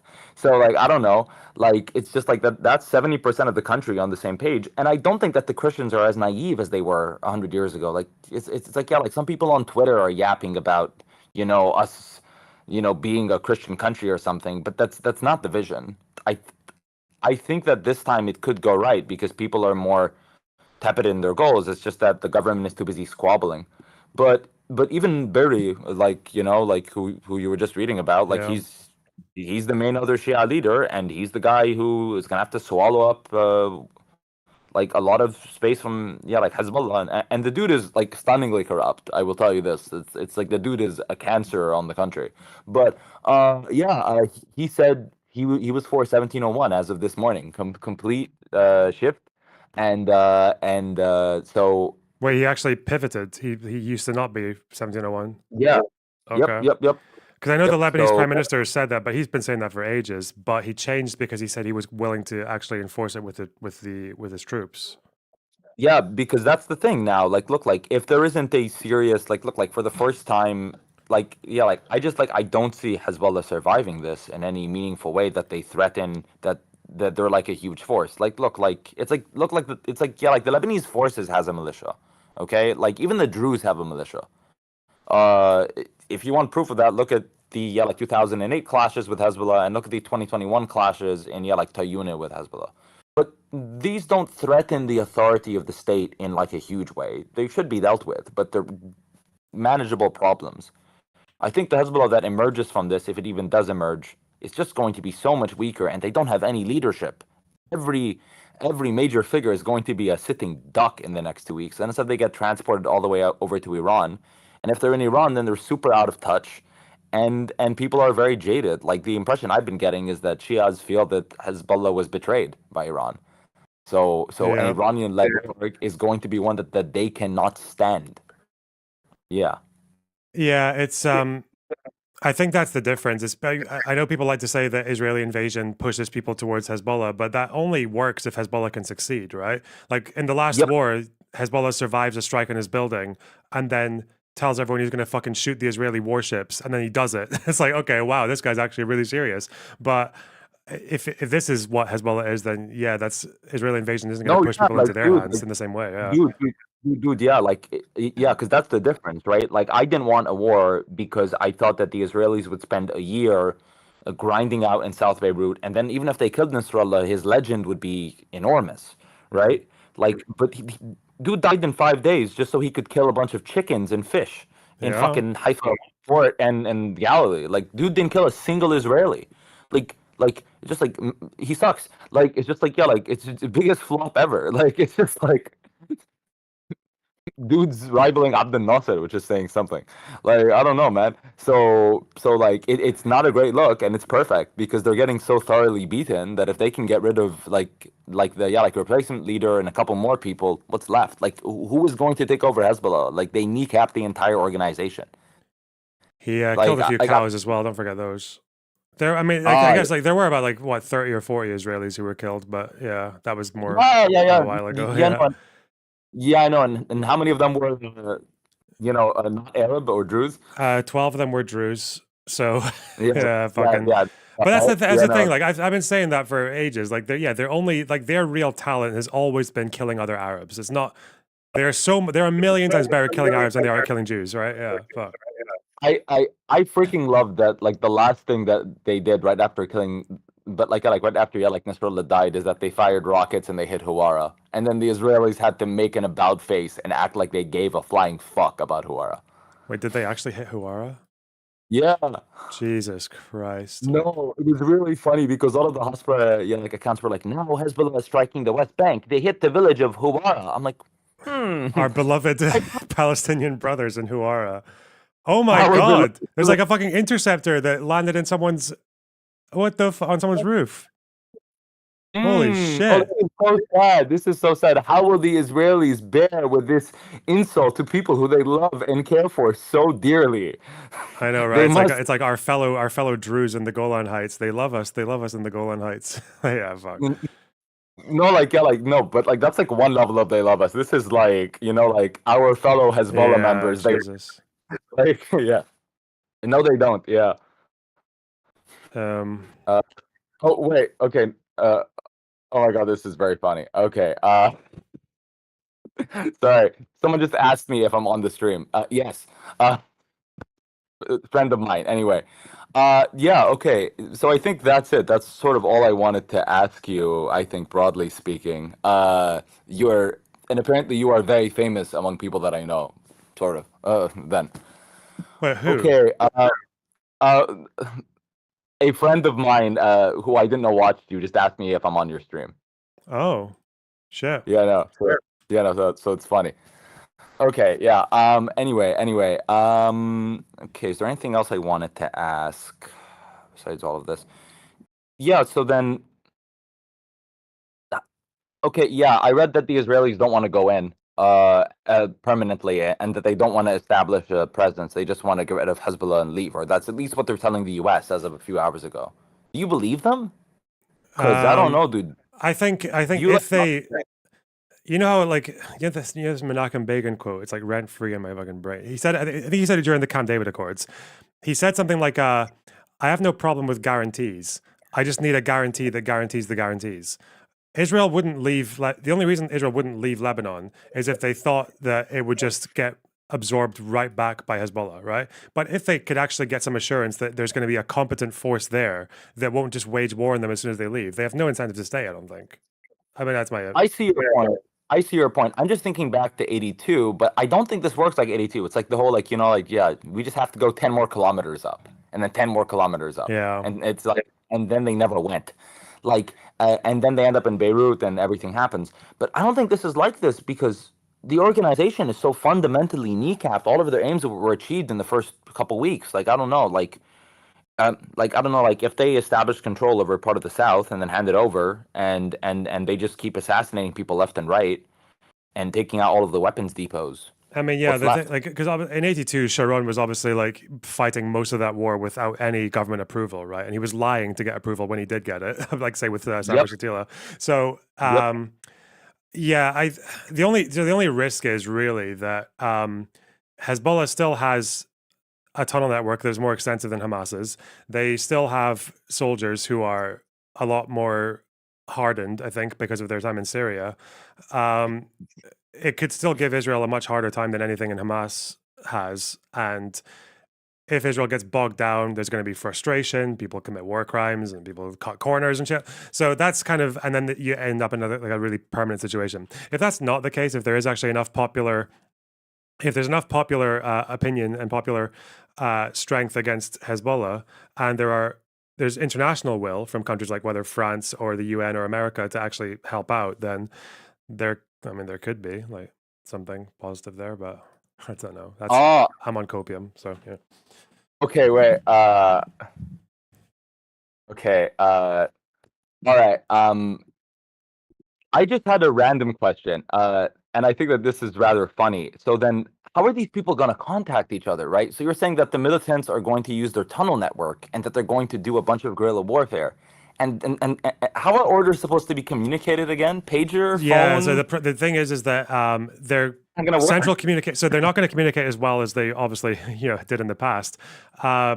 Hezbollah are quite famous for being able to split up into very like amorphous and separated groups without communicating or without taking orders from central command, right? That's how they did it in 06 as well. Like, a lot of units operated completely independently. So like that's the difficult thing is that you still have a hostile population, you still have infrastructure, you still have strong soldiers, and you still have difficult terrain. Like all these facts are still on the ground, right? I don't think it's, but again, I could be wrong. Like they could just fold in 5 seconds because no one trusts them anymore. No one has any faith in them. But I just think it's also that, dude, like talk about a morale loss. Like this is humongous. Like this is not 2006, dude. Like, dude, their entire first and second row is gone. Yeah, no one trusts each other, and they're fuck.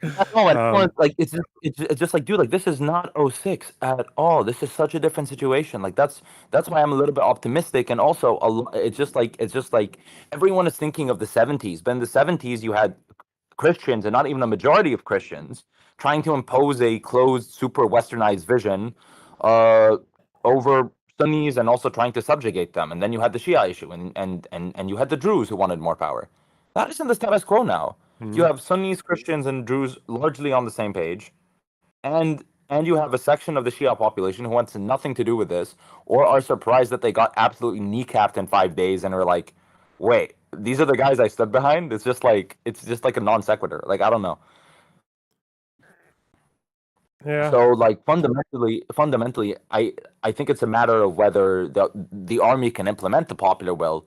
But the popular will just doesn't involve, I think, like Hezbollah at this point. Like, or like, like if it does, it's going to be like a token party in the parliament that gets 3 seats and yaps on about how they defended Lebanon 30 years ago. Yeah. Because I mean, the fact is that it's either whatever it is, it can't be Hezbollah and it can't be Israel, like for any period of time. But I guess the other problem is that if Iran does have a way of getting involved, is like there could be like a Taliban style situation where Hezbollah can keep themselves resupplied and keep themselves safe in bordering countries, right? Like Syria and Iraq. So they can, because obviously they've got that connection to Iran. Yeah. And that sounds like a huge problem for Syria and Iraq. But and eventually Lebanon, right? Because they can come back and they still exist within the Shia population. But because remember, the Taliban got rolled by the United States very quickly, and then they still managed to keep themselves. The idea never died. They were just in Pakistan and they were lying low in the mountains and shit. Afghanistan's harder to hold than Lebanon, but yeah. Yeah, no, but I'm just thinking about like the percentages of the population here. Like if everyone is very frustrated with you, like you don't get to do this again. Like I'm sorry, but if they do this again, really bad things will happen to a lot of people. Like it's just like like popular anger at this group is now at an all-time high. It's gonna get a lot worse if it happens again. So like I don't know. But yeah, it's a weird situation. Actually, wait. I just like discovered something, and so the other person waiting in your waiting room is actually my friend. Oh, you want to bring him in, or?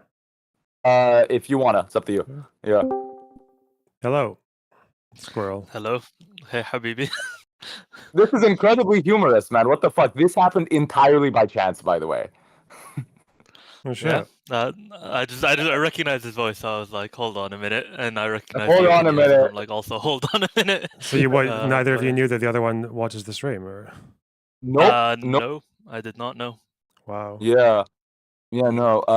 I'm not sure I fully agree with him though about the lack of popularity for Hezbollah, but I do think there's going to be more popularity, and like you said, I think they'll be able to put up more of a fight. Like at the end of the day, when you're fighting a guerrilla army, it's going to be bloody and long either way. Like even Hamas with minimal, less weapons, less training, less infrastructure have put up not a great fight, but like a solid fight against Israel, and I think Hezbollah will give them way more trouble than that. Sure, man. And so then, like, what do you think, like, the long-term personal take? No, and I think it's a valid personal take. I don't know. I've just been surprised by the last week, but I could definitely be wrong. So then, like, on the long run, though, do you think that this ends with like something drawn out and the Israelis just quit, like in 2006? Like, I just don't think it's going to be like that. Unless if Saifuddin can turn into something that, and just build great leadership ability and manage to not die in the next month. And I think even if they get him, they've assassinated a lot of Hamas's leadership as well, like over its history. I think it's just very difficult to completely eliminate these groups. I think someone steps up. I definitely don't think Hezbollah is going to be anything like it was over the last kind of 30 years. Nasrallah did, even if I'm not a big fan of him, he did do outstandingly well to kind of shape it into this political and military force that, it wasn't beforehand. But I still think, even in the early days of Hezbollah, they assassinated Mughniye, they assassinated Musawi, they've assassinated all these leaders before. I think this has been a more concerted effort than any time before. But I don't know. Optimistically, I would love to think that they will. I think it's also at one time and before the clashes even started. Like, that's my point. Like, it's like, dude, like the gap between Musawi and Mughniye is 20 years. Like, this is a week. It's been 5 days, man. Like, but like, you know what I mean? Like, this is insane. Like, it's just like like in another week, a few more people will be gone. Like, that's not because Nasrallah was right there when Musawi was gone. Like, it's an easy replacement. But like, I don't know, dude. Like, you can't get like the third-tier secretary who fucking runs, like Ainata to lead the entire organization competently, or like he could overperform. But it just doesn't make sense. Versus like Nasrallah was the number 2 of Musawi. Pretty easy like replacement. Like, you know what I mean? Like, yeah. Yeah, but still, even then, like, Qasim is still around and Safi al-Din is still around. Like, those are both of Nasrallah's kind of deputies. But I kind of at the end of the day, I guess my point is less so the central issue. I don't think the central leadership matters all that much in this conflict. Is kind of what I'm trying to say. I think you could nail all of them. I still think the South would be pretty staunchly anti-Israel. And I also don't think that... I just don't foresee a situation where this isn't bloody, if that makes sense. No matter what, splinter groups will form, people will resist. Fighting will take a while. I guess the question is kind of how far north they want to go with everything. My hope is... they said not that far, and they said less than 06. So, like, I don't know what that means. Like, are they just going to hug the border and just get to the highland? Because the Israelis are one high peak. Then you have the valley, and then you have the high peak again. Are they just going to get there? My guess would be Litani. That's kind of the point where they still have the moral high ground. That's where they would still have the moral high ground to say that, like, we're just enforcing the resolution. We want the Lebanese army to come in here and kind of do their job. I think if they go past that, they kind of lose that moral high ground.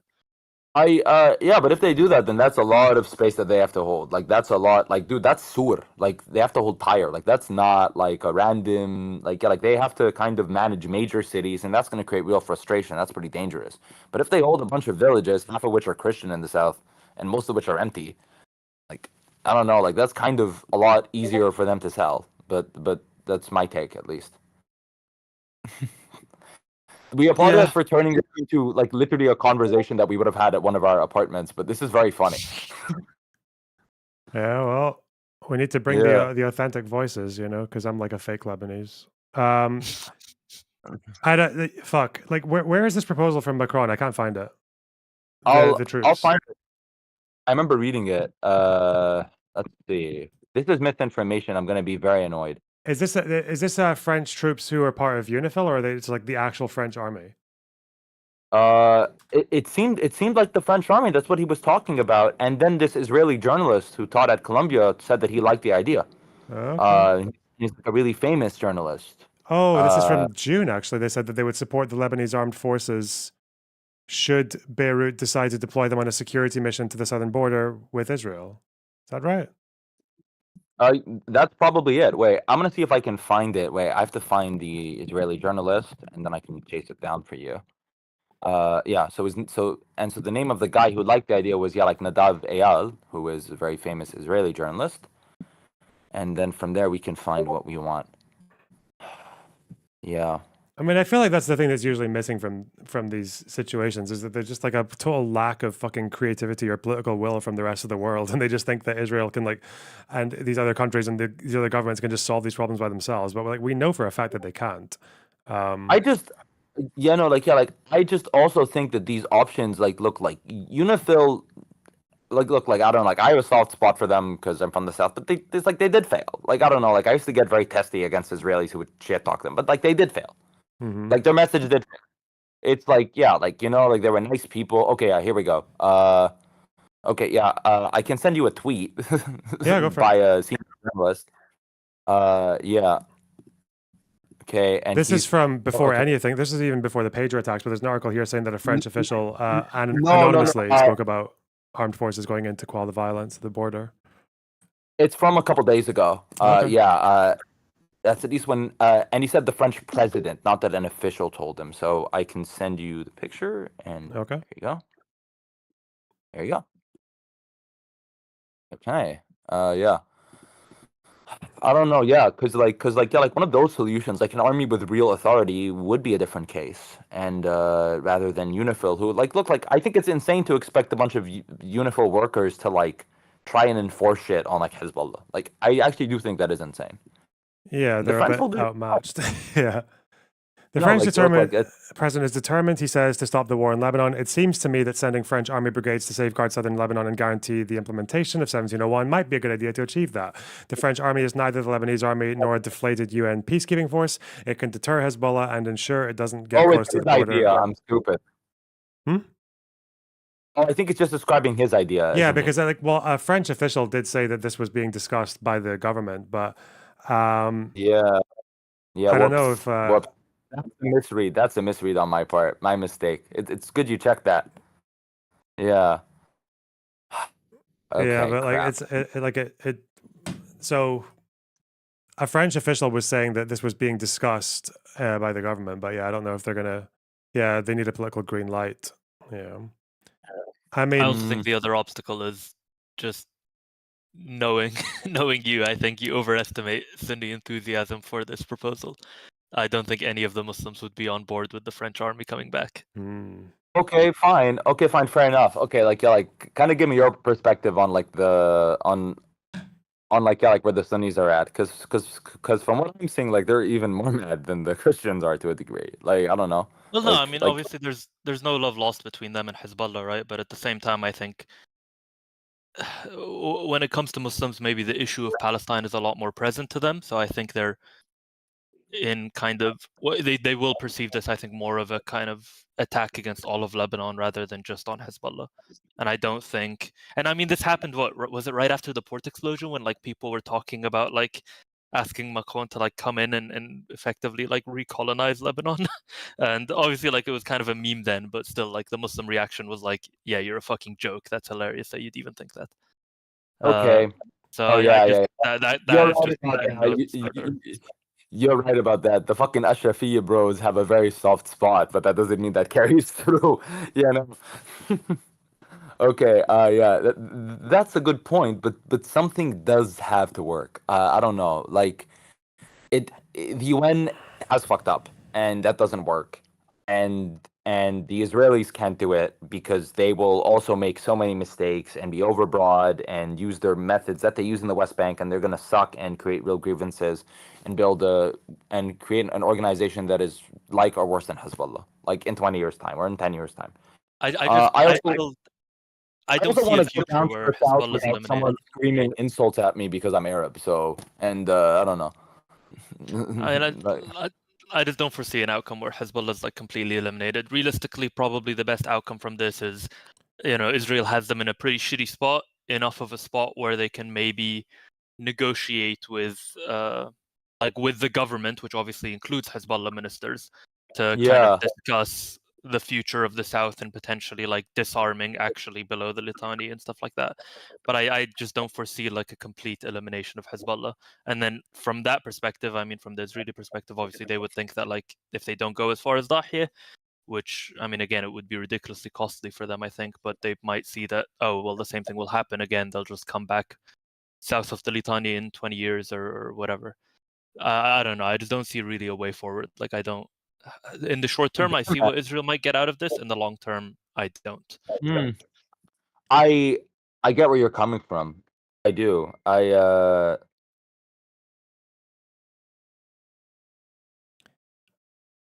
Did you get cut off, or did you stop talking? No. I just got a text that has nothing to do with this at all. So there's a thing there's a problem people do when they kind of like they compare potential outcomes to a perfect outcome, and then but the problem is like a perfect outcome doesn't exist, right? There's not going to be. It's not like there's going to be any particular occupying force or any kind of consolidated force in Lebanon that everyone is going to like, or even especially the Shiites would like. But I mean, the fact is, if like Hezbollah could like survive there as a second state for so long, then it's like. You just need to think about what's better than that, right? You don't need to think about what's going to be fucking solve the multicultural issue of Lebanon, right? Yeah, no, you're right. But do you think that and I think both of you, do you think that I'm overstating the degree to which, at least on questions like the Lebanese army having more control, there's unison from every group that's not the Shias right now? Yeah. Oh, yeah, for sure. Yeah, okay, put my French pipe dream aside. I don't even like them all that much. It's like even if you think about Afghanistan, you know, like at the end of the day, the United States project in Afghanistan was a total failure, but it was 20 years that was probably better for most people in Afghanistan than under the Taliban. So, yeah, no, I see it that way too. I do think that it's like the weird thing with Lebanon, and I was having a conversation with family about this, is that like fortunes really do rise and fall. Like I don't know, dude. Like how strong were the Lebanese forces in the 80s? How strong was the PLO? How strong was I don't know. Like it's a very open question about what they'll be, because they could just turn into like another normal strong militia of a sectarian group that can be quelled by the military if necessary. Like, I don't know. Like, it will take a lot for us to get there, but I think we have a better chance than we have ever had in the last 30 years, which is making me very optimistic. Maybe a bit too optimistic, but yeah, I don't know. It beats where we were 10 days ago, where the best way to get rid of Hezbollah was to kind of trick them by building more power lines. Like, dude, like the whole like economic reforms thing that I used to argue for to beat Hezbollah. That's way more likely to work now. That they suck. And now we can probably beat them if people can send a bunch of money to rebuild South Beirut. Like that's probably gonna help if Qatar can come in and the expat community can come in and donations can come in and stuff like that. Is this like a very commonly held opinion right now in Lebanon that people are thinking, well, like an Israeli invasion, that's going to suck, but at least it might get rid of Hezbollah and set us on a better path? Is that like a common opinion? It depends on the polling and depends on who you are, but I am hearing it a lot. But also, my circles aren't everyone's circles, and you can ask the other guest here, and he can probably set me straight and call me out of touch. And Christian, yeah. I don't think it's a commonly held opinion. I think obviously. How Maronite do I sound right now? Just on a scale of 1 to 10, should I play Bashir music? I just think I'm kind of, I don't know. I mean, obviously we're. So for context, we're both outside of Lebanon, so we get to kind of have the luxury to say this and be kind of more relaxed about the situation. I think for people living in Lebanon, it's entirely different. They have to play the short game. They have families there. They have people who might die. I almost had a bombing scare today. I actually wanted to ask you guys: is the strike in Hamra real? Is that going to happen or not? Like, are people hearing about this? Because the Islamic group headquarters is not far from Hamra. It's in West Beirut. It's in an area called Sanaya, which is like kind of ritzy for Lebanon. I heard of Kola, but not anything else. There were calls, man. I just want to say something before I go. I think the average opinion would possibly, considering the view of Israel in the Middle East, is that they think they would, if Israel invades and occupies, they would have a similar situation to the West Bank and Gaza. So that's probably what the average person would maybe think what Israel would do if they occupy or invade. That is definitely true. That is definitely true. But people also think about South Lebanon, if they're not Shia, or like the 10 Christian villages who live there, like it's the end of the world. Like I'm sorry, but like a genuine question to the other person here who grew up in Lebanon for a lot of his life. Like, dude, like how much mental effort have you spent thinking about the villages on the south? Like, I know it is a bit separate. Like, hold on, just because you didn't think, just because you didn't think about them, doesn't mean there's not a shit ton of other people that didn't think about them. No, dude. I'm from the south. Okay, I think about it a lot. So like, I don't know, like it that doesn't change anything. Like, and it is dominated by that one sectarian group that right now are not really able to voice their grievances as loudly. Yeah, that's unfortunate. But like, do you think the situation would get better if Israel went there? No, if they stay, it will get worse. But if they like, I don't know, man. I don't know. But I do think that the situation with Lebanon is just different to the situation, and like I don't know. Yeah, like, I'm sure. I'm 100% sure it's different. I'm just telling you, like the average mentality of the person in the Middle East towards Israel is that Israel is like an axis of evil, and everything they do is evil. So if they invade your country, they're gonna occupy it and make it into a West Bank or settlements. That's all they're gonna think about. Yeah, no, I fully agree with you, and don't think that Christians are going to be that different on that issue, because Lebanese Christians don't like Israel either. Like it's like the polling does show this, by the way. Like most even approved of October 7th, for God's sake. So like majority, I don't know. I think majority of Middle Easterners approved of October 7th, and that's probably because they believe crimes that happened on October 7th has been happening to Palestinians. Like that's what I've noticed. Yeah. Every time you ask them why they approve of October 7th, the response is, well, they've been doing it to Palestinians for years. Like that's always the response. Yeah. Or that a lot of it's fake. I've heard that too. But I'm talking about the people that possibly watched the footage, because like if you see the polls, wasn't there a poll that showcased there's a higher chance of people saying they don't support it if they've seen the footage? Yeah, that's the one where I'm like, if they still a lot of them still support it, but why? Because Israel's been doing it for years to Palestinians. That's the reasoning. No, dude, I see your point. Like, I'm just saying that, like, look, like, I don't know. It's just different in the case of the West Bank. Like, I don't know, like, it is very, for context, South Lebanon used to get, back when most of the country got 21 or 14 hour a day, gotta love Lebanon.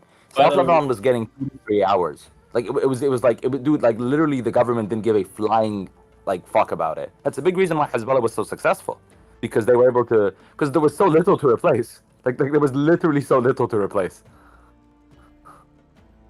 Yeah, I understand. Also, we're not Persian, Loner. This is very Persian. That's the first one I could find. It just sets an atmosphere, you know?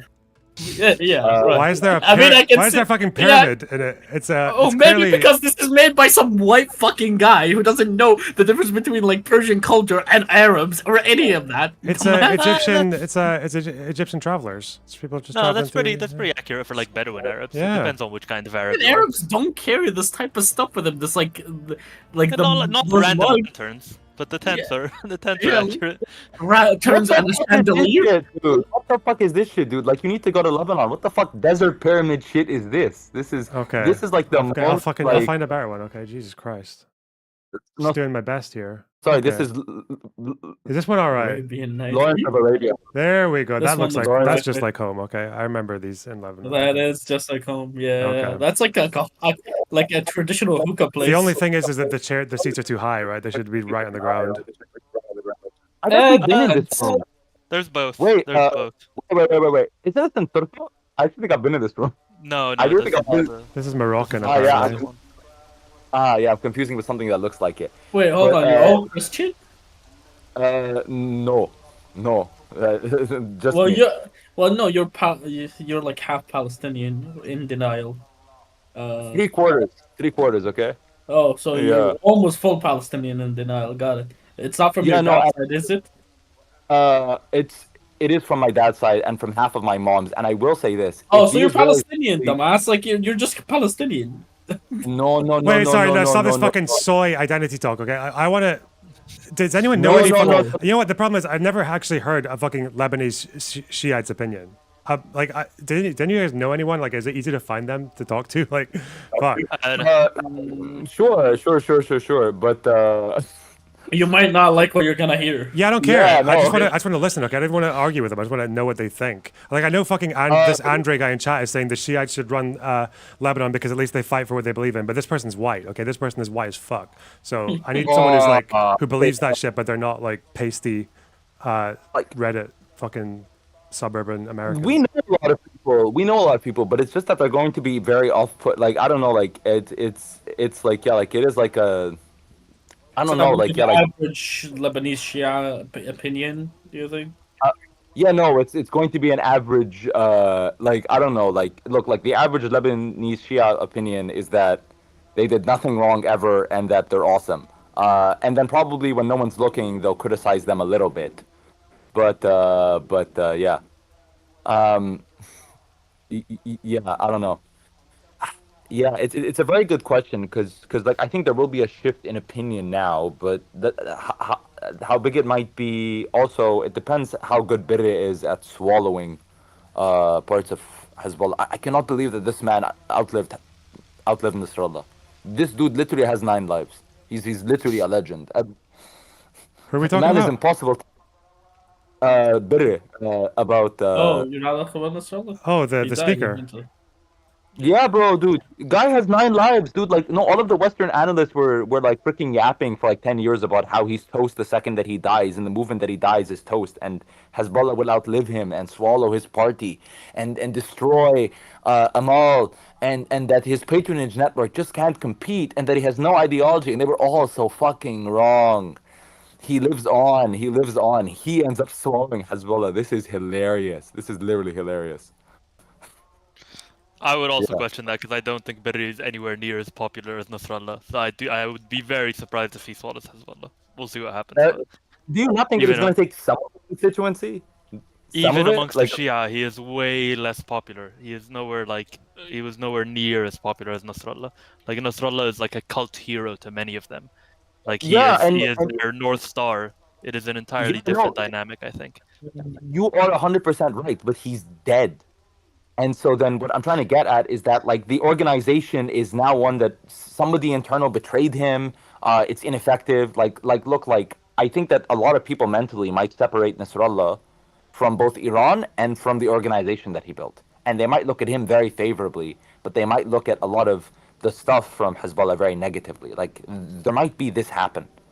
Yeah. I don't know. I think Safiuddin will probably fill the gap. He can roll his R's like Nasrallah, and he looks enough like him, so it'll be fine. Oh, does he also have a list? He also has the weird R thing, I think, yeah. Oh my god, Okay. This is bullying. We're not that bad. We're really not that bad. I swear to God, we're not that bad. So I'd be curious to hear from like a Lebanese Shia who is losing faith in Hezbollah, because I imagine what people might naively assume is that because Shiites are losing faith in Hezbollah, then they're just going to become like pro whatever fucking occupation or Lebanese government or whatever else. But I imagine it'll be not that. So Another country, but it's a real question of what they could be. I just I don't know. It's I don't know. I'll say this. I've spoken earlier today to a few of my Shia friends, and I would say that they still very much view him as a martyr. They might be questioning the strength of Hezbollah right now because they did get dunked on, absolutely, and I think that they probably are like, all right, what's going on here? I don't think that necessarily changes their support for Hezbollah. I think it's still too early days where we'll see what happens with the invasion. I think that might change things more. Yeah, because at the end of the day, it seems like these are the guys who are going to be facing a change of government probably quite soon, right? They're going to have their like communities controlled by someone else soon enough. At least that seems to be what the goal is. So, you know. Yeah. I think it's a good point. I don't know. I'm also thinking of what I've heard from people, and no one is gonna hit on Nasrallah. Like, actually, dude, like the guy, I don't know, like the way he died, like I assumed he was in Tehran this whole time. Yeah. Like, I did not think he was in Beirut. Like, dude was genuine. Like dude genuinely was genuine. Like say what you want about him, dude was genuine, which is stunning to me. But Yeah, but a lot of people think that Iran betrayed him now. So like that's already big. Like not trusting Iran is huge. Mm-hmm. Like, yeah. Do you guys know anything about the buildings that he was in? Because I've seen just random opinions on Twitter about people saying that Hezbollah they filled up those buildings with guards, or they gave them rent free to their highest members, or there was just random people. Do you know anything about that? I buy that. Like, I'm talking about the latter, not the guard. Because yeah, there's some big discussion about how many died. Because the Israelis estimated 300, but the Lebanese are finding a lot less. Yeah. Look. A lot of people said that the bodies evaporated. That's what I've heard. But is that a thing? Like, is that how physics work? Like, I don't know, bro. I don't know how much you need to drop in bombs to evaporate a body, or like what type of bomb you have to like use to evaporate a body. This is something I've never heard before, so I don't know. Yeah, well, I'm sorry, but we have to know we must know these things. We are Lebanese. I think if they drop bombs that evaporated bodies, Nasrallah wouldn't have been intact under the bunker. Like, they probably just grabbed some random dude. It might not even be his body. I don't know. But, you think? I mean, they don't care. They just got to put someone in a box and do the whole martyrdom funeral. But I don't know. If they're going by Islamic tradition, I don't think they are allowed to do that. Like, no, they're not. But it's also like they I don't know. Okay, as a Muslim, I think all these groups use Islam for whatever the fuck they want to use. Yeah, it no, for, I agree with really you. Matter, They use it for their own goals, but eventually they can always use ijtihad, dude. Okay, like I'm sure that the Jafari school can come up with something about this. Fair enough.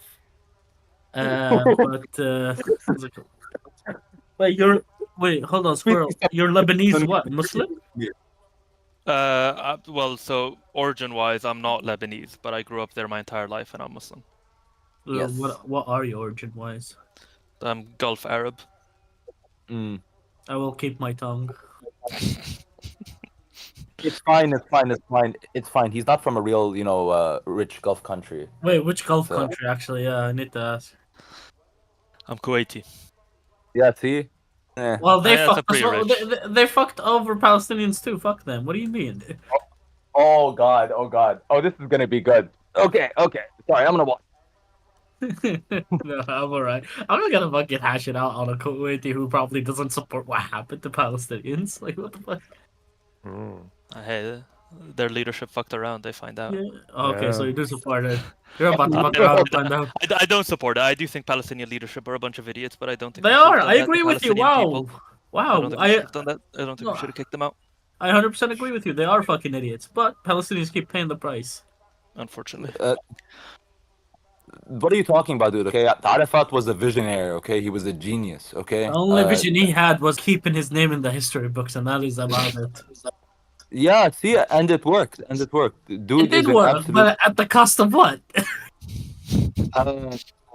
Other people who are not Arafat, that sounds like winning to me, man. Okay, like I don't know, like it's just like it's. Listen, I think growing up in Lebanon had an effect on your Palestinian identity. I don't. Wait a second, but like I feel like we've talked about this, dude. Like I didn't know any of this about my background until like over the last year. No, I understand completely. Majority of Palestinians who live abroad or don't live in Palestine aren't really told about their identity, and then they just find out eventually later in their life. Like you're never like sat down and told, "Oh, you're this type of person." Especially in Israel, for example. By the way, you're not told you're Palestinian. You eventually it just snaps in your head that you're Palestinian at some point. What do these reports mean when they're talking about how the Lebanese PM said that he'd be ready to deploy to the border with Israel, but now they're saying that the Lebanese army is leaving the south? Is that because they're leaving Israel and Hezbollah alone? Is that? I mean, that's pretty much what they did in 2006, right? Like the Lebanese army pretty much just withdrew and they did humanitarian aid and kind of street control, but they didn't actually engage in direct fighting. I think like 40 Lebanese army soldiers died in 2006. I wouldn't be surprised if they kind of follow a similar strat. I think they would only deploy to the south if they come to an agreement with Israel, where Israel is like, all right, come into the south. You're on your own, boys. Jesus. Yeah, I think it is just a you're on your own situation. It's a weird alliance that they have. So they did fight the Islamic State together in the north, and they did have like a pseudo alliance. But I think it's like very kind of based on circumstance. But that was one kind of fight. This is another kind of fight. This is this is their Karbala. They can they can have it. Christ, dude. I think Lebanon's gonna come out worse or better once this whole stick is over. Yeah, actually, do you think worse? Like I don't know, because I think better, but like what do you think? I don't know. I genuinely think it might get better. It might. I'm not sure. It depends on the leadership eventually in Lebanon if they have some spine. Yep. Which they don't, and we know that already. So it's gonna be worse. Nice, good job. I don't know. I think it's hopeful thinking to think that it gets a lot better. It definitely gets a lot worse for now. I'll be honest with you. I don't know much about Lebanon or their leadership or their politicians or anything about Lebanon really. Even there was a whole movement recently of like independence and stuff like that. It was like Beirut Medinati or whatever they were called that like tried to kind of get into parliament, and they kind of all sold out eventually and everything. I don't know. I just think the system doesn't necessarily set up the framework for success, I would say, and that's like pretty fundamental issues with the Lebanese state past just corruption, like even the whole sectarianism, their electoral lists, a bunch of other things that I think are really problematic. I see it getting definitely a lot worse in the short term, maybe in the very distant long term if there's enough of like an international concerted effort to fix things, then maybe things I'm change. curious, Loner, we know the hate for Palestinians among IDF soldiers might have festered and would cause individual soldiers to do war crimes. Do you think that hate would exist for the Lebanese? I have no idea. Well, it's hard without October 7th. I don't know. Probably not. I mean, they're probably not going to be nice to them, but like. Yeah, but they're not going to be as cruel as like they are. No, I think so. Like every Israeli I spoke to about that said that like even if no matter how fucking left wing they were, like obviously watching those Gazans like spitting on Shani's body and shit made them hit different. I guess. Yeah. Apparently, UNIFIL are leaving the south, and I think someone's saying that Israel's already captured a fucking town in the south. Is that true? Or village? See, this is why we need OSINT. Yeah, I don't know where these fucking idiots are getting this shit from. This is all the Hebrew media shit that they're getting it from. Hang on. Actually, an Israeli did bring a good point, Loner. There's not much distinguishing between Arabs for Israelis. Yeah, right. Yeah. So who is this Morocco who's firing bombs? He needs to fire less bombs still, but yeah. Okay. Oh yeah, and they asked everyone in Yalak Matula to leave immediately. Yeah. Okay. Yeah, so this is happening. It's happening now. Fuck. Fuck indeed, but yeah, man, dude. Try not to be useless. Nah, man. Dude. It's impossible. Anyway, you have someone waiting for you in the waiting room, and he's called someone. So good luck. I am gonna go back to work. Okay. Bye. Take care, man. You can remove your brown room, by the way, because that is an Islamic room, not a Christian room. Am I not allowed in an Islamic room? If you're a Dhimmi, you're allowed to. Yeah, we are more cultured. So I've been in your fucking house, so it's exactly the same as this. What are you talking about? Yeah, and be thankful I didn't let you sit. I didn't make you sit on the ground like a Dhimmi. Yeah. All right. Okay. All right. Take care. Bye. Bye. Okay. Do either of you guys have any other memes? No, we'll leave you. I'll leave you to. Wait. Hang on. You guys need to stay. Apparently, this someone guy is a Shia. Hang on. Is that true? Okay. Hello? Someone? If we know you too, this is gonna be hilarious. Did someone say that's a bait? Hang on. Why did they do? Hey. Hello? Hello. Oh, hi. What's up? Yeah. First of all, I'm echoing in someone's. Is it you, Demi? Time? Maybe, but I think I turned off the no, you're fine. You're fine. It's Demi time. Do you have like a speaker? I'm using my laptop, but I have you on mute. So you can either turn the volume down or just mute yourself and then unmute when you're going to talk. Is that right? Okay. Okay. Yeah, sure. So. Okay. Yeah. Do you want to introduce yourself? Someone? Who are you? Yeah, I'm from Europe. I'm Shia. But my origins are from Lebanon, from the south. Okay. How long have you been in Europe? I was born here. Okay. So when you say you're from the south, did you ever live there? No, not really, but I was there for a long time when I was younger, like many times, but I never lived there. Okay. So I'm guessing your parents are from there. If you don't mind me asking, which village? If you don't mind me asking which village, I'll tell you mine if you tell me yours, because we're probably neighbors. Yeah, I'm also from the south. Difficult. I'm not sure because I'm a little bit hesitant because it's somewhat a security threat. At least it seems to me. Yeah, you don't have to. Then I'm sorry. I'm sorry. Okay. So do you have? Okay. If you don't want to answer anything, just let me know. Do you know anyone currently in Lebanon? Yeah, a lot of my relatives live there, Okay. but I think most of them are secure right now. Yeah, that's good. Or safe. Yeah. What's the So again, if you don't want to answer, it's fine. What are either yours or like people you know, like views currently on the situation with Hezbollah and Israel? It is a tragedy. A tragedy in what sense? It's like a whole world collapsed for us. With Nasrallah dying? Yes, of course. Okay. So what's his like significance to you? Like if someone didn't know anything about Nasrallah and asked you who he was, what would you say? So I'm not so into all the details about him, especially. I know just about the organization. And I think for most of his viewers, he was a charismatic leader. He was also always giving some perspective for the future, some safeguard for the Shia minority, especially for the south.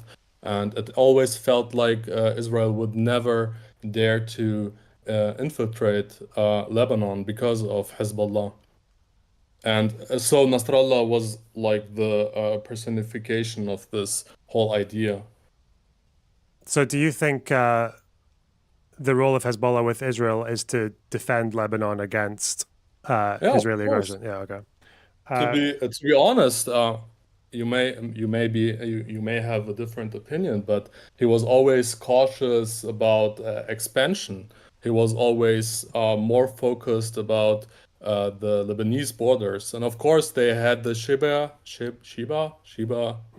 farms as a reason to stay in conflict with Israel, but the main focus was to project the threat to Israel that maybe not be fought so easily if they infiltrate. So do you think if Hezbollah weren't there, Israel would they capture parts of Lebanon? Would they annex? Would they conquer? Like, what do you think they would do? Actually, I think it's very difficult to answer because Israel is not alone in the world, right? So they cannot do whatever they want. This is not possible for them. They can do a lot, but not everything that they want. They would like to probably, I know you are probably in denial of Eretz Israel, this idea of a greater Israel that goes from the Nile or expands from the Nile to the Euphrates and Tigris, and even to Mecca and Syria and I don't know what they want, but they are forces. I can even send you a link about this in Israel. There were always factions who had this dream and are in the government right now. And this threat is really real for a lot of Arabs. And also you have, of course, a lot of thirst for revenge because of all the humiliations that the Arabs, how do you say, they lived through or witnessed. When you say members of the Israeli government wanting the greater Israel, you're talking about Ben-Gvir and Smotrich, right? Of course, and his friends from Amana, and what is the name of this old witch lady? I forgot. Oh, the lady who goes on CNN and talks about how.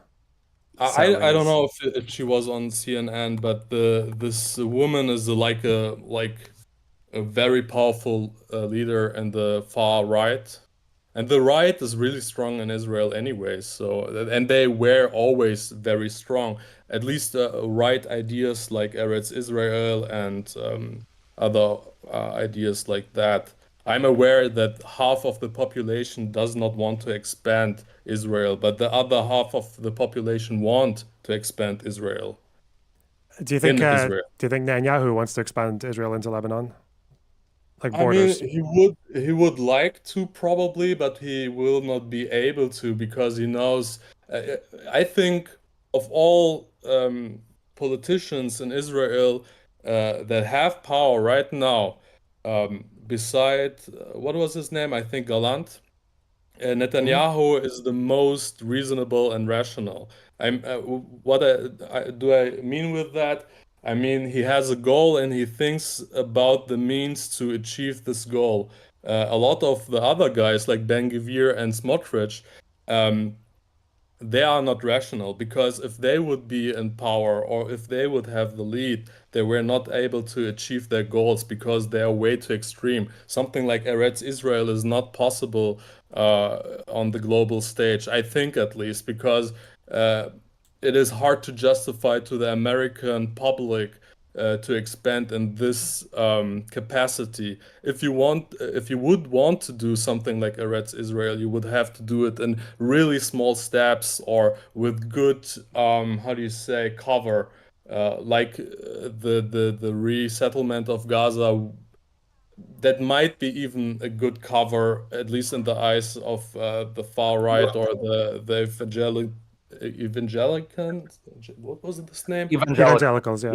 Yeah, in the US. This might be a good reason for those guys in the US, but not for the Democratic Party or other factions in the US. And without the US cover, it will be really hard to settle in such an aggressive way.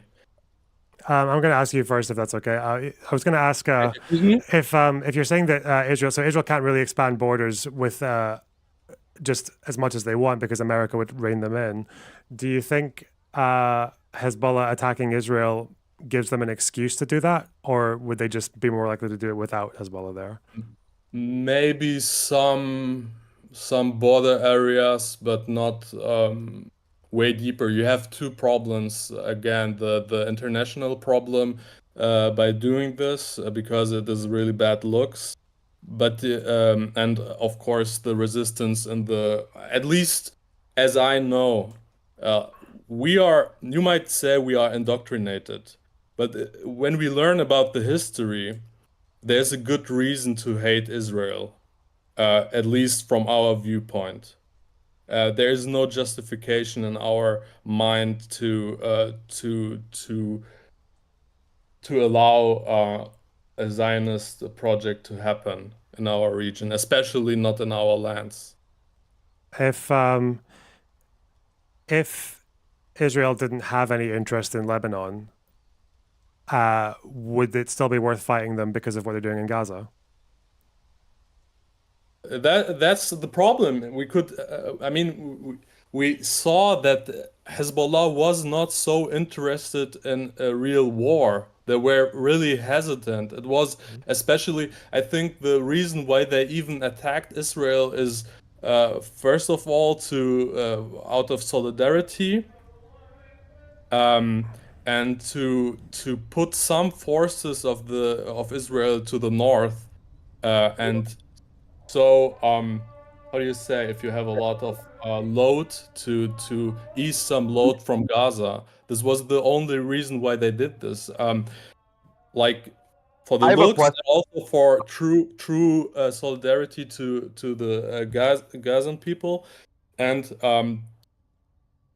also to force Israel to have some of their forces in the north, and so not be able to put all their forces into Gaza. Okay, I have two more questions, and then you guys can ask whatever you want. If Israel wants the Nile to the Euphrates River, why do you think Israel gave up the Sinai Desert for peace with Egypt? Because, as I said, it is, first of all, this was not the right. As I said, half of Israel is not interested into expansion. The other half of Israel is interested into expansion. So, and as I understand, is that also they always have to please the US, because I will ask you, do you think Israel can survive by its own? It's a difficult question. They could probably last a good while. I think the United States helped probably. How? I'm really interested because it's hard, because when you say on their own, it's like, does that mean if like no one sells them arms? Because they like on their own, like if they're buying arms from other countries, does that mean they're on their own, or do you mean like no one will give them sell them or give them anything? Like, imagine they have no support from the US and also no support from the American Jews. And they can't buy arms from anywhere else. They can't buy arms from China or Russia. They can buy arms from let's say Europe, even from the US. Mm-hmm. Yeah, I think as long as they can buy arms from other countries and offer other countries some kind of service in forms of tech or intelligence or anything like that, I think they can probably get by. If no country sold them anything, if they were like, we're not going to give you any weapons, we're not even if you pay us, then maybe they wouldn't survive. But I mean, they'd probably nuke a few countries on the way out. So yeah, I don't know. Yeah, maybe, but I'm talking about sustaining, because as I understand, they are dependent by imports. They cannot sustain by themselves, and I think they are also not financially as strong as you may think, because while researching information about Israel, I noticed that a lot of their financial incomes are also generated by their strong connection to the US. Without this connection, I think they wouldn't be able to survive, or at least have this level of sophistication.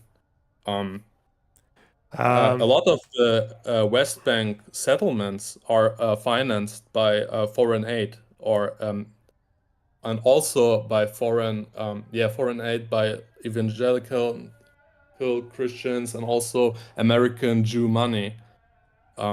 Without this money, I don't think they would be able to expand as they do. Expansion would definitely be harder. I think in terms of them losing support, again, I guess the problem is that let's say they don't get any of that international support and it's much harder for them to defend their country. The fact is that Israeli Jews are not going anywhere else. They can't flee anywhere. So if the problem is that you can weaken them and make them and make it possible to reclaim them for the Palestinians or whatever. But I mean, those guys, they're fighting to the last man. They're fighting to the last person in the last street, to the last drop of blood. And a lot of Arabs would die in the process of that. So that's why it's like, even in that world, I don't think it's really worth it, you know? You are talking about the Israelis right now, right? Mm-hmm. Even if they would lose their support, of course, but why would you want to lose the support of the US? And also, I mean, the American Jews will not go away. They are there, and that's why they have support. But still, the diplomatic support of the US is really important for Israel. So it makes sense for them to do peace agreements with Egypt, even in the with the cost of the peninsula, if they get therefore like stronger support by the US, because the US is also not interested in funding endless war for the Israelis. And I think it also puts a huge stain on them if they would do this for extended periods of time. I know there's a lot of eyeballs right now on Iran and how they've been responding to the attacks on Hezbollah. How do you feel about the Iranian approach so far? But just a second, what do you think about that? What I said, that it makes for Israel sense to please the U.S. if it is not too costly for them. Yeah, of course they need to keep their allies. Yeah, of course. Yeah. Okay, so we are somehow on the same page on this. I mean, that's no one would disagree with that. No one thinks Israel would survive with no other country in the world. No, because you asked me why they gave up the peninsula. Oh yeah, and yeah. I think because I think I don't think that they did this because they love the Egypts and wanted to give them a signal of love or something. It was just a calculated purchase. Oh yeah. So so my position on that is basically that. Oh shit! I'm sorry. It is a lot of. Yeah, it's okay. So my position on this is that, like, I think Israel, regardless of what their some crazy leaders like Ben Gvir or Smotrich or even Netanyahu, regardless of what these guys want, I think Israel values stability more than they care about conquering land outside of the rivers of the sea. So I think if Egypt was willing to make, if Egypt was willing to make peace with Israel in exchange for the Sinai, they said yes to it. I think if Lebanon tomorrow said we're going to stop fighting you if you give us back like the Sheba farms and then we can just call it there, I think Israel would accept that as well. I don't think they would try. I don't think they would say no to that to conquer Lebanon. Yeah. Which is why I think that's why I don't really agree with Hezbollah's actions, but. I was just curious about the question I asked about Iran, your feelings on how they've responded to the last week of events. It's of course very weak, but they are also not as strong as the US. They cannot do this war, and also they are politically really weak. How do you not foreign, the politics that are in the country itself, how it is called? How is it called? Domestic, internal? Domestic, yeah. The domestic politics are really difficult right now. They are also really stained by the embargoes. Mm-hmm. Yeah, it's difficult for them, and also the new guy seems to want to be more diplomatic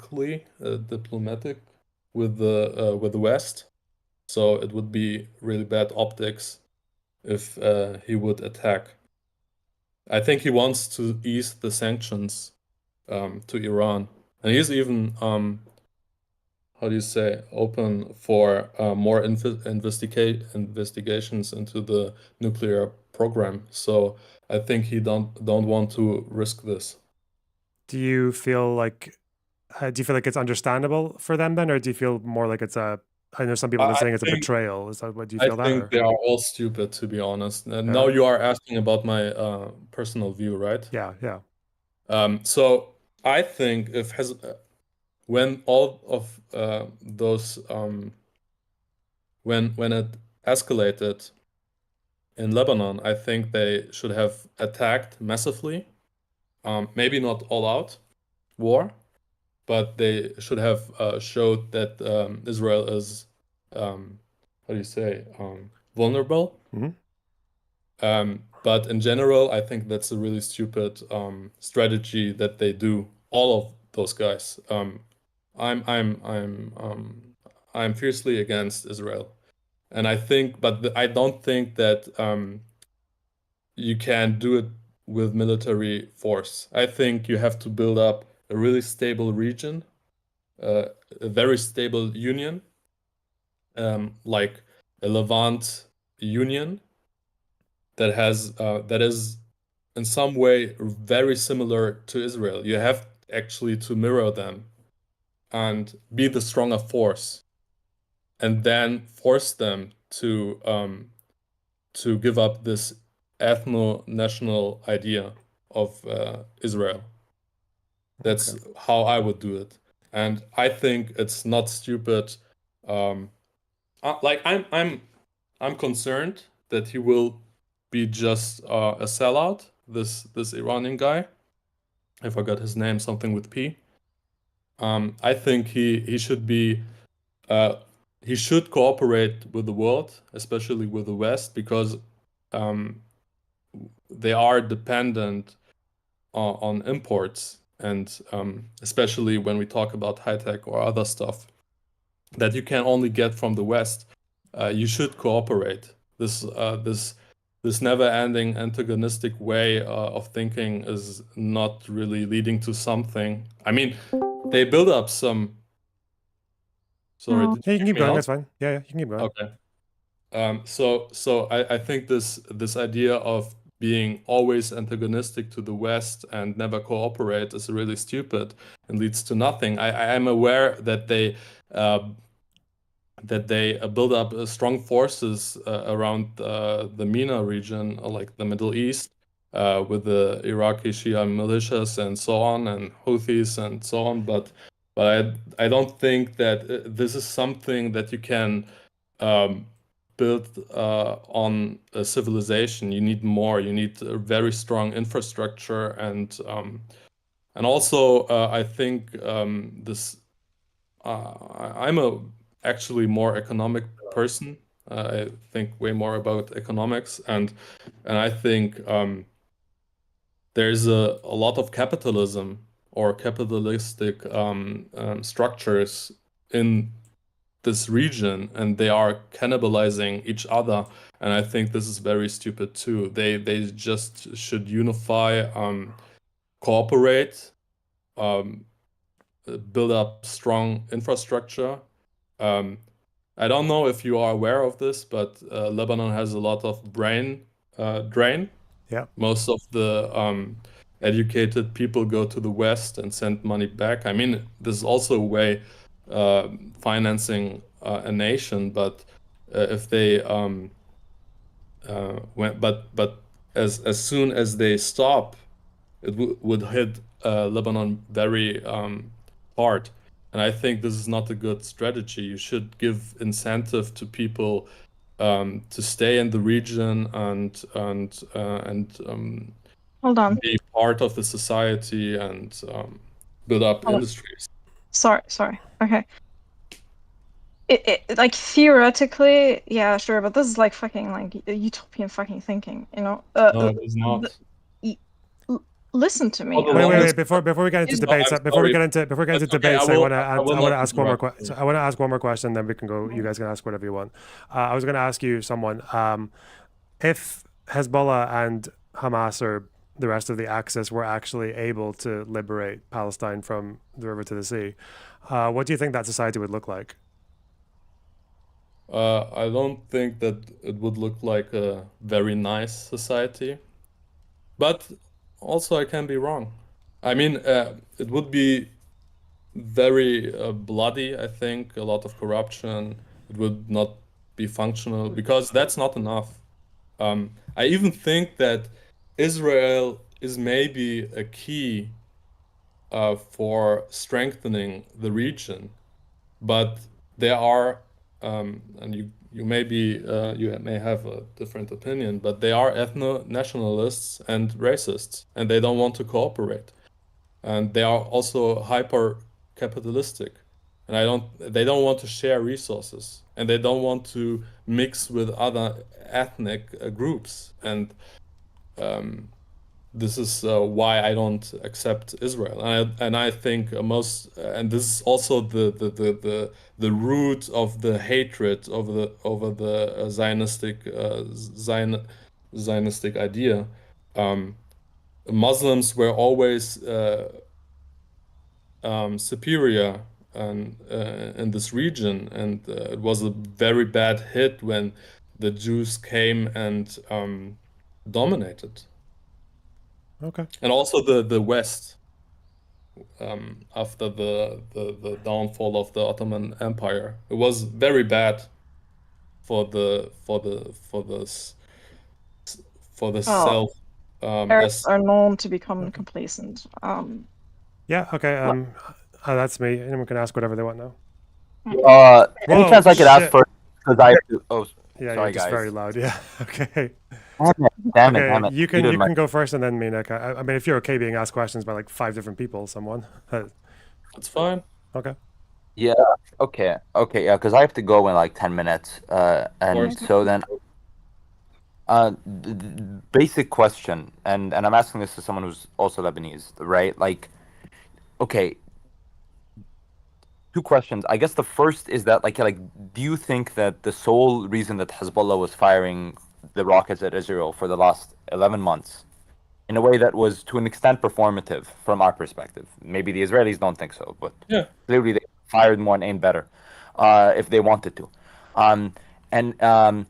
was also to sell this idea to Christians, to Druze, to Sunnis, that the weapons that they have are only for external use and are not for internal use, and are not used to impose their political will on the rest of Lebanese who might not agree with them on a given issue. So I'm not. That they did. Yeah. Sorry. Oh no, sorry. Go ahead. So I'm not sure about this because I don't know a lot about the contemporary politics in Lebanon, but it might be. When I talked with family members, they told me that at least after 2006 there was some sympathies for Hezbollah, but I think at least when the explosion happened in the harbor, it went a little bit down south, and also my father told me, and I heard about the Syrian war crimes, or however you want to call them. So since then, Hezbollah lost a lot of sympathies in the population. It might be that this performative, as you said, and I agree, this performative fighting was also to ease the tension between. Sorry, there's a lot of how do you call this? I'm just taking him down. It's okay. It's Palestinian. He's muted himself. It's okay. Okay. It might be also to give the impression that they won't fight the internal groups, but I am not. I don't know enough about the internal politics right now, and I'm sorry if there's a lot of fighting right now. It's a mess anyway. Mina, do you want to ask the next question? So we can move things. Yeah, sure, but I just want to answer one thing that he said, because like, and first thing, yeah, like, don't say sorry. It's not your fault in any way.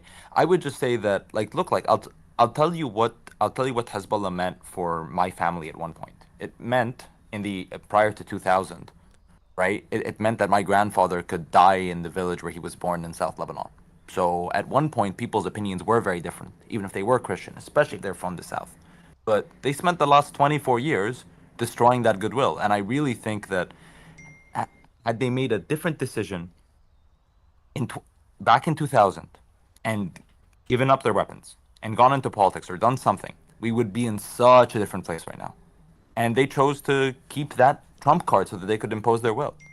And so that's how I see it. But like, yeah, trust me, like I'm like, it's like, yeah, like as much as I have contempt and issues, I have a mixed relationship with the group. I kind of have to. Yeah. Yeah, I agree. This was, as I said, I think it's always difficult to tell because I don't know how big the threat by Israel or other forces are in the region. But I think the Arab world in general is not focusing enough in domestic infrastructure, politics, and I think redistribution of means of production and goods.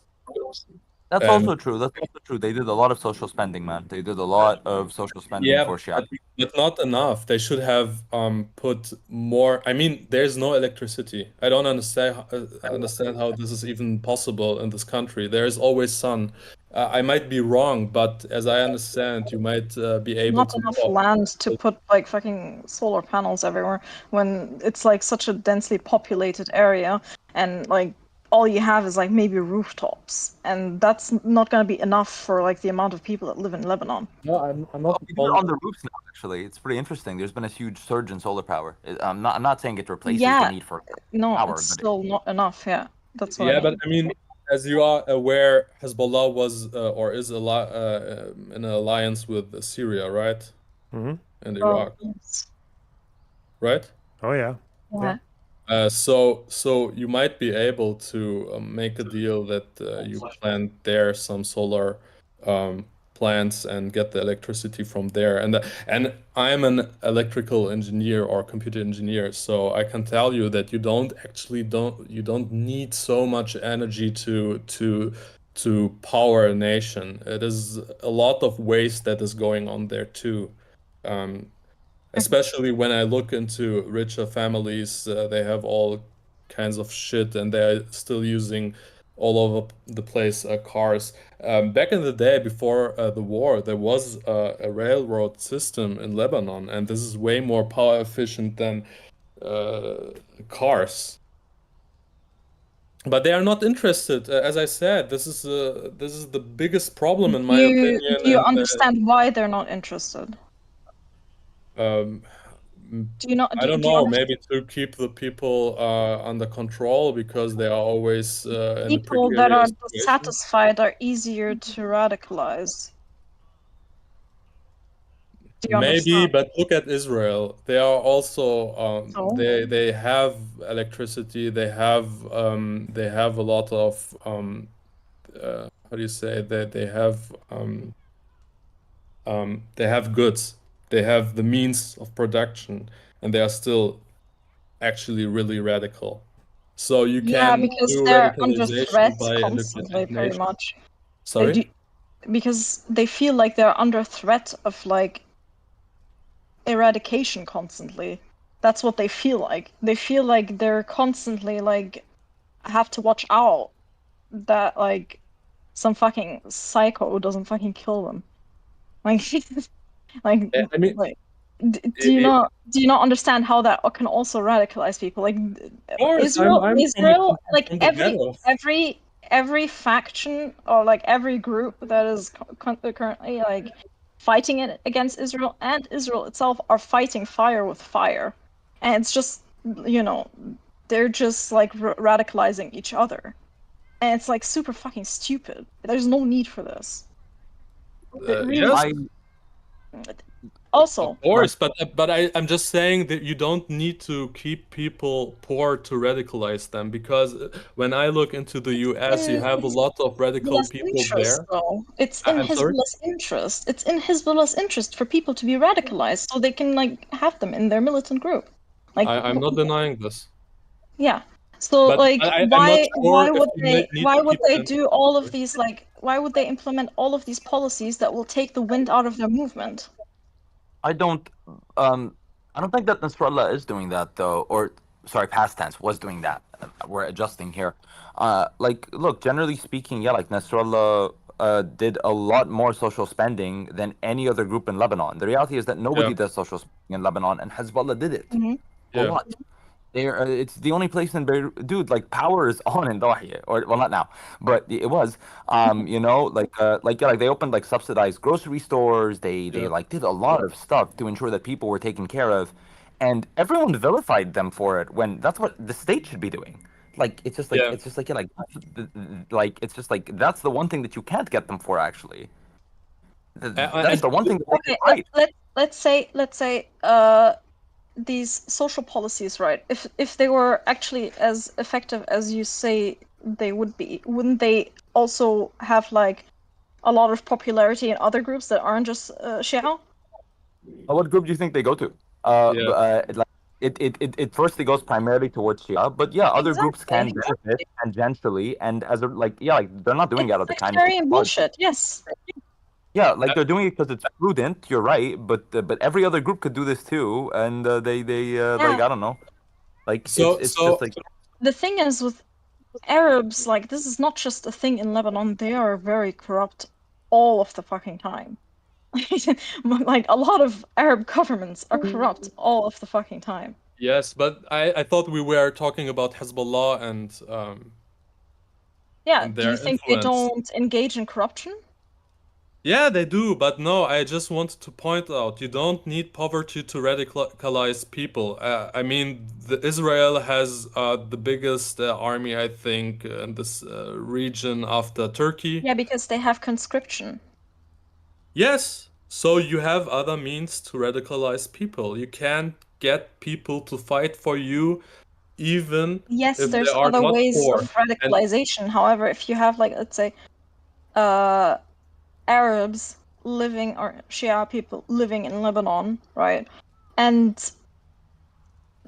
I guess Israel, like, isn't like, Israel, I don't think would attack Lebanon if Hezbollah wasn't, like, actually attacking Israel. Like, this is like I mean, really, really stupid. Okay, but the reality is they don't need to spend all this money to like sure, you can have a like wide discussion about radicalization in the region in general, but the reality is in 1978 when they and this is coming from someone who is not very pro Hezbollah, like not pro Hezb at all.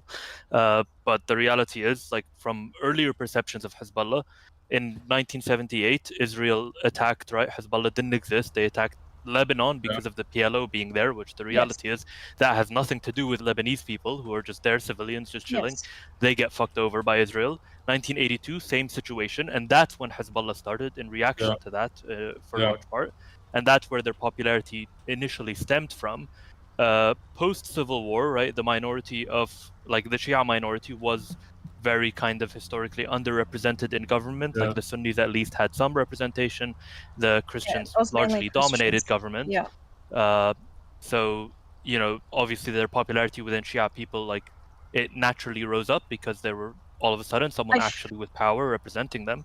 And then same goes in 2000, like 2006, you can have a discussion about that, whether the kidnapping of the soldiers, whatever led to the war, etc. Like, sure, post then there is a discussion, but the reality is, like, Also, the thing with the PLO, clearly, if, like, clearly if the PLO wasn't an issue, like, this, I don't think would have happened either. Like, everybody likes to blame, like, I can't fucking believe I have to fucking defend Israel, but, like, everybody, like, gives the blame on Israel when in reality, like, they were refugees coming into the, like, region, and, like, I just don't understand how, like, it's not wrong. It's not wrong that the Jews fled Europe because of the persecution. But so it's okay to, like, try to oppress them? No, this is also not correct, and I think this was the biggest mistake that the Muslims and maybe even the Christians did when the Jews arrived. But as I understand, at the beginning there were not so many conflicts. It started when the amount of refugees, I mean, you have to imagine, I think it was 200,000 people there before, and then another 200,000 people came, and they did not want to, I hate this word, but they did not want to integrate. They wanted to found their own nation, and the idea was also to have a ethno nation, so a predominantly Jewish nation. And this is, I think, the biggest conflict in this whole story. If they would have came and just wanted to live there and to integrate and all, you are right. The Muslims and probably the Christians try to oppress the Jewish minorities or all dhimmi groups, and I think this is wrong. Yes. But by enforcing your own ideology, by just arriving into a region that was very, very, very different before, can go only wrong. And I know Lona Bangkok they has a didn't different enforce their opinion. religion as soon as they arrived, though. I did not understand, sorry. I said they didn't like try to like push their religion on other people as soon as they arrived, though. The Jewish Like people or who? Yes. They did not want to. Yeah, they did not try this, Right. but their idea was very clear. They wanted to found a Yeah, they Jewish wanted nation.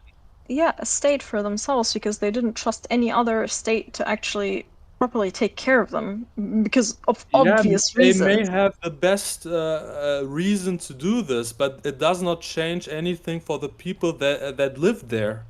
It was a region you could walk around, as far as I understand, easily from Turkey to Mecca through Jerusalem, and then it was not possible anymore, at least in some areas, because the Jewish community wanted to found a nation, and from the perspective of the locals there, it was not just.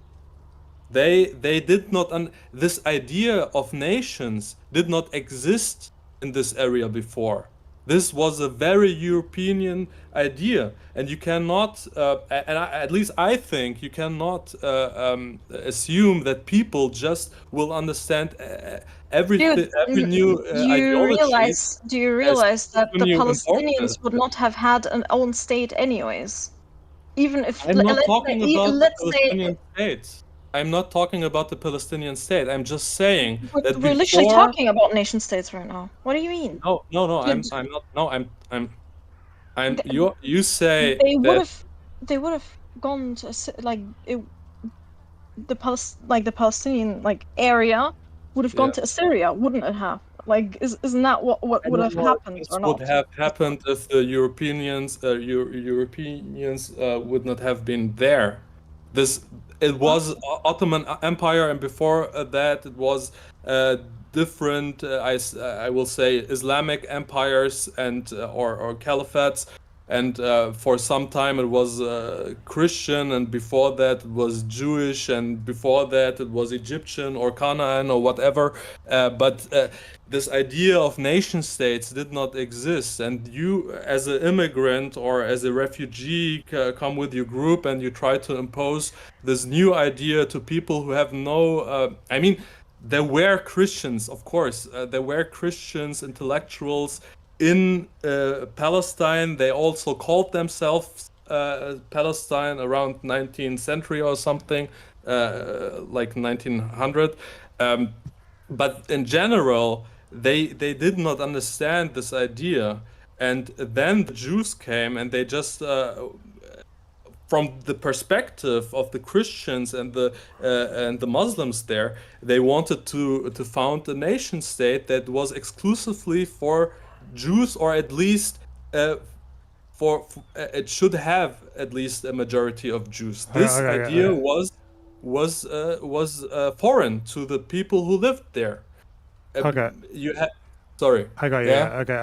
I don't really want to go into a tangent about. I don't really want to go into a tangent about Mandate Palestine. Does anyone have any other questions about like referring to right now with Hezbollah or like the Lebanese Shiites or anything like that? Mina, Squirrel. Like, okay, for right now, I feel like Hezbollah has been asking for it for fucking ages, right? Like, this is like you play stupid games, you win stupid prizes. Obviously I feel bad for like every other Lebanese like people that are there that don't have anything to do with this. I don't agree with like Israel like randomly, I don't know, airstriking random areas if they don't actually know that there's like something there.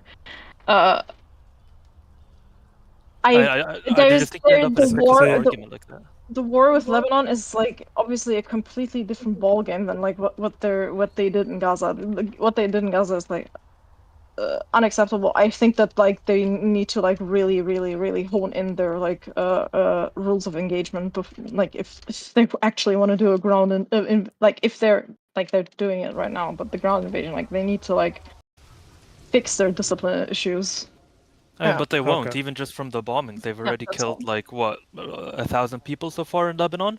I can guarantee you that probably not even half of those are Hezbollah militants. Like that's just it's just the reality of like the way Israel. I mean, it's their doctrine. Their doctrine is to go in with excessive force and try to effectively beat the shit out of the civilian population. Like I'm not saying like again, I'm not a fan of Hezbollah, but the reality is like the thing is, right, this has been probably the most successful and effective war or like military operation that I think has ever happened in the Middle East. They've pretty much cut off the entire head of Hezbollah in like what, less than like, I don't know, like it was like a week and a half. A week. It's fucking crazy. It's fucking insane. Like if it went any other conventional way, way more people would have died. Okay, so the comment, the basic comment there was that Hezbollah, they fucked around, they found out, they played stupid games, they win stupid prizes. Someone, what's your comment on that? Yeah, as I said, I think they should have attacked way more heavier before, or just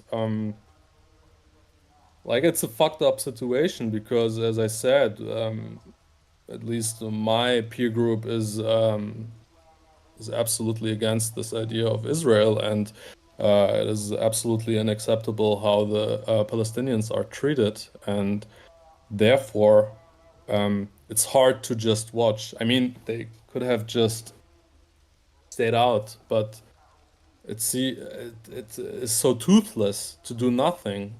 But on the other hand, if you do something, Israel is just way stronger. And without the support of Iran, it's very difficult to impose a broader war to Israel. So do you, were you saying that Hezbollah should have fired heavier and earlier? Is that what you were saying? Because they started, and then some of the leaders got killed, Iranian leaders in Syria, and I think one of the commanders of the Redwa forces. And I think then they should have destroyed something just to give some reason to back up for.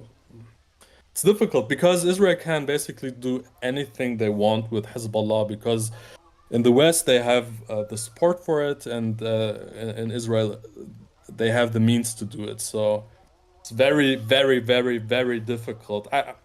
I think if I would have been in Nasrallah's situation, I would not have attacked Israel at all because it was not the right time to do it. And as I said, I don't think that militarily it is realistic. Do you not understand how any like foreign policy works to actually for it to be effective? Like Loner has also said this before. Just because you disagree with something different countries doing, attacking them is not like. As I said, valid. I would not have attacked them. I would not have attacked. Not attacking them at all should be the policy because like. No, it is not the policy because you can't look at Venezuela. Venezuela gets attacked by the US via sanctions and other diplomatic ways. So okay, wait. Just to clarify, so it sounds like your position is like if you were in Israel's position, you wouldn't have attacked Israel at all in this situation, but there might have been another time, a better time to do it, right? Is that kind of what you're saying? I would have forced, like, if I would have any saying in this region, I would try to build up a strong union in the Levant and even to Iraq or maybe Iran, ease up the social oppression of the population, building up strong nations. I don't like nations. This is like diaspora. This is like diaspora. Like I don't know, fucking wishful thinking. The Pan-Arabism is not as strong as you think it is in the region. Pan-Arabism is really not as strong as you really think it is. Like people don't I really. don't agree with that, and I can give you a good reason Oh for my this. god, are you serious? If you, of course, I mean, there is this dream by all Arabs to unify. Even the Islamic world has this utopian wish thinking to unify under one country or what? Are you serious? Okay, hold on before you continue. Not Let me guess. Country. It is not one country. Someone- You can imagine it like the EU. There was a Someone- time in there's the already EU. the Arab. There's already the Arab League, isn't there? Like, but they are what do you all mean? enemies to each other. Yeah, that's what I was gonna tell you. Do you think that our pan-Arabism didn't work because Israel exists? It's one of the reasons. It's absolutely not the reason. Okay, that might have been the most unifying force for Pan-Arabism. Yes, actually, that is literally that is the absolutely reason not for them the to reason. unify. Like no, okay. I literally wrote an essay about Pan-Arabism. One second. Pan-Arabism is like, in terms of like politically, the problem is that Arab countries compete as much as they may talk about these ideas of uniting. Even like when it comes to trade, when it comes to all these different investment, etc., they're competing in every single one of these. So the dynamics, like, you can talk about Pan-Arabism as this like amazing idea that you would love to go for and everything. It just won't happen. And I'm saying this as someone who, like, sure, in an ideal world, I would love it to happen too, but it just won't. And that's just reality that we exist in right now. I don't agree with that because if you don't agree because you don't really know much about it. Yeah, it's because you are living in Europe and you like have like this weird rose-colored glasses about Arabs fighting together and Muslims being together and doing whatever. I'm not talking about some super army that is fighting the rest of the world. I'm talking about. Let's look into history. Let me just say something. You might have this notion because I do see this abroad, Arabs in diaspora, all of them have this sort of joint one type of group of people because, you know, they feel othered by the people in other groups of in Europe or America or whatever. And that's probably why this thing you have in your mind exists. Once you come to the Middle East, I'm sorry to say, at every opportunity, each Arab country tried to betray them. I'm aware of that. My family is racist. They hate Palestinians. They hate Syrians. Okay, there you go. I'm sorry, but I'm not gonna try and be in one country. I'm aware of this. Turkeys hate Arabs. Indonesians have basically not a lot to do with the rest of the Islamic world. I'm aware of all those things, but I would like you to listen to something. I would love an idea of a big Arab state. Sure. I'm not talking about that will happen or something. You asked me what I would have done with Israel. This was the question. I would never have attacked them. If I would have a say in this region, I would try to build up a union, strong economics, and then try to push Israel to join this union. This is the idea. I'm not talking about this will happen. You asked me, or Lonabox, or whoever asked me, how would I have approached the Israel issue? This is how I would have done it. This is not what will happen, or that it will happen, or there's a guarantee. I can't believe you're like, I'm guessing you're like German. I can't believe you're like German Lebanese diaspora, and then say like the Israel issue. It sounds so fucking bad. Please stop. Hey, it's better than Palestinian German saying that, okay? Okay, no, but I would like you to listen to something. For the longest time of the Islamic history, Islamic nations are way younger than Islamic caliphates. Is that correct, Lonabox? He's not with you. So. I mean, even if it is correct, that doesn't matter. Like, no, okay, no, sure. I don't like this for hundreds this of way years. Of thinking this is impossible, blah blah blah. Because if you approach things like that and they happen, I'm gonna do. Hold on, sorry. I'm gonna cut this short. I'm gonna do what I did on the beach. I think Loner Box wants you all to fuck off, so I'm fucking off, and you can take that advice whether you like it or not. Bye. What's going on? Last comment, just since you love Hezbollah so much and everything. Hezbollah has killed way more Arabs than they have even come close to in terms of killing Israelis. That is the last thing I want to say. Anyone who uses them as a representation of anything that is good for the Arab world is just absolutely deranged and insane. If anything, we should just ship the entire Hezbollah hierarchy back to Iran, and I think that's the best solution. And they can go back there because they're pretty much Irani loyalists, and they couldn't give two shits about Arabs, and they've killed way more of them than Israelis. So even if you see them as this amazing resistance, it's just not true. Anyways, all right, goodbye. Have a good day, Loner Box. Someone, do you want to respond to that? I'm a little bit confused. When did I say that they are amazing and? I mean, you support why you them think so. definitely more than anybody else that was in this VC. I did not understand you. Sorry. I said you support them to some degree, definitely more than anybody else in this represent VC. my interest. If you ask me as a cosmopolitan, I might say no, they are not good or whatever, but they are different represent your interest. Do you know what their interest is? As I said, like when I'm. They do not want Israel to exist. They want to have a border with Palestine. That's their whole fucking shtick. So what? I don't understand why. Do you understand the implications of that? There are 1,000 different ways how it plays out. Tell me your idea of it. Wait, someone you support Hezbollah, bro? They've been shooting at northern Israel for the past 11 months, almost a year.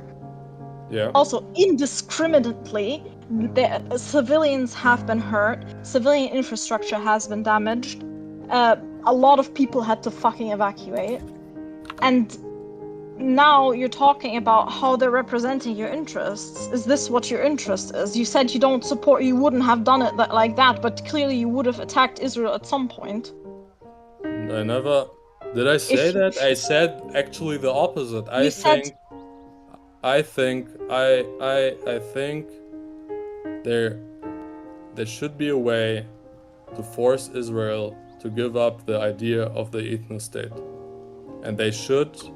Yeah, I don't support. In my opinion, I don't support the ethno state either. But that's something that needs to be done via policy, not via like fucking armed resistance. It's stupid. No, I don't understand what policy. It sounds like how is his name? Destiny Talk. Why policy? Do you think Israel is always following policy?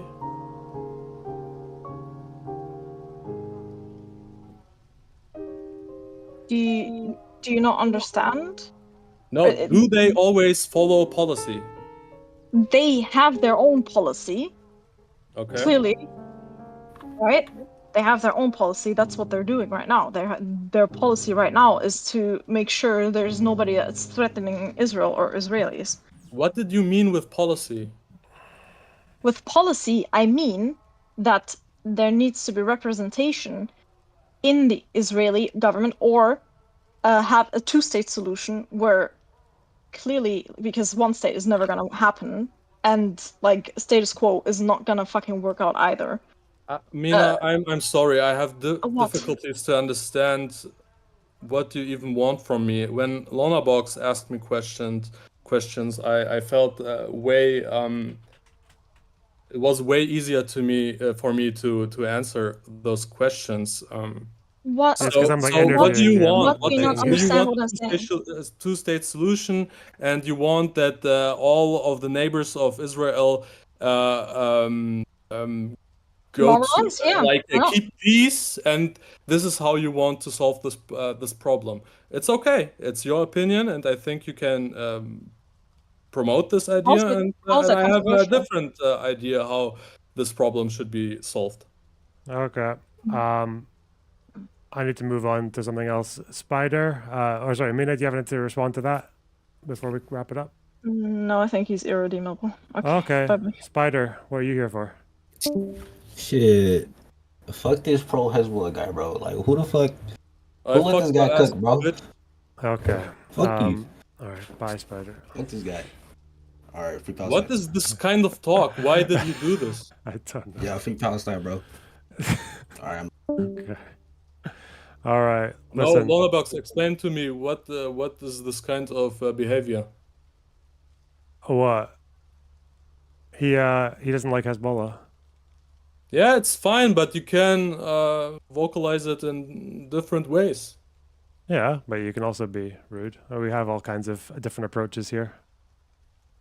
We're not very formal. I don't think this is. If you are such a peace-loving community, you should keep a nice way of talking. I think, right? Yeah, I mean, like, well, peace is like, I think as long as we're not like punching and killing each other, it's probably okay. We can probably use words as much as we want.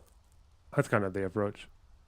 That's our red line. Know. If anyone actually takes it to the streets, that's a problem.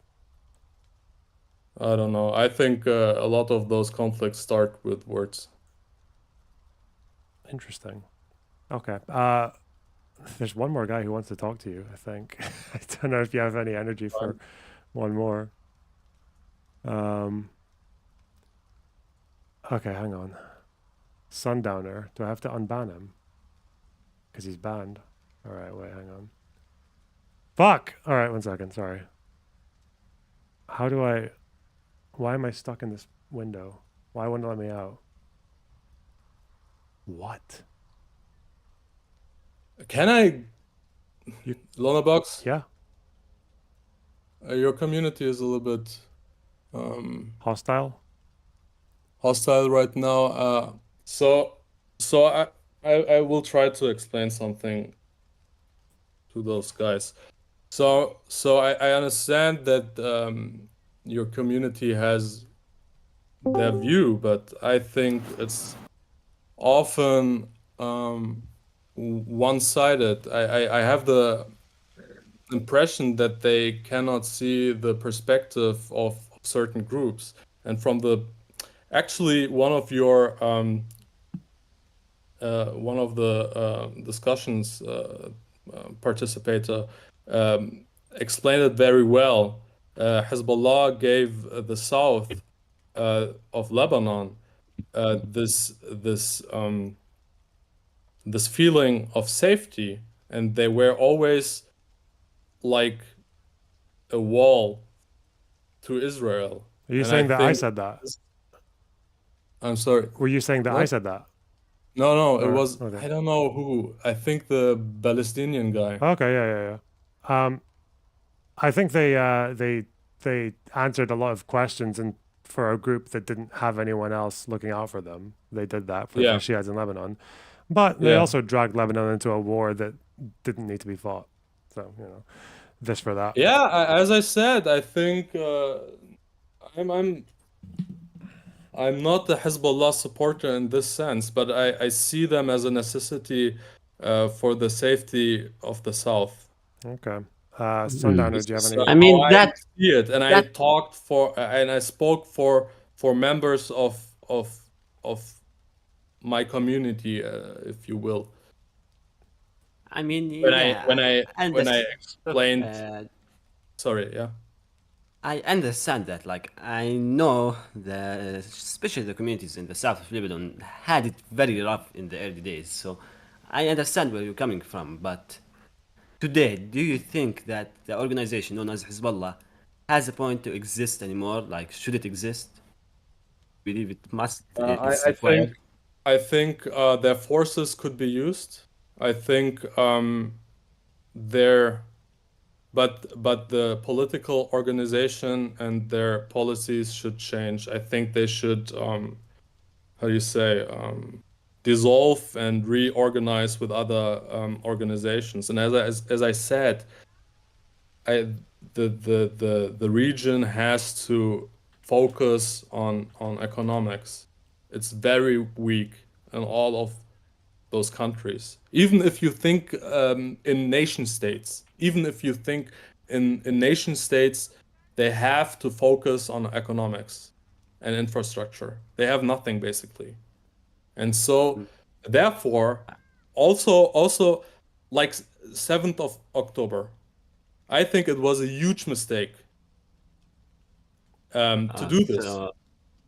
Do what? Sorry? Do what? To attack Israel in this way. I mean, if they attacked in a different way, would you still endorse it? Like what? No. I just want to see. As long as you are as weak as you are, you should not do it. And if you don't need to attack, you should also not do it. So therefore, you don't. Hamas should never have attacked Israel, but of course they have their own agenda, and they are not really interested in progress for the Palestinian people.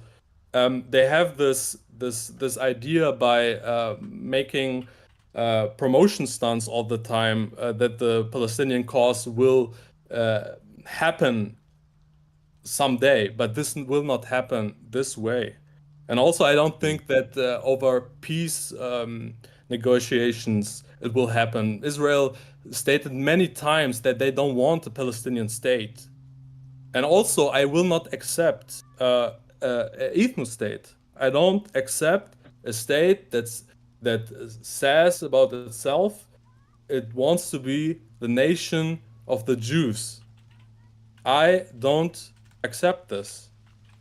And historically, it does not fit into this region. This racism is really new. This is 120 years old or something like this. There was tribalism, what do you mean but it's racism different. is really new? Like, you are a South Lebanese Shia. You know all about the racism that was in the region for centuries. Tribalism, but this is tribalism. Okay, this is also no, not just tribalism. Like, you know about the mountain war between the Druze and the Maronites, for example. That was real fucking bloody and mostly influenced by what can be described as a form of racism, yes. Sorry, I did not understand the last part. You said the mountain wars between the Druze and the Maronites in the 1860s? Well, yeah, that would be driven by what can easily be described as a form of racism. Yeah, before Zionism. You know, the Druze killed like a bunch of Maronites. Yeah, I don't know. I think the Muslim Brotherhood was founded by a Pakistani guy. So fake news. So, sorry? Nothing. It's okay. They died in friendly fire. No, was it or not? No, the Druze died in friendly fire. I'm sorry, Yes, I'm trolling. It's okay. Sorry. Yeah, you go. Yeah, like even I don't know. I don't know if I don't know about this war. I'm sorry. I don't know every detail okay, so about this maybe region, something you but know as I about. understand, there was the possibility to go through the lands. I'm not talking about some utopian Islamic caliphate or something like this. I'm just saying that this extent of borders is new. How is it like these borders? Can you elaborate on that? I don't believe I understand you properly. I'm sorry, I did not understand. What did you just say about the borders? I don't believe I understood it. The what? Do you mean as in there are many Balkanized states and such? What I mean is that there were routes you could go through, as I understand. I might be wrong, but for instance, the Muslim Brotherhood was founded, I think, by not Egyptian people. They went to Egypt and promoted their ideas, and so the Muslim Brotherhood, or ideas of the Muslim Brotherhood, developed. So how is that relevant to those the borders? strong borders, or I can just give you an example. My uncle is Egyptian, but he's actually not Egyptian. He is an ancestor of Turkish people. His family came from Turkey and settled in Egypt. And when you look at Turkey also, there are a lot of Kurds. Why there are a lot of Kurds? Because Kurds yes, this region. Sorry to interrupt you, but if your point is that the borders are not like perfectly aligned with ethnicities or that. No, I don't think that the borders. So, do you think this kind of borders would have happened if the idea of nation state would not have imported from the West, or would not have made its way from the West? I mean, when you put it this way, yeah, like the borders would have definitely been very different, but there is a reason why these ideas came, and not necessarily from the West. Like, people here embraced them, and that's for a reason, for a very good reason. Because as much as everyone in the region has to admit it, we don't exactly like each other everywhere. For example, a Syrian from Idlib would fucking hate the guts of anyone from southern Lebanon. They are celebrating what is happening. But, so, like, yeah, the borders do not happen the same, but there's a reason why they happen. For example, the Maronites, when Lebanon was first formed, they rejected to be part of Syria, despite being part of the mandate of Syria. Like, they wanted to be their own state, because the last time they had Muslims ruling the country, they had a fucking famine. You know, so yeah, had we not had the ideas of nation states, we would not have these borders, but we have the ideas of nation states for a very good reason. And I'm not defending ethno-states or nation states. I do not agree with them. I do not believe they are feasible anymore, but they existed for a reason, and we must recognize that. That things happened is undeniable. The nation state were founded, and people believed in those ideas, and maybe still believe in those ideas. This is undeniable. I'm just saying that before that, there were no nation states as we understand them today. There were regions which were partially governed autonomically, I think, is it the name? For instance, the Kurds, they had their own region. They were governing this region for themselves, and of course there were like soft borders. And I think also that not everyone could move from one place of the empire to another place of the empire, but this idea of like there is a wall between Palestine and Israel. Do you think there was a wall between any region, like broader region, before the founding of Israel? In this region, between like the Kurds and the Syrians? I mean, depending on what you define as a wall or as a border. A wall like in Israel. Like as in a border that people would have a hard time crossing or yes, navigating through? A very hard time to cross. I mean, there were some of those in the West Bank for a while, especially in the 18th and late, early 19th century. But yeah, it was nothing to this extent. And I mean, yeah, it was part of the same empire, but at the end of the day, each region, it's its own region.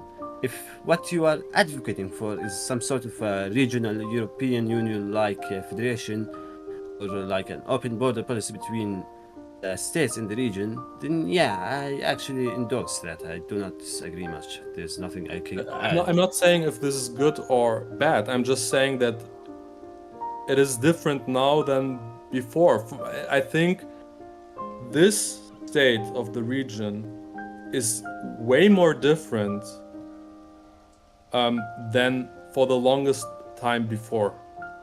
This is at least my impression when I see the influences of the caliphates and the empires. Now it's way more fragmented, and also the fragmented nation states are also inside fragmented. In Iran, there's I think autonomous Kurdish region. In Iraq is an autonomous Kurdish region, and so on. And between the nations, there are harder borders than before. This is what I say, and I have the impression that this idea of national identity is now stronger than before.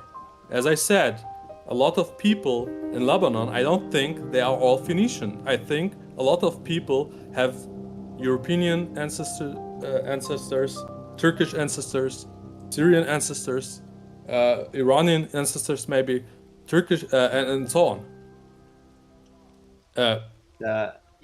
Sorry, I think I lost the plot. What's the point? I'm just saying that this idea of nation state is just a new thing, and this idea of national identity or group identity at this extent is new. Okay, I think you made this very clear, but I don't know what's like the overall point you are trying to make by. I don't know how we came to this point, to be honest. I just said that it makes sense to focus on economics in this region. This is what all I wanted to say. Yeah, I got that vibe. Okay, cool. Okay. Do we have any final thoughts from you? Sundowner, you can go first, and then someone, and then I'm going. I just wanted to know what's his exact position on what should happen in Lebanon now. Oh. Yeah. So, are you asking me personally? Yeah. Yeah. Okay. I think Hezbollah should maybe retreat. I think is this the word to Syria or Iraq, and I think Lebanon should ask Europe and the Arab states to come for rescue, basically. Makes sense. And I mean, you sound very reasonable. Look, I will be very honest here. I saw Mina fighting with you. I thought you were some unhinged retard, but like, you were very reasonable. I don't know what I'm about to fight. And I think also a lot of people misunderstand Hezbollah. Also, they have their own logic. Israel has its I logic. understand that. Benjamin Netanyahu is not an irrational idiot. He knows exactly what he's doing. He knows what the boundaries of his abilities are. Actually, most of the actors in the regions are very rational in their own logic. I would not say that. I would be very careful with saying that. Who is not so rational? تنظيم الدولة الإسلامية. I don't. Is this some guy from Lebanon? No, fucking ISIS, for example. I wouldn't say they are rational. If you talk about yeah, they are a little bit wild. But even they have the rationale. If you want to talk about the Lansdyn, they are not Hamas. They are not Hezbollah. Very much. It has been losing the plot for the past week or two. Basically, no one in the region is really rational. I don't believe so. I mean, in their own logic, they someone. Yeah, that is like a terrible way of saying someone's like sane. By saying in their own logic. Yeah, Hitler in his own logic is sane. Yeah, it doesn't fucking matter. But that you shouldn't say that. God, no, don't bite this fucking bullet. Someone who believes in good and bad, and or bit the fucking bullet and chomped on it. He didn't leave any pieces, dog. Oh my he swallowed God. the bullet. He didn't bite it. Okay, listen. I really appreciate you coming on. Do you not speak Arabic? نعم عم تحكي معه؟ You speak Arabic. Why didn't you understand him about الدولة الإسلامية؟ تنظيم الدولة الإسلامية. اوكي ما فهمت عفوا. خلاص حقك علي. حقك عليه. أردني. يلا. السلام عليكم. اسمع صرت واصلك بحشي رجل طيزك اخلص. ما استنيش اجي اوصلك ولا. والله ما فهمت. Okay, fucking kill yourselves. All right, bye. Listen, okay. Thank you so much for coming on, someone. I appreciate the perspective. All right, take care, guys. Okay, bye. Unless anyone else has anything else to say? Oh, did you all watch that Jordanian Foreign Minister interview? Or, yeah, I did. Good PR, eh? Good Jordan moment. Yeah, you know the only person in the Jordanian government I don't think is retarded is that dude. Like, yeah, he's smooth. Like, we'll see if the rest of the like he's basically the only official that people here don't fucking hate. They think he makes us look smart. Okay. The only thing is like he can say that as long as he wants, but it's like I feel like it's only good insofar as you can convince other relevant groups to go along with it, right? Because he can say, yeah, we'll guarantee all your security and all that, but meanwhile, Hamas, no, they'll keep on trying what they're doing. Hezbollah, they'll keep doing what they're doing. Houthis, yeah, it's one of those things. It's a guarantee, Overall, but it needs a guarantee. I actually like that too. He gives good guarantees, but should get him on stream. he needs a. You need to. I should, yeah, because he can give a guarantee, but at the end of the day, he needs a guarantee that guarantees his guarantees, and that's probably what's missing. Yeah, the guarantees must be very guaranteed. Yeah, and right now they're not. They're just guarantees. It's not enough. Yeah. Okay, listen. Makes sense. Take care, guys. Someone, it was nice talking to you. Just a second. I would like to request that we talk another time because I have some questions about your views. Oh, okay. Yeah, sure. We can do that tomorrow or probably anytime. Tomorrow? I have to take a look. I have just anytime I'm streaming. You can just drop in the waiting room up there and then we can go from there. Okay. Okay, so Lona, real quick, but regards to my status in the server and my ban, which I believe was a very legitimate choice and I do not dispute. However, I also believe that I have displayed a profound and genuine change of heart and change of attitude that came with it that qualifies me to return to the server as a productive and capable supportive member. I don't know why it just sounds so fucking insincere when you say. Okay. The opposing console. Listen, I'll we'll probably have that'll be a whole session in and of itself. Okay. Okay, so there's so many people in opposition with opposition. everything about what Sundown was saying. You disagree with everything he said? Yes. Same. Wow. Okay, listen, we'll think about it. You know, we might have a fucking what'd you call it? What'd you call it? The thing? Parole? Yeah, that. Okay. Anyway. Oh, no. Take care, guys. I'll see you guys when I see you. Okay. Probation. That's it. All right, bye bye. Bye.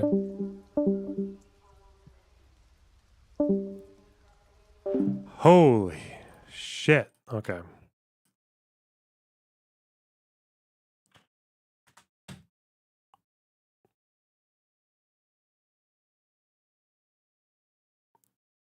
I feel like I'm too polite to imagine trying to make that into a segment. Fuck me. Ooh. But it was also you know, people were speaking their hearts. That was good. Ugh. What was that piece you were playing? The last one was my own. It's just like an improv thing that I've done. It's only just 2 chords. Like that piece is just something I came up with like about 10 years ago. It's just 2 chords and you just kind of improvise. It's like a C, whatever the fuck that is. C minor 9.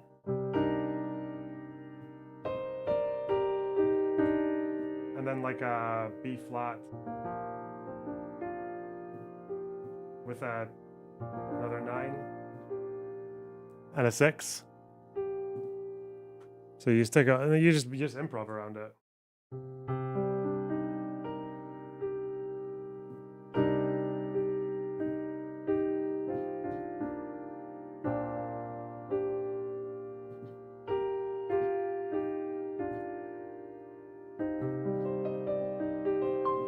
Yeah, I don't think I've ever actually played it the same way twice, I don't think. But you're just going to work around those 2 chords. Okay. Pierce content. Don't mind if I do. All right.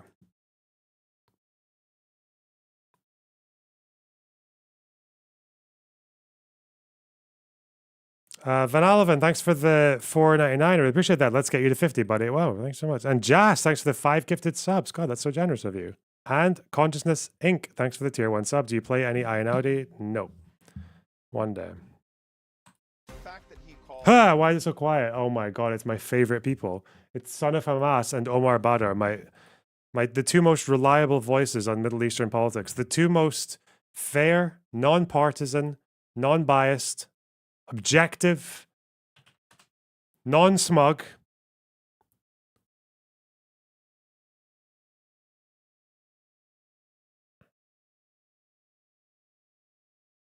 Let's go.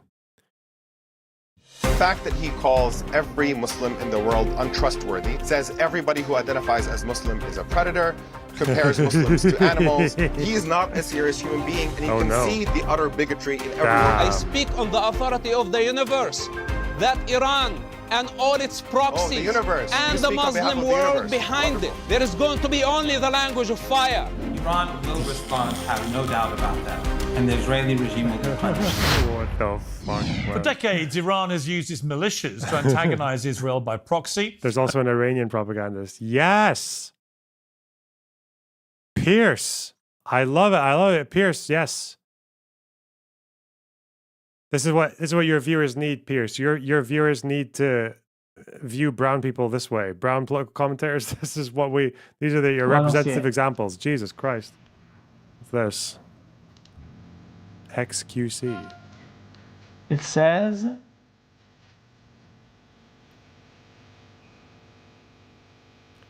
oh no. Absolutely unbelievable to me. Twitch and Twitch support allow blatant terrorist propaganda to be broadcast across the platform.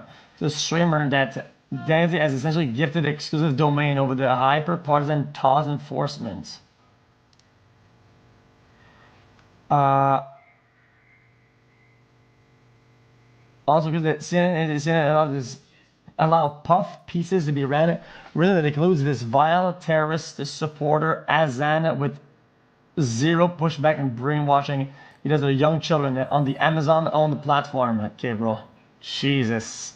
It is some of the most disgusting content I've ever supported a launcher engine in a long time. And Lunderbox is the best place I can DM you. Discord or Twitter, Ryan Beard. Good to have you here. What the fuck was I?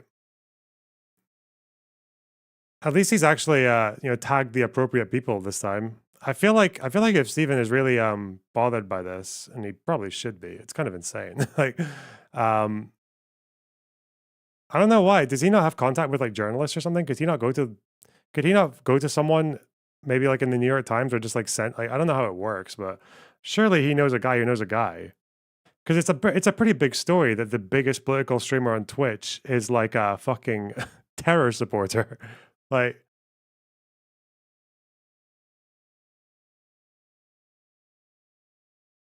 it's kind of mental that you can get banned for all kinds of arbitrary reasons. Bad take, Loner. Yeah, I know you think it's a bad take, Slayer, because you're a fucking moron. Yes, I understand that you think it's a bad take. That's good, okay? Because if you think it's a bad take, it probably means I said something incredibly fucking based and accurate and objective. Yeah, like trying to fucking radicalize his normie friend with Houthi music and shit. What the fuck? It's so mental. And it's the hypocrisy. It's the fact that Bad Bunny got banned for this, didn't she? For simping for the Houthis. It's the same video with a helicopter for LARPing as a PFLP fighter, dressing up like she just wandered out of a fucking Free Palestine gift shop.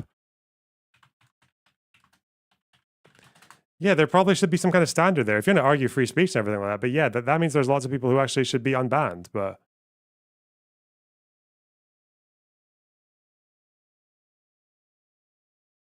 it's not. It's not like an even enforcement of TOS. It's a really uneven enforcement of TOS.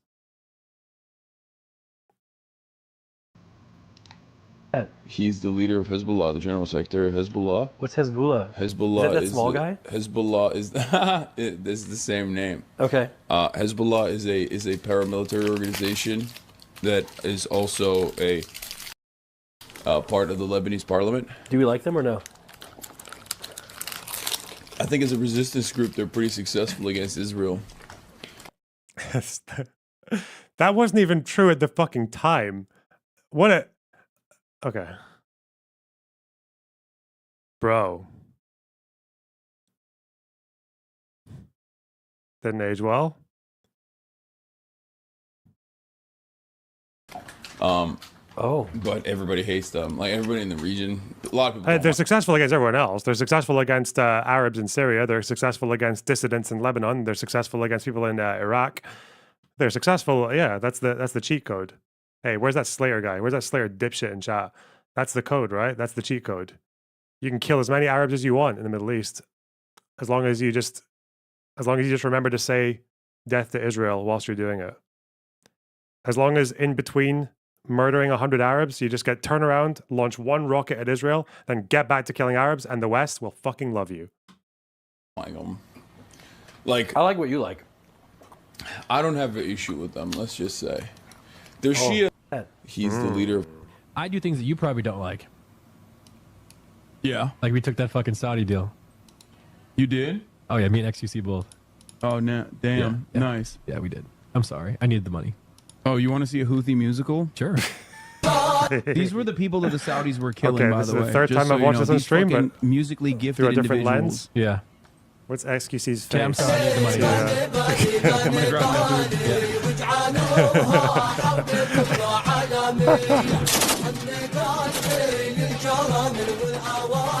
I'm so confused. What is this? Nice. I'm not afraid of taking the deal. I fucking loved it. I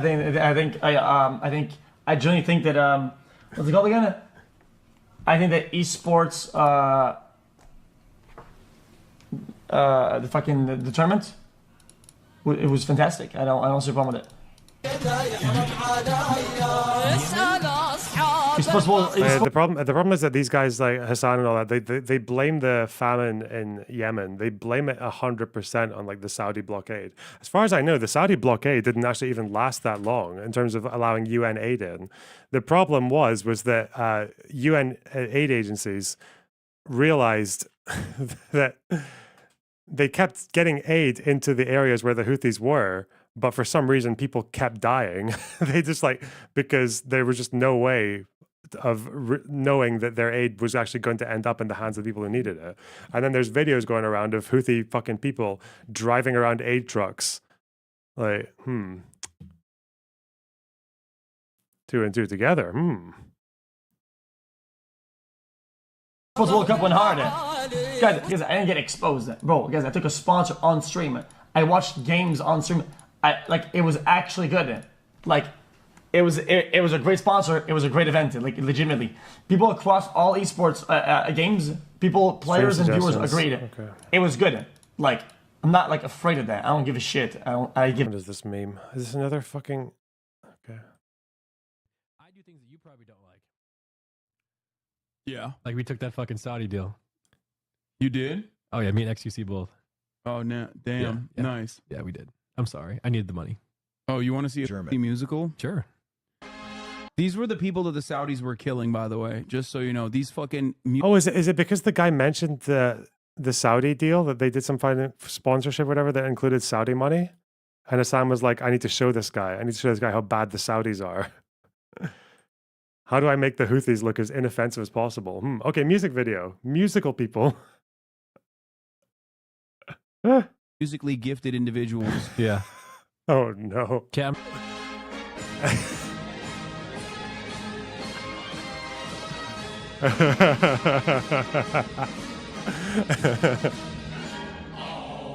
Oh no. Okay.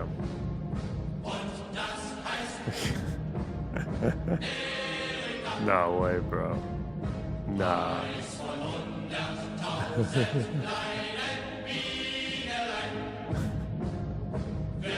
The fuck is that? I don't know this song.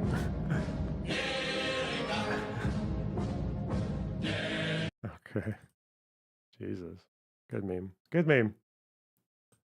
Give zero fucks. اسألوا عنا الحشود العسكري يوم سيطرنا على الخوضة بآلي ما نبالي بالهضر والمدفعية I don't understand. What is going on?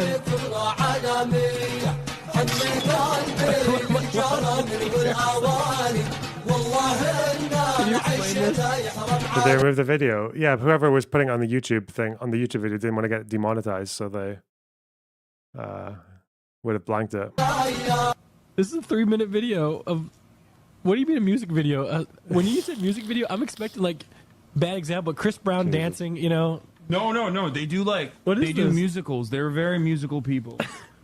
Are you being serious? Dog, what do you look? You think I made this? This isn't music. I know they're singing, but I'm seeing just guns and shit. This isn't a music video, Hassan. No, it is. They do musicals about their fucking their He's endorsing a terrorist all group the time, and they love walking over. They love walking over like the American flag and the Israeli flag side by side. They will always like march on it. I'm surprised they haven't done it yet. Is that good? Bro, this is just like Bobby Shmurda in that one song where he literally just explained what he was doing and he cut a body about a minute ago. Listen, he's saying they do not care about the heavy missiles. Like they will literally take the war to them no matter what. It's an act of resistance for them. It's an act of resistance. Hey. You know what I mean? Oh, for sure. Is XQC going to say anything? Why am I watching this? I've already seen this. I thought XQC would give man. Well, I'm not dumb. It's just that most of Hassan's take aren't just like criticizing America and everything they've done or doing, right? It's like acting like mega ultra hating it, right? And it's like there's so many places to be, you know? It's like if you really don't like it and you really can be like that, I mean, you could just fucking so many places to be, you know? That guy's no fool. He's no fool. Okay. Wow, thank you for that incredible fucking addition to the content that we've seen a million times now. God.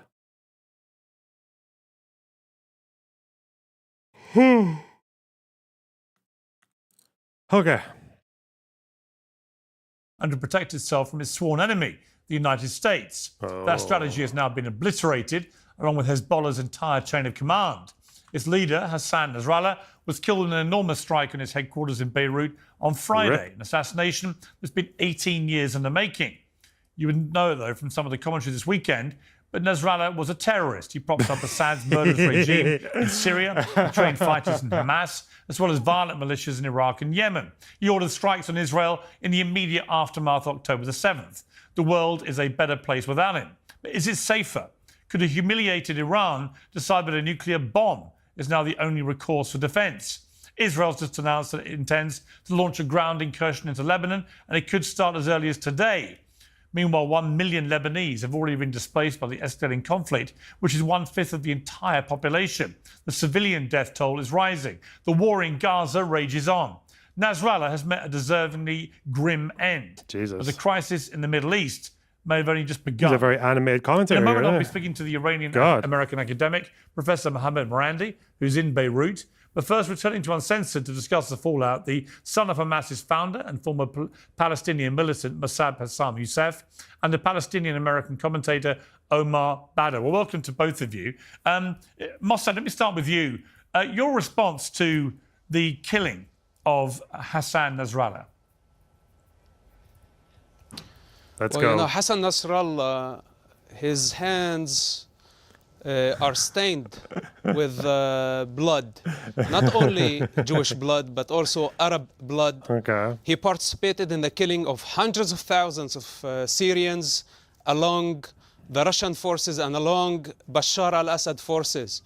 This man has been, or had been, destabilizing the security of the Middle East. And this was the time to put an end for this bullying. Is it hundreds of thousands? Bro, I don't know. Like, I know that Hezbollah were there from 2013. I know that 500,000 people died in the entire war. I don't know how much. I think they were first in there in a kind of like advisory capacity, but by 2013, 2014, they were basically there as like a fucking army, like leading the charge almost in some cases. So it's really difficult to say how many deaths were attributed to them. Yeah, I don't know. Is the Hamas guy Mossad? I don't know if he's... Who the fuck's he... What Arab militant group is going to share any information with this guy? What are you talking about? And this blackmailing and this act of terror. I mean, Omar Badr, are you sorry that he's dead? Piers, before I answer your question, I think there's something that your audience has to know about Mossab, who's on this program. If we can see if he's going to be able to control his temper and the propaganda machine. Let's go. Fight bullshit with bullshit. Let's go. Me from telling the audience this about him. is the fact that he calls every Muslim in the world untrustworthy, says you can't trust any Muslim, says everybody who identifies as Muslim is a predator, compares Muslims to animals, and the list goes on and on and on. And Piers, I think both of us know that if anybody engaged in that kind of bigotry towards, say... He loves it. He's just like, oh no. Yeah, son of him, this guy's crazy. These guys are both just wankers. They contribute nothing positive to any of the discourse, but yeah, no, is what it is. Jews, you would not give them airtime to appear on a program as if they're a real analyst who's here with something to say.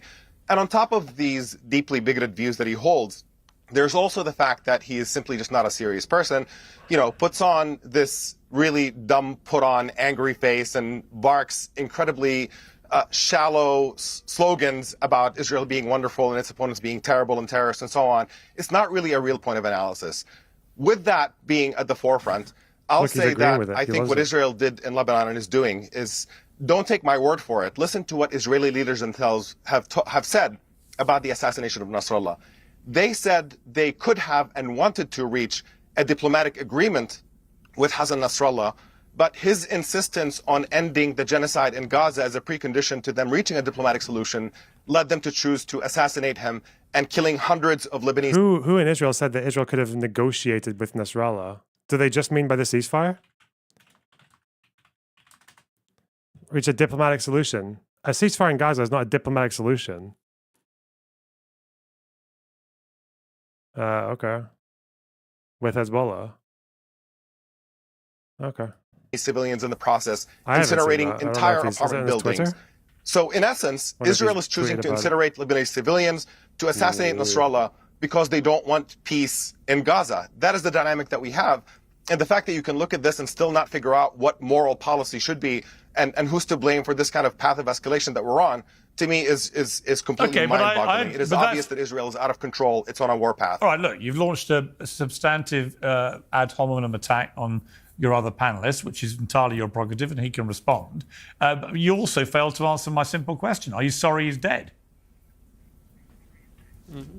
I look at it in terms of the impact on civilians, which in this case, I think his assassination has made things infinitely more dangerous. We're seeing this onslaught. So yes, this development is not Omar, a positive that's not actually an answer to my question. Yep.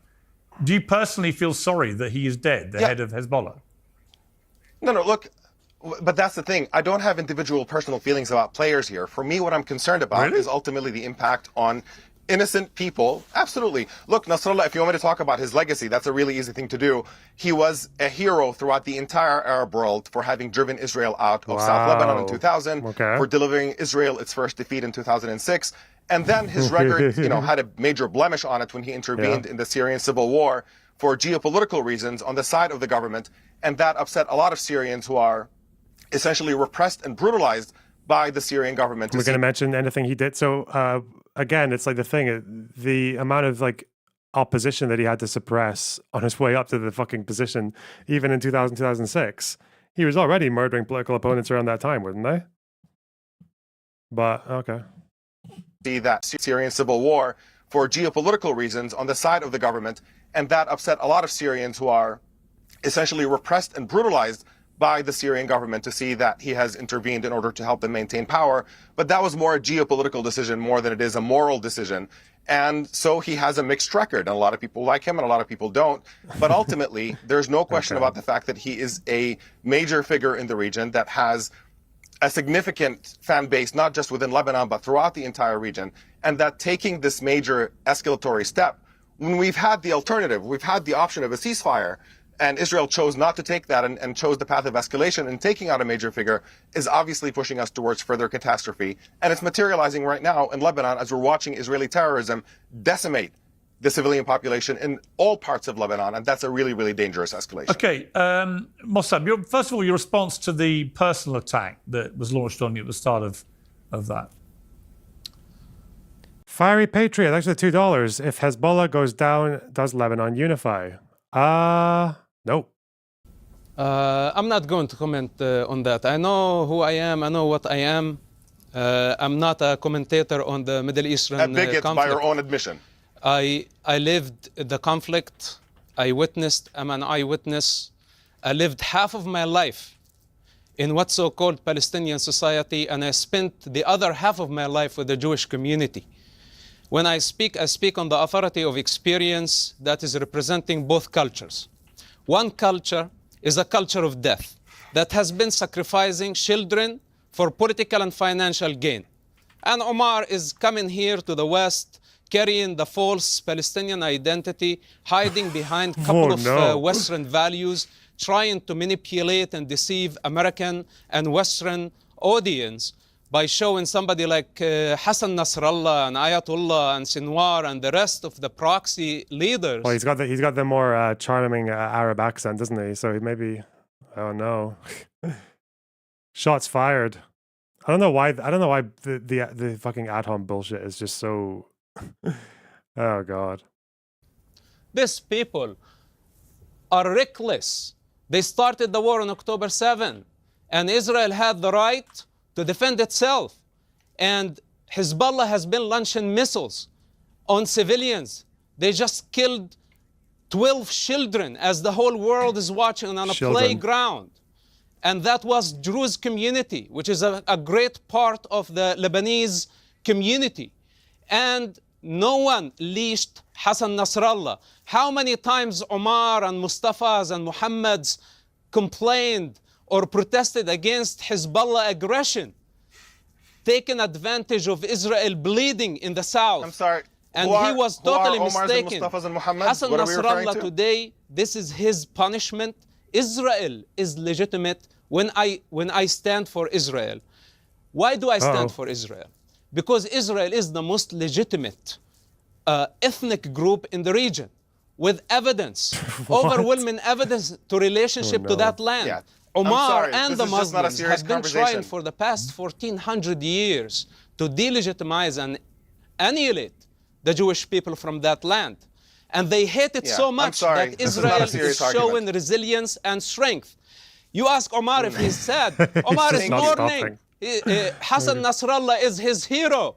So let me tell Omar and his likes. Listen, you cannot rewrite history. Let me tell you. And when I speak, I don't only speak on my own authority, I speak on the authority of the universe. I don't know why. What is it with all these fucking, like, whenever you get Palestinians who have turned to favor Israel, it's never like a sympathetic, but also will criticize the bad things they did. It's like the Yosef Haddad thing. It's like, no, Israel is superior. It is the Jews. They're not equals, okay? They're not like the rest of us, flawed, do good things and all that. Like, no, it's they're fucking they elevate. There's like the overcompensation is fucking crazy. Jesus. That Iran and this guy's probably seen some shit. Yeah, I think he has. It's proxies the universe. And the Muslim world behind it. No, this is a very, very serious conversation. Back off. He's like the JVP of the Palestinians. Yeah, he is. There is going to be only the language of fire. And you can sit here in the West pretending to value the Western ethics. You are a liar with a false identity and your religion. All right. And your entire population let me get a time. No respect. Let me call a timeout here. Omar, you can respond to this. I'm going to just go to the Professor Morandi for a moment to get his response to this. I will come back to you. What I would say, though, is you did choose to start the whole debate with a quite lengthy personal attack on Mossab. It's hardly surprising he would return the favor. Merited. I personally would prefer. That's the difference, Piers. I'd like all the guests to try and talk about the issues. Openly bigoted. No, there is a difference between me pointing out the fact that he openly says that all Muslims are evil in comparison to animals and engages in all kinds of the worst kind of bigotry imaginable, and him just inventing nonsense and just leveling it at me. By the way, I'm a secular agnostic. I'm pretty open about that. I've written about it. I don't know what he's talking about with the Mustafas and Muhammads and whatever. Just you can see the bigotry in his engagement and about the Arab culture of death. In one breath, he says openly that the entire Arab world is made up of 300 million clowns. That is a direct quote of his. And on the other, he's feigning concern for Arabs who die because of Hezbollah. I mean, just the entire thing is just a silly charade.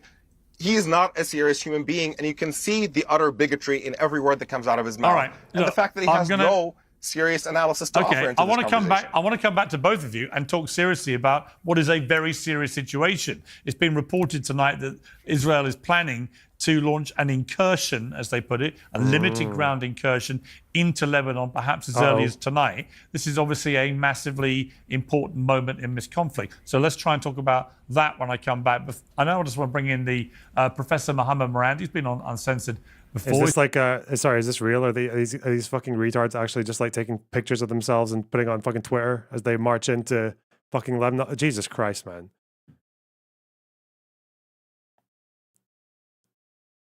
Oh, look at them go. Woo. I don't know if this photo might be from 2006. I don't have fucking any idea. Hello, Seth. How's it going? They took videos of them like messing with Palestinian women's underwear. You think they won't post it on going into Lebanon? That's just so cringe. It's like, we're going in, boys. It's just fucking Galilee. Call of Duty lobby, but in real life. I'm not joking. Yeah. These Do you think how many N-words do you think they say before they reach the first fucking... Let me think of Arab slurs. What would they normally say? They would probably just use regular insults like shamutas and zunaz and whatever the fuck. Like, I don't think they would have like a racist slur. They would say, is there a racist slur against Arabs? Mekhablim, yeah, Mekhablim. They would say terrorists. Yeah. Is that a slur? Mekhablim? No, but like the way it's used in Israel it started becoming a slur. It was like, oh, you just call Arabs Mekhablim. Like an Arab is a terrorist. Like if you're Arab, you're a terrorist. That's how it is. Like interesting. I don't want to fucking say comparisons, whatever, because it's gonna make me seem racist. Okay. Although I did want to fucking say something. I'm pretty sure, and this is one thing I don't like shit on Omar for. I think every single Palestinian with any backbone, if they ever get a conversation with Mossab, they would have to insult this guy. Yeah, he's a bit fucking. He's like Yosef Haddad on steroids, right?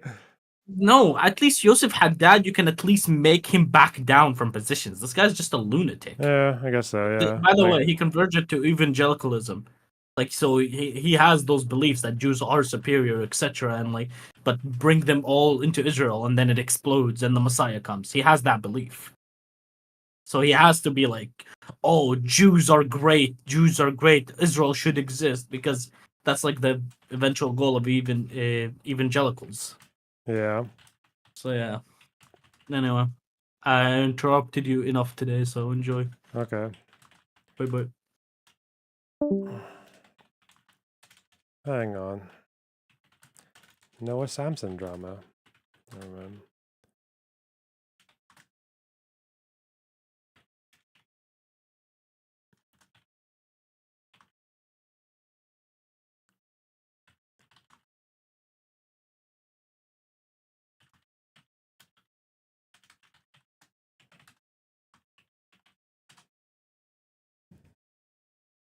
Is currently in Beirut. Professor, thank you for joining me. First of all, do you mind me asking why you're in Beirut? When the Israeli regime carried out a major atrocity on the first day of bombing, killing well over 500 people, I decided to come here, and I thought it would be best to be here to help be a voice for the people of Lebanon. And actually, I was in the building where I was staying when the attack occurred on Sayyid Hassan Nasrallah and the 6 towers, residential towers that were all destroyed, killing hundreds of people. It was about 1,000 meters away. I know that neighborhood well because during my sabbatical in Lebanon in 2011 and 12, I live pretty close, and I walk there and I drive through there, and the Israelis massacred hundreds of people. And in the West, you don't stress that. I think there were 83 missiles, each 1 ton. 200. And it's unbelievable how immoral the Western elite has become, that they're gloating over this attack. After a year of genocide and Holocaust in Gaza, and now slaughtering people in Beirut day and night. After the attack on Sayyid Hassan Nasrallah, hours later, they said they're going to strike 3 other places, and they struck 12 or 13 in southern Beirut. People were terrorized. No one knows how many people have died. And this is, of course, the legacy of Western colonialism and the Israeli regime, an illegitimate. He knows how to talk to the whites. Let's go. There's a paradox here. On the one hand, they are your chosen people. On the other hand, you're a He's saying Saeed, not Saint. Yeah, because Saeed Hassan Nasrallah. Yeah. Secular Western political order. We don't know what to believe when it comes to the West. On the one hand, the Israelis from Europe and other parts of the region, and far less Semite than the Palestinians, they have exceptional rights. They can slaughter people, as they've done in Lebanon before Hezbollah was created. Hezbollah was created as a result of the Israeli regime's occupation of Lebanon and the taking of this very same city that I'm in right now, Beirut. It was created as a result of the occupation. And they drove the Israeli regime out. And the Israeli regime during the occupation in 1982, they and their allied militias, they slaughtered in a refugee camp pretty close to where I am right now. They slaughtered 4,000 people within 36 hours, up to 4,000 Palestinians and sub-Lebanese. So this genocidal behavior of the Israeli regime began far before Hezbollah was ever created. Okay, listen, I gave you a long chance there to respond because I'm genuinely interested in what you have to say. And I mean that. Hezbollah, as you know, along with Hamas, they are wedded to the destruction of Israel. And Hezbollah's response to October the 7th was to immediately unleash a lot of rockets at Israel in solidarity with what Hamas had done. It wasn't Israel, it was the Sheba Farms. If you're the Israeli government and you've just been on the receiving end of one of the worst terror attacks of modern times, with 1,200 people killed, with nearly 7,000 more wounded, in an utterly horrific and barbaric series of attacks from up to 3,000 people coming over your border, and then the response in the north of your border is for Hezbollah to unleash a lot of rockets at you and then to carry on doing that for the next calendar year. At what point did you not think that Israel's going to respond? And whether you agree with what they've done or not, the military success, and I'll phrase that exactly as I've just phrased it, the military success of what they have achieved against Hezbollah in the last 10 days by the pager attacks on 3,000 members of Hezbollah, by taking out now the leader of Hezbollah and many other commanders, by taking out the Hamas leader in Lebanon. You cannot dispute the military success. And what I'm curious about with Iran... Yeah, what the fuck are you guys doing about it? God. Paper tiger backed by a paper tiger. Shit. Is where it's the response. You know, Iran helped create Hezbollah, helped train Hezbollah at the start. Iran has funded Hamas, funded the Houthis. Israel has now, if you look at this purely objectively from the outside, from a military point of view, is having a lot of success against Iran-backed groups. Where is Iran? Why is it not responding? Many people think it's because actually Iran doesn't have either the ability to take on Israel. What do you think about the potential invasion? I think it's a very real invasion, and I don't think it's good. I don't know if I trust anyone involved to make that situation any better than it was under Hezbollah. It's not going to help Lebanon. It might help Israel get their fucking people back to their towns, but that's probably about it. And that'll only be temporary until the next fucker comes along. Israel, or the desire to. First of all, I think that you have to keep in mind that, from my perspective, the Israeli regime... He's baiting this guy. What, do you think Pierce is trying to start a war by telling this guy he's a fucking fanny for not helping his mates? Where are you? You just watch your fucking pals get fucking nutted. Yeah? Is that what he's doing? What are you doing? What are you going to do?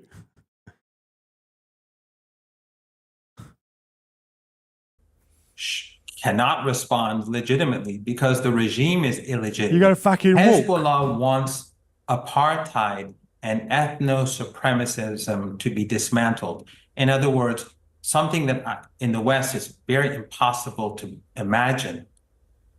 All human beings in Palestine. Well, it wants Israel destroyed. It wants the destruction of Israel. That is literally what is. They want the destruction of this racist political entity that carries out genocide and ethnic cleansing, and it has been doing so for 76 years. The very same people who carried out the Nakba, they raped and murdered and expelled people. Most of the people who are in Gaza are refugees. This is not a legitimate regime. Okay, but going back to my question, Professor, why is Iran not doing anything? The world is watching, and the world is curious. Yeah, first of all, Iran will respond, have no doubt about that. And the Israeli regime will be punished. Second of all, Iran will continue to support the axis of resistance. And Israel has not had any military success. The pagers was a terrorist attack. And it was actually an attack on the West too, because these electronic devices from now on, those things that have been produced in the West or countries that are allied to the West, their supplies chains have been compromised. And the West is doing nothing about it. And I think lots of people are going to have second thoughts about buying any electronic devices from any of these Western countries or countries affiliated to the West. So the Israeli regime is doing no services. This guy's a fucking clown, man. How the fuck? I'm sorry. He was doing pretty well with the apartheid shit, but come on, what the fuck? The West by carrying out these terror attacks. It's interesting that you phrase it. It's interesting you phrase it as a terror attack, given that given that Hezbollah is identified by America and many other countries as a terrorist group, and given that it was very specific in its targeting, extraordinarily precise, it is obviously horrific that civilians were killed in the process. But the vast majority of people who were damaged or wounded or killed by the pager attacks were members of Hezbollah, who are, according to America and Israel, a terror group. So that's how they would categorize it. That's not an act of terror. That would be, under the laws of combat, they would say they are taking on combatants, and that's perfectly lawful and legitimate. That is their argument. Here's if it was pagers and walkie-talkies or cell phones that were in the United States, I think you'd have American bombers over countries who they would claim were behind it. So let's put aside the hypocrisy. But just to be clear, you don't think that Israel has any military right to respond to Hezbollah firing rockets at Israel? Israel does not have an ethno-supremacist regime. Apartheid South Africa had never had the right to exist, and Israel never had the right to exist. The only existence... So it has no right to defend itself against rocket attacks? But it has no right to exist when it came into being by displacing people and massacring. I understand your position on its existence. I'm just telling you, given it does exist, does it have no right to defend itself? This is what you fail to comprehend. As long as you have a master race, as long as you have a hierarchy of race, as long as you have one race that considers itself superior to others, there is not going to be any peace. That's just a fact of life, whether it's in the United States or whether it's in Palestine or whether it's in South Africa. There's not going to be peace. For Iran, the dismantling, and for Hezbollah, the dismantling, or you can call it the destruction, the dismantling of this system has to happen. And this is something that you don't accept, which is fine. You support racism. No, I don't. No, hang on. Don't misquote me. Don't misquote me. I don't dispute for a moment that is the intention of Hezbollah, the Houthis, Hamas, all funded by Iran. I have no doubt that Iran would like to see the destruction and removal of Israel. I get all that. I'm just saying that but hang on. Yeah. I'm just saying that right now it looks like Hamas is losing, Hezbollah is losing, the Houthis are on the run, and their big backer Iran seems to have disappeared. And I'm looking at this thinking, this is odd. Where is their big backer? Where is Iran, who's been sponsoring and funding all this terror? Where are they when the real action starts? And many people think, like I said, it's because Iran either lacks the capability or the will to try and respond to what's happened. That's what you want people to think. No, it's what people are saying. Well, that's because there's been no response. Saying, and that is a narrative that you wish to pursue, which is fine, but then you're going to be struck with reality ultimately. Ansarullah is not retreating. The Israeli regime and the Americans have failed in the Red Sea. The Ansarullah survived 7 years of genocidal war backed by the U.S. and your government against their people. They defeated the people who carried out the genocidal war. Do you think a couple of airstrikes from the Israeli regime is going to change anything? They will continue to enforce, as they say, Ansarullah in Yemen, enforce the Genocide Convention. And your governments are the terror organizations. They're the ones that are funding this genocide. They're the ones giving the bombs, the bunker busters to go and bomb homes and civilian towers in Gaza. And whenever they carry it out, the Western media will say Hamas strongholds. Who does he, I mean, Nasrallah was literally in a fucking bunker underneath that. You can't fucking deny that, bro.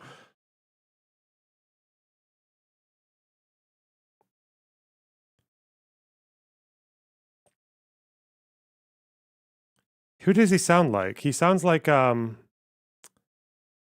is someone I debated a long time ago. Who does he sound like?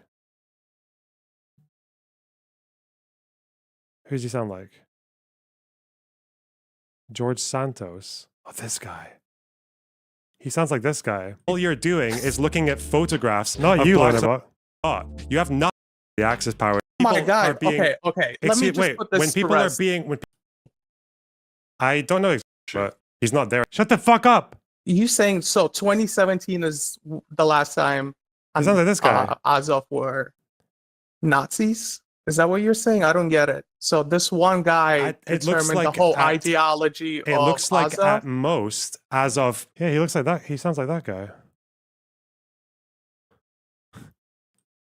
Terror centers, Hezbollah strongholds. Why? Because they want to Gonzalo Lira. Shut the fuck up. Justify these terror attacks. No, the terrorists are in London and Washington and Paris and elsewhere. But since you think that somehow you're more civilized and that your countries are better than ours, whatever you I need to read that fucking document about the Islamic fucking rule from the Ayatollah from the 70s. I need to read that. That might actually explain a lot. But anyway,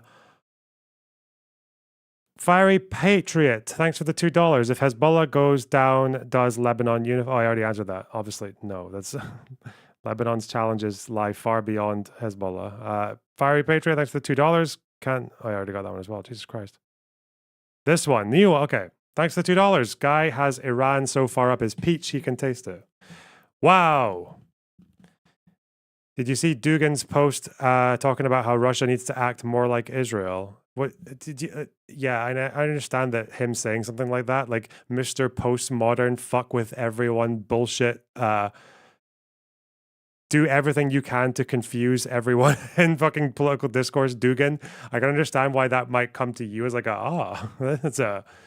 this really explains everything. Yeah, fuck off. Yeah, of course he said that. Dugan is a fucking clown. Of course he'll say anything. Yeah. Has justification. Do you seriously think like Israel's war conduct is comparable to Russia's? Russia, where they literally literally told humanitarian vehicles they could not enter Mariupol at all, wouldn't let people count the dead,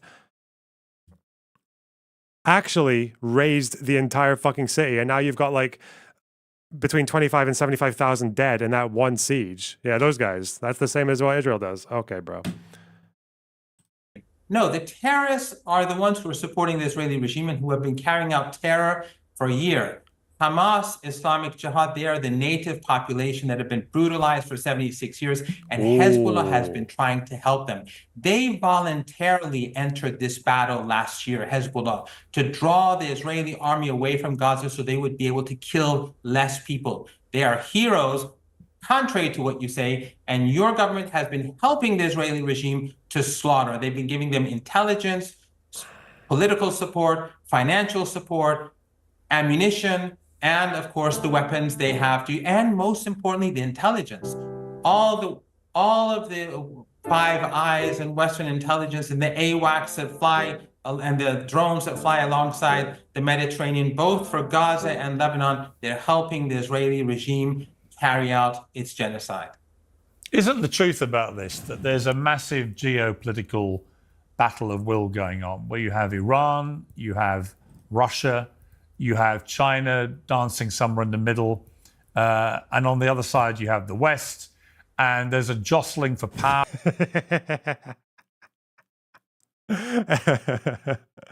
Oh no, I'm sorry. A part of me is kind of like dying inside because Lebanon's gonna get his fucking rammed, but you have to make the most of it, I suppose.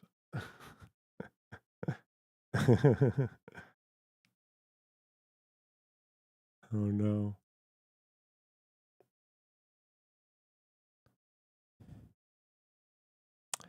Wow.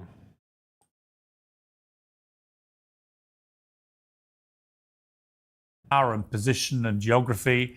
You see it in Ukraine, you see it now in the Middle East, and that Iran is sitting there in a really interesting position where it's seeing Saudi Arabia nudging ever closer to normalizing relations with Israel. And if that was to happen, after all the other Middle Eastern countries that have done that, it's pretty well game over for Iran's ability to destroy Israel and to... So the Lebanese army actually have pulled out now, because I heard they were pulling out, then I heard they were redeploying, and then I heard they were pulling out. They're obviously not going to stand by Hezbollah, are they? Remember, things to keep in mind, 2006 war, Israel going in on the ground didn't stop the rocket fire at all. It actually accelerated during the war a little bit near the end.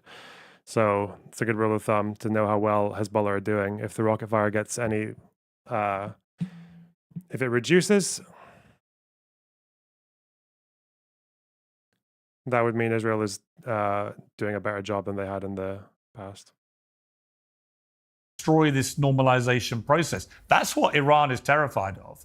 And that's why Iran has been so aggressively funding these groups, which I would categorize as terrorist groups. You categorize them as freedom fighters. Whatever you want to call them, they've been funded and armed by Iran, who right now is looking completely impotent in the eyes of the world. Now, you say they're going to respond. The last time they responded to an assassination, they fired a few hundred rockets that all got taken out by Israel's Iron Dome. It wasn't exactly a show of strength or might. And I'm not saying this to goad Iran into doing anything. I'm just saying... I'm the least military knowledge Israeli person ever, but I don't understand invasion right now. Scared to ask my Bibi. Is that... They'll be doing this because after the pager attack and after the bombings and after Nasrallah dying, this is Hezbollah, the weakest and the most disorganized they're ever going to be. There is no... better opportunity for Israel to go in there and finish the job and secure the fucking northern border. That's their opinion. The problem is that just because it's the best opportunity they've got doesn't necessarily mean they're going to have any even close to easy job of doing it. And if they find themselves stuck and bogged down in a very, very, very difficult to hold on to location like the south of Lebanon, with no one there to take the burden off of them, you might just get back to pre-2000, which is not good for anyone. So, there you go. It is notable that Iran has done nothing. And it could be that Iran itself right now is feeling very isolated and feels that maybe... The Lebanese army is the 5th strongest militia in Lebanon. Yep. The net is closing in on itself. Yes, you're very inconsistent in what you said. Right now, you're saying on the one hand, it's Iran, Russia, and sort of China. And now you're saying Iran is completely isolated and afraid. Which one is it? Let's be real here. This is not about geopolitics. That is always a part of everything. But this is about a moral issue. But you cannot comprehend that your governments are morally inferior than others. Your governments are terror states that are supporting. I've made no comment about that. I mean, I was the editor. You were saying that I was the editor of the Daily. Well, to be clear, I was editor of the Daily Mirror newspaper when we opposed the British government's war in Iraq, for example. Right. So when it comes to my moral view of these things, it may not be as simple as you think. I acknowledge. Yeah, it is. Britain bad, white bad, West bad. That's the you opposing Iraq doesn't fucking change any of that, for you? That in our first discussion, and I will not refrain from doing so again. But your government carried out the dirty war in Syria. We know Jake Sullivan, he wrote an email to Hillary Clinton on February the 12th, 2012, that Al-Qaeda is on our side in Syria, a decade after 9/11. What about what Hezbollah did in Syria at the behest of ISIS? They fought ISIS. He's going to say they fought ISIS and Al-Qaeda. He's just going to say ISIS because some white people like Al-Qaeda. He's going to say ISIS. What about Assad, a dictator? What about killing hundreds of thousands of Muslims? Did you have a problem with that? No, your government's killed hundreds of thousands of people because your government... Hezbollah did too, with Assad's forces. No, your government... No, you don't think that's true? You don't think it's true? Wait, he doesn't even know the tanky talking points? Come on. You can't just say no you. Come on. Where's my... Are they recruiting? Are they hiring? The IRGC? Fuck this guy. Come on. Your government... Are you denying that Hezbollah got into bed with Assad and killed hundreds of thousands of people? You don't want me to respond because you know that this is going to be a problematic for you. Your intelligence agency in England facilitated the travel of young people to Syria to fight and to join ISIS. The same ISIS that, according to the U.S. Defense Intelligence Agency document of 2012, regional countries were deciding to create a Salafist entity between Syria and Iraq. And according to General Michael Flynn in an interview on Al Jazeera, of all places, he said that the United States supported this. The United States supported the rise of ISIS and carrying a leaked audio. And all of this is online. He said we allowed ISIS to advance on Damascus. So your governments are responsible for Syria. Your governments are responsible for Libya. Wasn't Michael Flynn? Wait, Michael Flynn, is he from Mueller?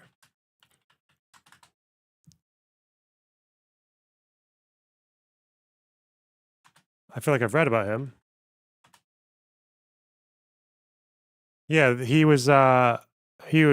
actually was found guilty of lying, wasn't he?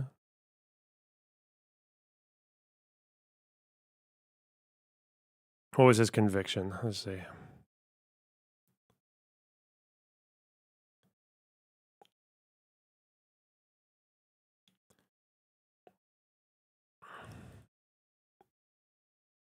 What were the false statements?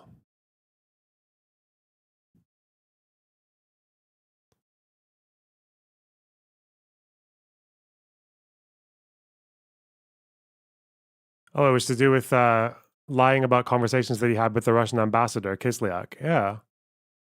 Huh. Yeah, well. False statements to the FBI. An actual Russia colluder. Bruh. Remember, we came, we saw, he died. This was a sovereign country that your government destroyed. Your government supported the genocide in Yemen, and now your government is supporting the genocide in Gaza. And the people of this region... Would you categorize... Okay, I hear you, and you're perfectly entitled to your view. But would you agree that when you have a charter which proclaims you want the destruction of Israel, which has 7 million people living in it, that is genocide? No. No one is talking about killing Jews. That's a lie. In fact, if you destroy Israel, you destroy millions of Jewish people. And fortunately, the resistance in Southern Africa and their supporters across the world destroyed the apartheid regime in South Africa, but they didn't kill off the white population. Young Jews in the United States are standing up to this apartheid and racist and genocidal regime today. And the fact is that the Israeli regime has exposed itself to the world. They have done more harm to Jews than anyone else. They're the anti-Semites because they're carrying out this genocide in the name of Jews, and young Jews in your country and in the United States are saying, not in my name. So they're the anti-Semites. They're the Europeans who came here, and now Netanyahu calls Palestinians Amalek. And you know what that means in biblical terms. It was the Israeli president who said that there are no innocents in Gaza. It was the Israeli so-called defense minister or terror minister who said we're going to shut off the medicine and the water and the food and we're going to starve the people. Shocking statements. I agree with you. And that's what they did. They weren't shocking. I agree with you. And the fact that they were able... Israeli army spokesman in Arabic talking to residents saying, is it? Fuck. Is this in Dahia? I think, are they actually evacuating the entire... Is this the entire fucking... Is this the entirety of Dahia he's talking about? What's he talking about? He's speaking Arabic. خطر عاجل وخطير إلى السكان الضاحية الجنوبية في بيروت استمعوا إليه بعناية. إلى المتواجدين داخل المباني المحددة في الخارطة والمباني المجاورة لها في الأحياء الليلكي. Oh, it's the... حارة حريك. حارة حريك?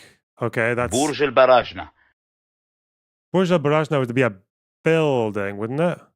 Harat Haik is that's like it's like a neighborhood though, isn't it? Harat Haik. Are they clearing out an entire fucking neighborhood? Hey, my guy. Hey. First off, he didn't say all of Dahia. He said in No, Dahia, yeah. in these specific buildings you will hear now. He mentioned buildings, but isn't Harat Haik a neighborhood? It's not a fucking... Well, it's the way he said it is building is named buildings and buildings surrounding it. So okay. So it's not all of Dahia or entire neighborhoods. It's like a select building and then buildings around it because they're prone to damage. Okay, so he's talking about like a building in Harat Haik. Okay. Yeah, probably. Okay. Yeah, and okay. Yeah. Well, yeah. Okay. You're welcome. Am I gonna get paid for this?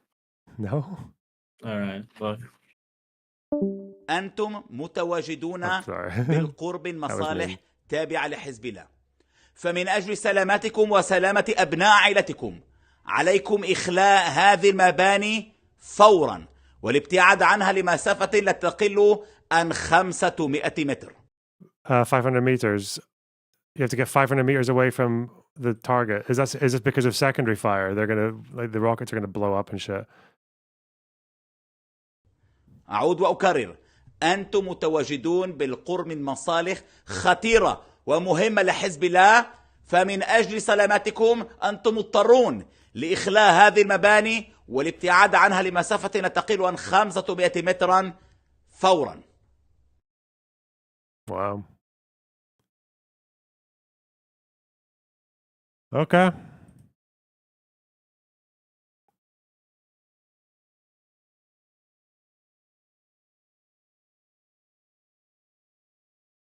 To do that. This fucking yapper, hurry the fuck up. God, I want to go back to the the other yappers. They're still doing it. Now they want to expand it to Lebanon. I don't disagree with you about the occupation charge because clearly only an occupying force or country can have the ability to turn on the tap of energy and water and so on. I agree with you. So that makes it a criminal regime that your government is backing to the hill. So what does that make your government? It makes it a terror regime. Okay. So instead of calling our governments and groups in this region that are indigenous and all they want is Palestinians to be treated as equal human beings and to bring down this corrupt system, instead of calling them the terrorists, you should call those people who are the terrorists. All I would say is I believe all Palestinians should have exactly the same human rights as any Israelis or anybody else. I completely believe that. Yeah, but I do not agree with your categorization of these groups as resistance. They are terror groups, but we'll have to disagree. They are heroes, and Sayyid Hassan Nasrallah was a hero. Okay, he's your hero. To me, he was a despicable terrorist, but we will have to leave it there. Professor Magni, thank you very much for joining me. Pierce. Thank you. Well, let's go back to the panel. I mean, Mossab, that is the Iranian view. He's entitled to have that view. It's interesting for my viewers, I think, to hear that view. But what is your response? Look, the Islamic Revolution leaders, Ayatollah, and before him, Ruh Allah, they have invested some 40 to 50 years into their proxies. And that includes Hezbollah, Hamas, and other proxies in the region. Now, what they see the collapse of their aggression, the collapse and the failure of many, many years of investment. What happened to Hezbollah is shocking to the core. The entire Islamists around the world are seeing the collapse of one of the most funded, equipped, military force in the Middle East.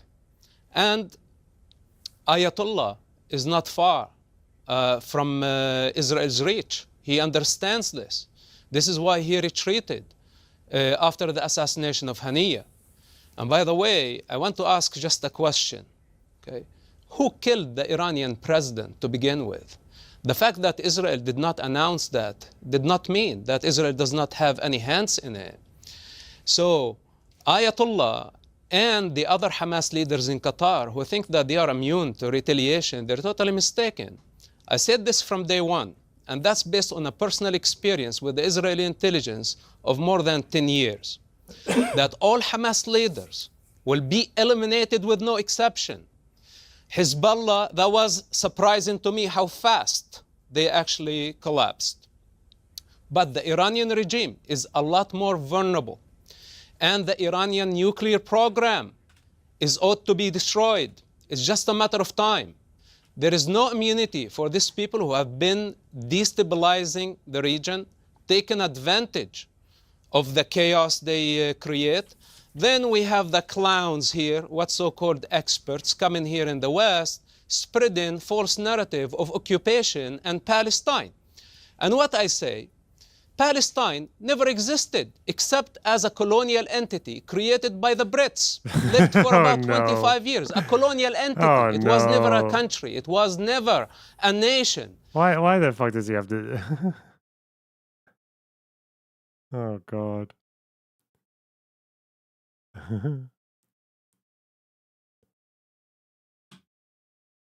Mossad isn't wrong. The fact... What do you mean?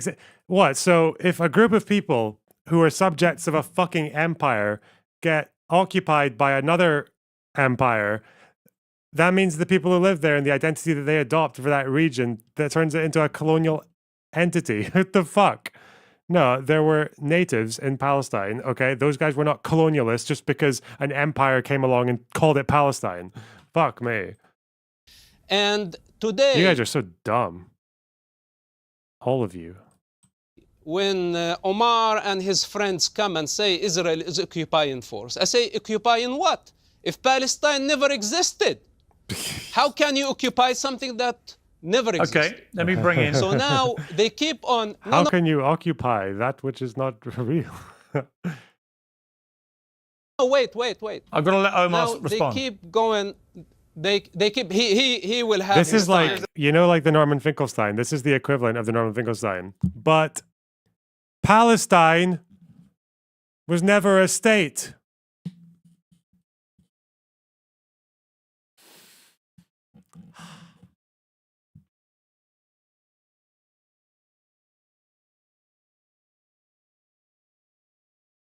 That it's so stupid. Stop doing it. Stop it.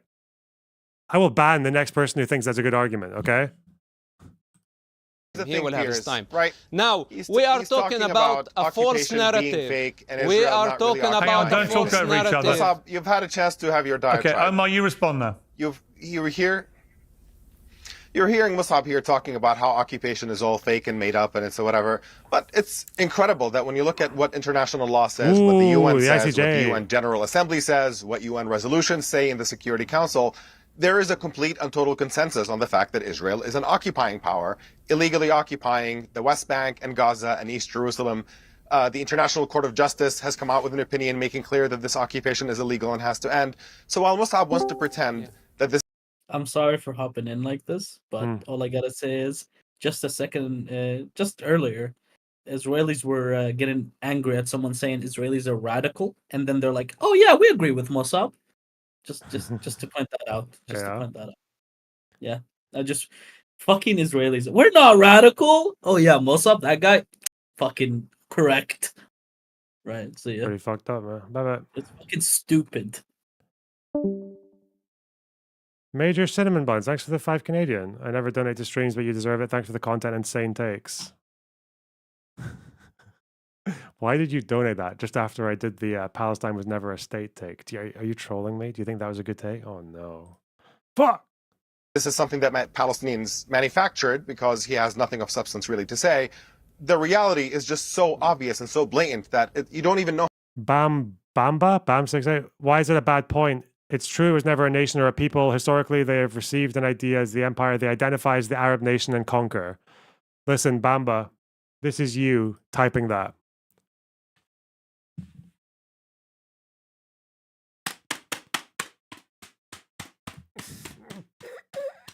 That's you, okay? Shut the fuck up. They were natives to the land, okay? It probably made sense for them to be like, okay, well, one empire's gone, everyone else around is talking about nation states. Maybe like us, maybe it makes sense for whatever fucking border we end up with from other wankers. Maybe that makes sense to be our nation state. I don't know why that's so fucking difficult to understand. Like every other cunt in the region got a nation state. Jesus Christ. Pop. How to address such a bizarre and ridiculous argument that this is something that Palestinians invented. Palestinians have been there for literally thousands of years. They are the natural continuation of people who have lived in that land for a very, very long time. And yes, it's true, Palestine was never an independent UN member, for example, as an independent country.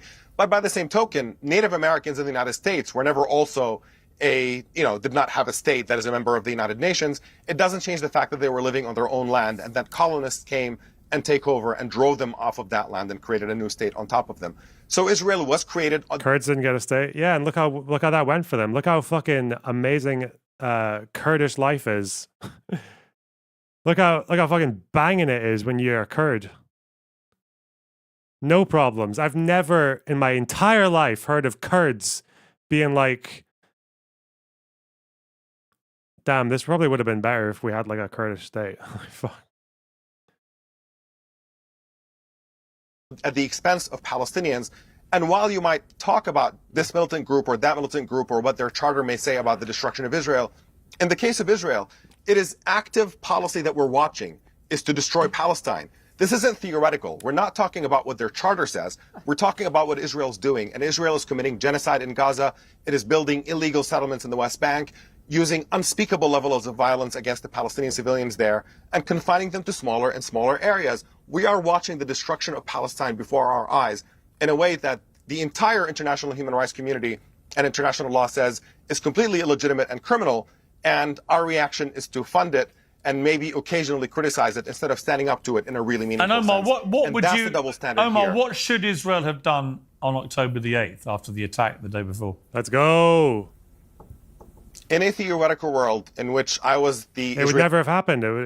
Leader on October 8th, okay. What I would do is take on the podium, acknowledge the fact that we've created an unspeakable situation in which violence is inevitable, and I would offer to instantly end the occupation of the West Bank, Gaza, and East Jerusalem, to apply international law and respect Palestinian human rights in exchange for every person on October 7th who engaged in acts of violence against Israeli civilians to be brought before court and put on trial for war crimes. And who would do that? But that's out of the question. Who would have brought 40,000 Hamas fighters to court? Yeah, you don't need the entire 40,000 in the same sense that you don't need every last member of the Israeli military to be brought before war crimes because the Israeli military engages in war crimes. There is a path forward, and that's the thing. The reason you're why seriously this is really suggesting that Israel should not have responded. Israel insists. But you're seriously suggesting that so fucking retarded. Like I don't what. So it's like a.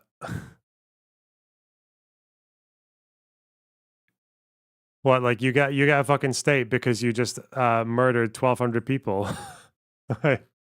And took 250 hostage. God. Yeah, then we'll take down the blockade. We'll probably do it whilst the rockets are still firing. Yeah, the rockets haven't even stopped.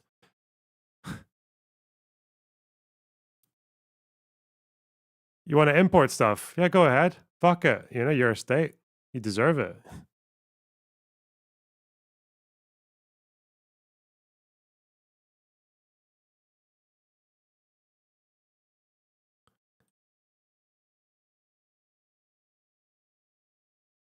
Actual argument, please. They identified as the conquerors who wanted pan-Arab nationalism, just like the Anglo Empire. There was an Arab empire. What about nation states contradicts this? I don't even know what the question is. So after...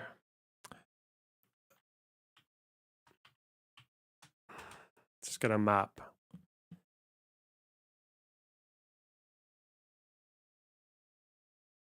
So after the end of the Ottoman Empire, you know, the French and the British, they're like, okay, let's go take this shit. France, you take that one, take that one. Britain, take these ones. And then those borders were drawn up largely by leaders who just kind of wanted to draw them in ways that suited them for their fucking trade purposes and shit like that. Some of it was negotiation. At the end of the day, it made sense, I think, for the people who lived in this border, which was just the river to the sea, this border, and then this border, and then this border, and this border, to be like, okay, well, Like, basically everyone who lives here is Arab, so it'd probably be an Arab state. Basically everyone who lives here is Arab, maybe an Arab state. Like, I feel like that would have made sense for them to want that and to feel a bit fucked over for not getting it. I don't know why that's so difficult to understand. I don't know. That's it. Especially when people are talking about values of self-determination, because they called it Palestine.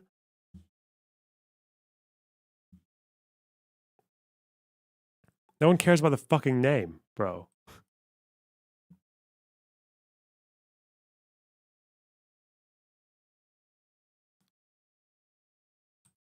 Israel should not have responded to one of the worst terror attacks in history in any military way whatsoever. You have to be consistent about this, Piers. If we're expecting Palestinians to not respond in any militant sense to literally decades of Israeli atrocities and war crimes against Palestinians, why does it only work one way? Why do we say that Israel must respond militarily, but Palestinians are never said to need to respond militarily to decades of Israeli occupation and war crimes? Why is that double standard there?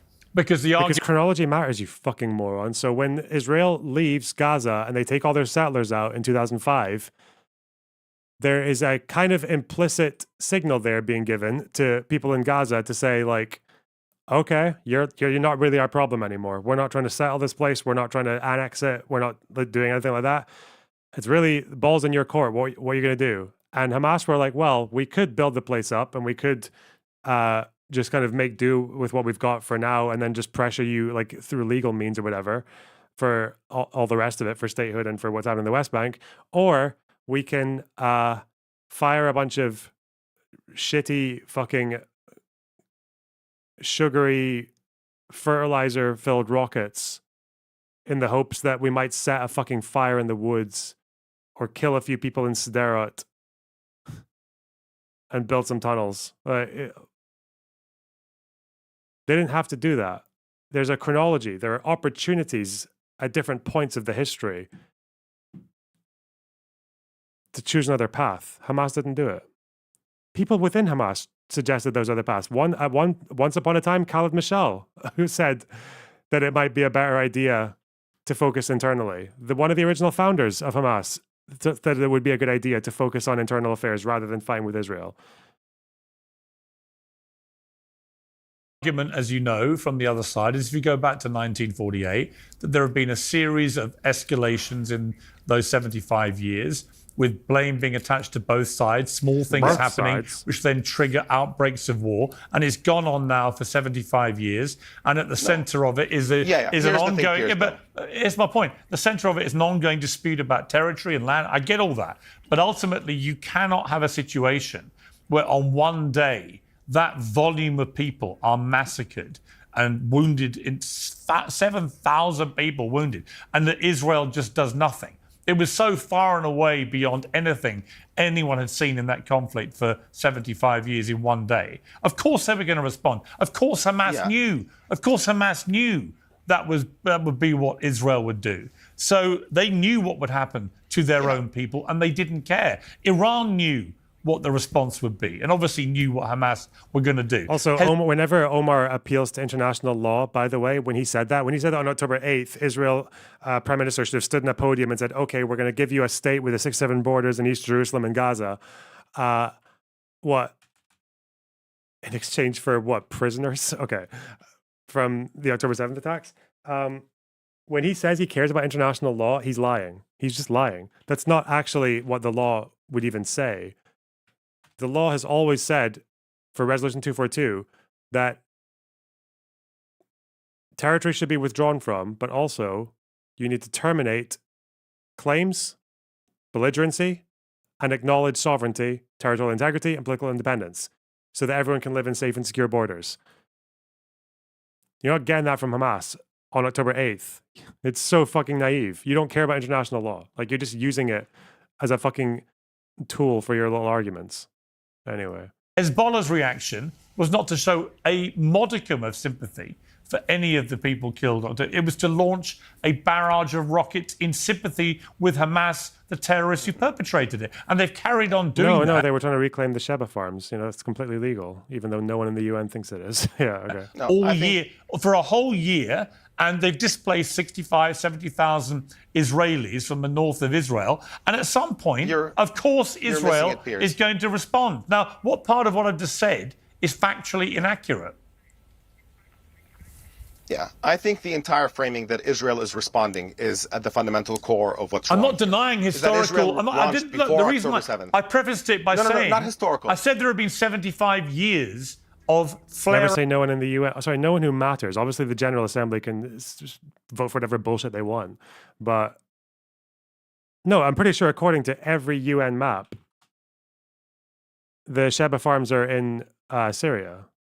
I think that is unanimous. Like, just because some Syrian diplomat or Assad maybe says it in the press, like, it's not quite the whatever. Ups and wars and everything, and you can argue about all the history as long as you want. What you can't argue with is the scale of what happened on October the 7th was so horrific. It was always going to get a there's no massive denying response. It was a major attack. Sorry? Yeah. No, here's the thing, Piers. This is not about tracing it back as a tit for tat. Well, they did this before, and those people did this before. Resolution 242 was fulfilled already. Read it carefully. It applies to Egypt and Jordan. Does it? Are you sure about that? What do you mean, read it carefully? There is nothing in 242 that guarantees that it applies to Egypt and Jordan. It applies to territories that were acquired in the Six-Day War, which includes the West Bank and Gaza.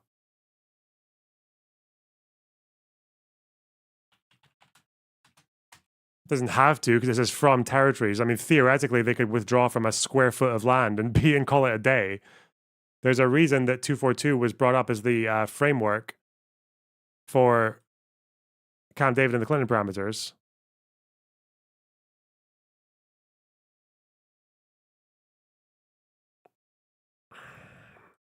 Read the discussion draft. Oh, God. Fuck me.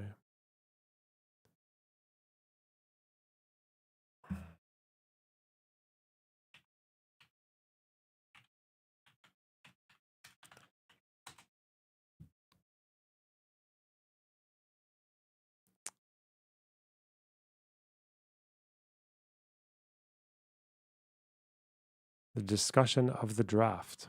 Where is the discussion of the draft?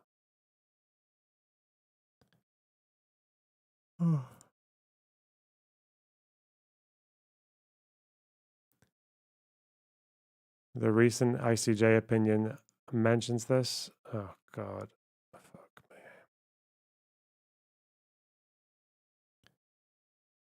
You're going to need to send me a link. I don't remember this. I've read people discussing Resolution 242. I mean, I've read statements from, what's his name? Actually, wait, I know you're wrong. Sorry. Why am I letting you fucking gaslight me on this shit? Hang on. For the intent of Resolution 242.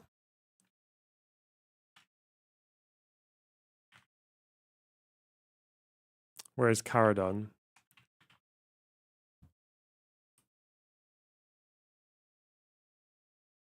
He's talking about the borders.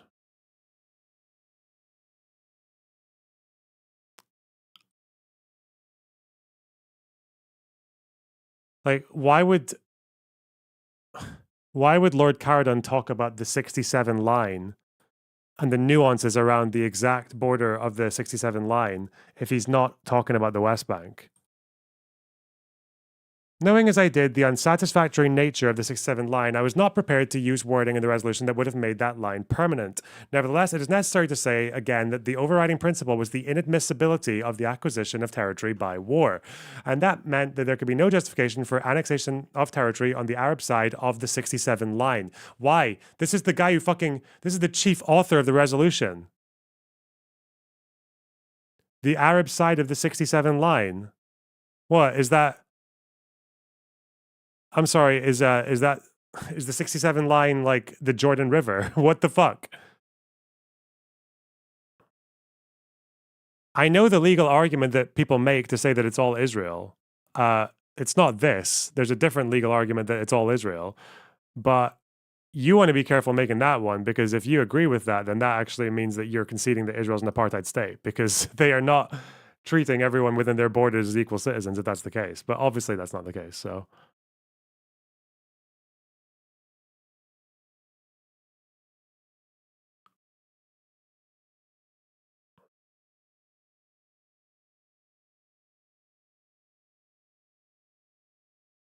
The sensible way...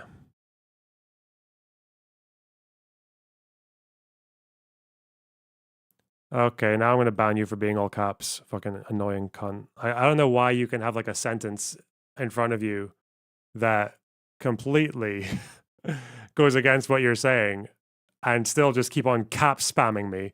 Fuck me. Write me in a week. Bring you back, maybe. Jesus. Okay. There is a status quo. It's not equal size. Wouldn't it be returning it to Egypt and Jordan? I don't think there's anything in the resolution that solidifies that. Like, what if either of them gives up their claim? That are living on both sides of a border, that are perfectly living fine and equal, and then one of them chooses to launch an attack against the other. You have a fundamental status quo in which one people rules another, in which Israelis every day, decade after decade, are free and live in complete freedom and democracy and so on. And you have Palestinians in Gaza who are living in a cage, not allowed to go in and out, have no freedom, but Hamas have no were economy, given governmental have no airport, power. Yeah, but hang have on. no prospect for a Hamas better was future. given governmental power from 2005, and all it did was spend billions of dollars building a huge underground tunnel network so it could continue to wage terror against Israel. They squandered that money. I mean, you can argue.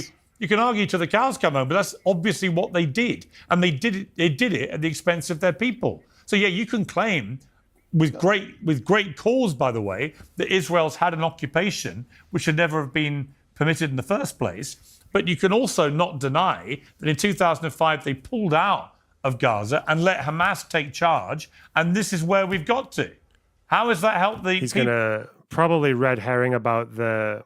He's either going to talk about the blockade, or he's going to talk about the Dove Weisglass quote, or he's going to talk about what, the settlers who moved into the West Bank, something like that. No, I don't think that's a correct framing. No, they withdrew in 2005 out of Gaza and then put Gaza under siege and made it a cage and allowed Hamas to govern this cage internally. They can be the prison wardens. But again, why the blockade? For no reason? Just because they felt like it? And then he's going to say, oh, cookies. Yeah, Palestinian prisoners. That's not meaningful governance. And then you can have a serious debate about how Hamas spent its money. You can say that maybe what they should have done is make this cage a little bit more pleasant for Palestinians to live in. And instead, they chose. Why the fuck? Someone needs to ask him this question. I want to see him fucking short circuit when someone asks him, do you really think that this blockade would have stayed in if Hamas were not building weapons? If they were, like, really?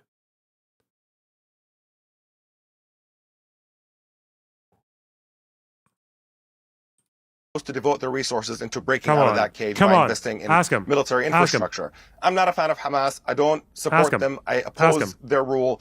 I don't think they're a particularly positive influence on Palestinian society. But at the end of the day, when you're talking about a captive population that Israel has just put in a cage and left to rot, it is natural that people are going to be drawn to more extremist and violent ideologies in order to break to that fundamental injustice. But do you accept, though? But do you accept that's really the reality? Do you accept that you have the three H's, the Houthis, Hamas, Hezbollah, all prescribed terror groups to many nations around the world, all of them funded and resourced by Iran?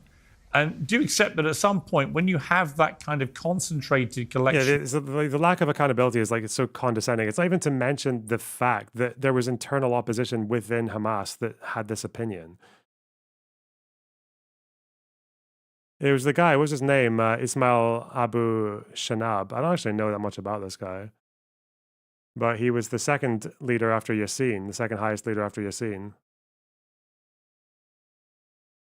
What's the point of speaking rhetoric? Let's be frank. We cannot destroy Israel.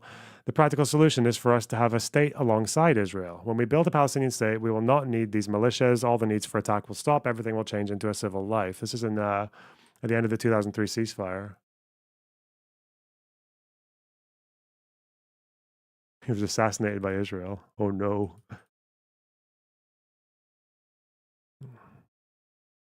The Arab leaders really need to get their shit together and get Israel off their continent. Slater, why? Why do you want so many Arabs to die? Like, why does it make you happy for what?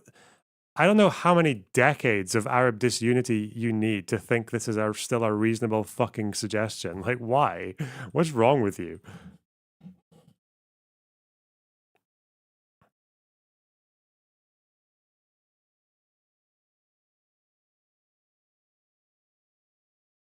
Of groups that are wedded to the destruction of Israel. Israel is going to do what it can to try and save itself, right? You can argue about the history as much as you want, but they're going to do that. And what is inarguable, it seems to me right now, what I put to Professor Morandi, is that from a... Oh, these are the strikes on Dahia. Well, at least these Visegrad, right, even though they're like right-wing dipshits, they've always got the videos, don't they? This is the strikes.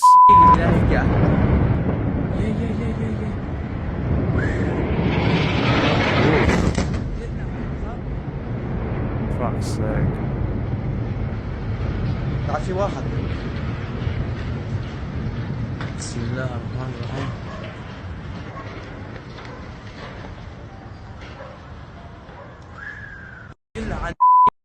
Oh, not good. Those secondary explosions, probably. Couldn't tell you for sure. They could just be like a second strike, but... a pure military perspective, it would appear that Israel is having enormous success. Has Israel begun an actual ground incursion? I'm pretty sure it's a limited ground incursion. Yeah, it's not just special forces now. They've begun... Well, special forces raids ahead of possible. This was 48 minutes ago. No, it might be. I don't think it's actually done. It's not really officially a limited ground invasion yet. Maybe a JDAM. So they've told the US that they plan to launch a limited incursion. Oh. Now, in taking on Hamas, Hezbollah, now the Houthis, and Iran has disappeared. Iran is doing nothing to defend these groups that it's funded for so long. Now, maybe they will. But at the moment, it looks like either they don't have the ability to properly get involved, or they don't have the will. And that could be an enormous transformative revelation for that whole region, couldn't it?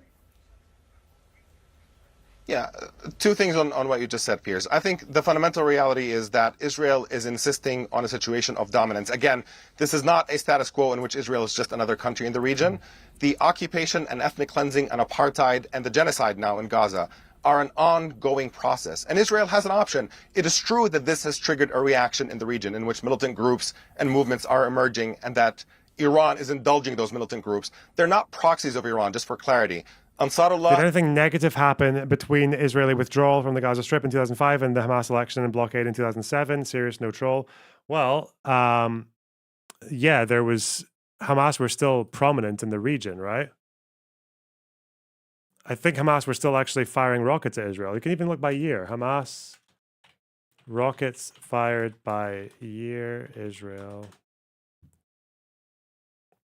Oh, also, if you generalize like Muslims, you're getting big fucking timeouts or bans. Like, stop! It's so cringe. Jesus. It's the timeline of Hamas rockets into Israel.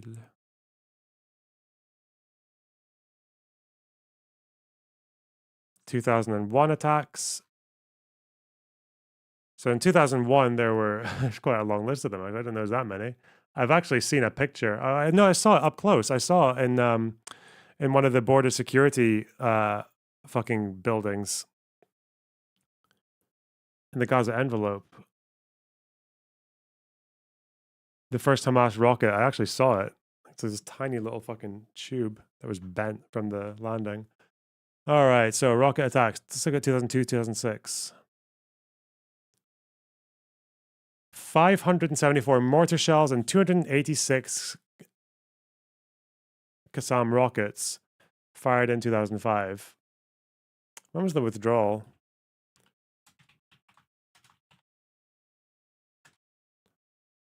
(27th of September).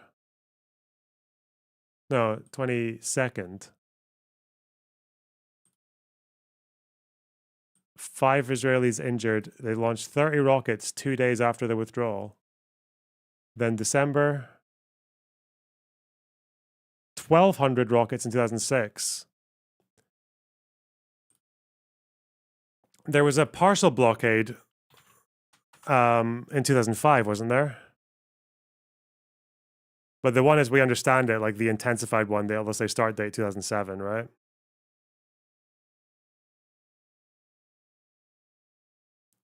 But yeah, 2005, 6, there were partial measures at different points. So yeah, people assume that there was like that Hamas coming to power was when things started, but no, it was before, yeah. I was looking for the 242 draft resolution, and the Syrians were calling Israel Nazis. Based? Bert? In Yemen are a genuine Yemeni group. Hezbollah in Lebanon is a genuine Lebanese movement. Its roots are in Lebanon. The same with Hamas in the Palestinian areas. Hezbollah, but it's also true that Iran Hezbollah was initially created by members of the Iranian Revolutionary Guard who trained them. 1,500 members of the Revolutionary trained he's read the fucking Hezbollah to get them going. Of course, they're a proxy. Yes, Iran is supporting them in order to get them going. But members of Hezbollah are Lebanese. Hassan Nasrallah, who was just assassinated, was born and They also swear allegiance to Iran. Like they are, of course, they're a fucking proxy. Okay. Raised in Lebanon. To me, proxy implies that they're not independent actors. They're just tools that Iran sent into the region. That's exactly what I'm saying. These are actors in the region. No. They are actors in the region that are defiant towards Israeli regional dominance, and because they have a common cause with Iran, Iran is arming and training them. That's the dynamic. That's bullshit. That's actually true of Hamas, not Hezbollah. He's describing Hamas. He's describing them as a contractor. That's Hamas. That is not. How is Pierce able to push back against this guy? This fucking like class A propagandist. With a Wikipedia search. And yes, Israel has an option. They can start behaving within the bounds of international law and reach a peace agreement with the people around them and with Palestinians that would then suck all the energy away from these fanatical groups that want to keep fighting. Or Israel can continue massacring Palestinians and taking their land and insisting on pursuing a military strategy against new and emerging military threats. By all means, if you want to do it your way, you have endless war in the Middle East. Well, or you can insist that Israel behaves within international law. Don't say it's my way, because don't say it's my way, because I see no plan which makes much sense to me about what Israel intends to do with Gaza after this, or indeed what its ultimate plan is for Lebanon. So this is not my way. I'm just telling you what it looks like from the outside, which it looks like Israel is now on the ascendance against its traditional enemies over there, and is having a lot of military success. Let me go back to Mossab. Yeah, you actually predicted that Nasrallah was about to be assassinated. You posted on September the 23rd on X, 4 days before. Let's gamble. Anyone who predicts the day and date of Hassan Nasrallah's assassination will get an autographed copy of my new book, The Last Prophet, $777 in cash. On what day and date Hassan Nasrallah scheduled to meet Allah? I mean, you were right. So putting your predictive hat on again, what do you think is now going to happen? If, as is being reported widely now, Israel launches what they call a limited ground incursion. Where does this guy live, Mossab? Where does he live?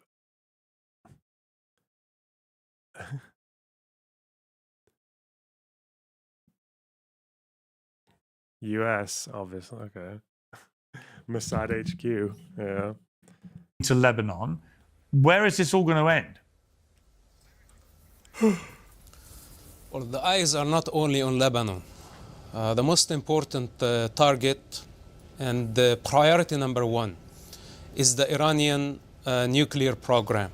This is priority number one. We cannot afford allowing any Islamic entity to have mass destruction weapon because they are not showing responsibility. They have been bullying. This is Sundowner's career if he made a few smarter moves. This is where it could be. They have been intimidating other religions and ethnic groups. The Islamic hatred against the Jewish people is evident. And of course, many people can hide behind the Palestine as a device. to express their anti-Semitism, to inflict pain on the Jewish people after they suffered a genocide on October 7, which, by the way, by the definition, the only genocide was committed is on October 7. What's happening in Gaza is not a genocide, it's collateral damage. It's the use of human shields that has been justified by Omar and many advocates on behalf of Palestine who think that the use of human shields and kidnapping people and raping and looting and the calls for annihilating of a human race is a disgusting form accusation. of resistance. Completely baseless. I've never This is justified their, any of these you things. shut up. No, wait, what did he say was baseless? The only genocide was committed is on October 7. What's happening in Gaza is not a genocide, it's collateral damage. It's the use of human shields that has been justified by Omar and many advocates on behalf of Palestine who think that the use of human shields and kidnapping people and raping and looting and the calls for annihilating of a human race is a disgusting form of accusation. resistance. So he's just throwing big fucking atoms there. Oh no, big atoms. Completely baseless. I've never This is justified their, any of these you things. shut up. You shut shut up. up. It's my turn now.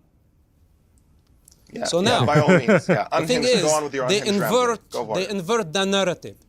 They invert the narrative. Every time they suffer a defeat, they call it a genocide. And we say, no, there is a big difference between defeat and a genocide. You started this war and you killed Jewish people on October 7 by the name of Allah, not by the name of Palestine.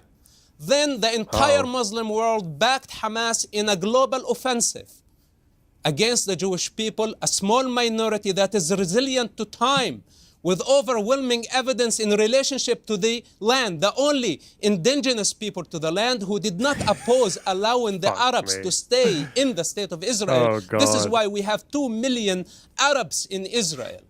So now, to accuse Israel of ethnic cleansing, Israel was to established by accuse ethnically Israel of cleansing genocide, Palestinians. That's how while they you became are a the Jewish state. He's got a 1 HP voice there, Omar. Oh no.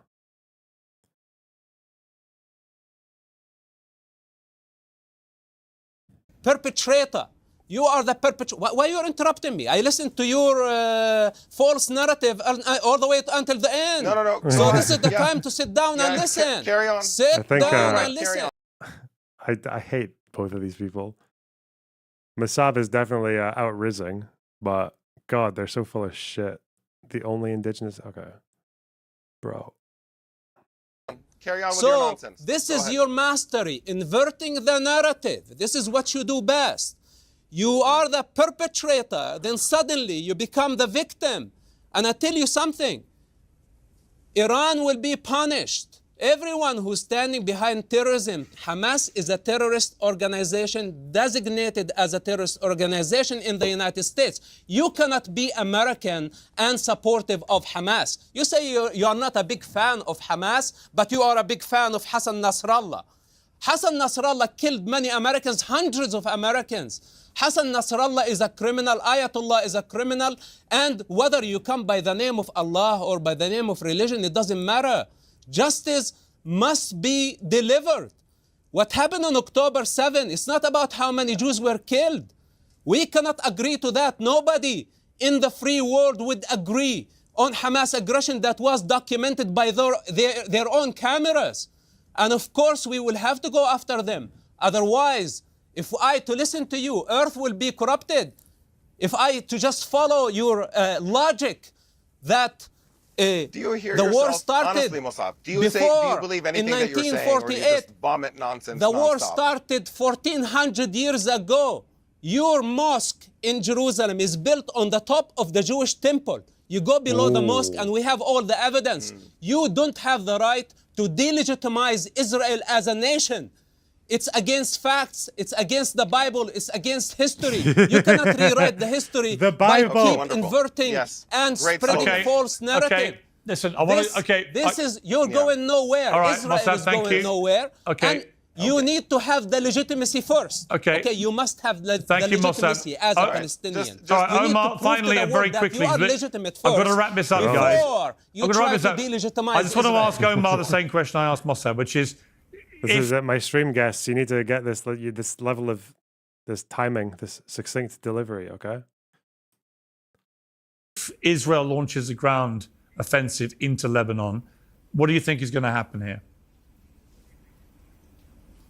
Yeah, just very quickly, I'm going to say that Musab just all he does is level ridiculous, baseless personal accusations about what I think and what I do, and it's just, again, not a serious argument.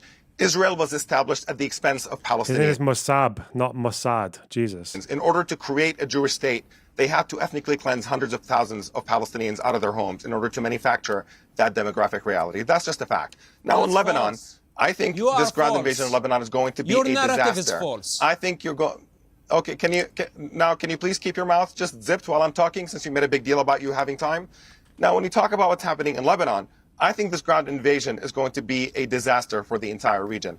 I think they're going to try to turn South Lebanon into another Gaza. I think they're going to engage in a massive, unspeakable scale of violence. And I think that even though Hezbollah's leadership has been decapitated, there's still plenty of soldiers on the ground who are far better trained than Hamas fighters. And so we are in for an absolutely bloody mess that increases the chance trained against Syrians. Oh no. Of it developing into a major regional war very significantly and seriously. The level of atrocities that we're about to witness in Lebanon is going to be beyond the horror that we saw in Gaza. And again, the fact that nobody's restraining this fanatical Israeli government from this path of death and destruction is an extremely disturbing development that is really pushing the entire region towards the cliff. Okay, I've got to leave it there. Thank you both very much. I understand passions run high on this issue, but I appreciate you both coming together and debating this. And we'll see what happens. I hope you're wrong, Omar. I really do. But I I know the Lebanese army withdrew. That's normal, right? Of course, the Lebanese army's not going to fight with fucking Israel, Jews, or stand up for Hezbollah. Yeah, that's normal. That was very expected. Okay. That things could get a lot nastier before they get better, but I hope not. Thank you both very much indeed. Well, fucking Olmert told me this wouldn't happen. God, maybe I should find that file. Maybe I should find the file of him being like, no, it's fine. They'll agree, put them in Litani. Fuck. Olmert.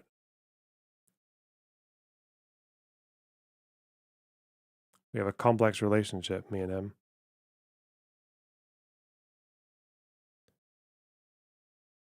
We'll see.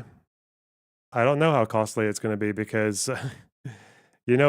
just because you've got a bunch of W's from the air, from a distance, they want to destroy. It doesn't necessarily mean you're going to have the same luck on the ground. Okay. I look up and I think even without a leadership, without morale, without whatever, I feel like Hezbollah are probably still going to be more of a contender than Hamas was on the ground.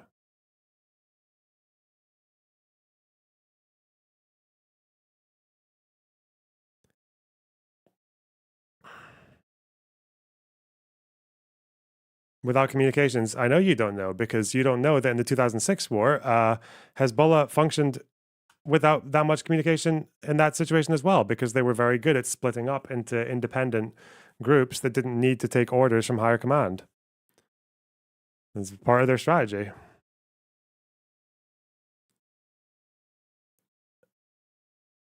It's like mitosis, like a little cell division.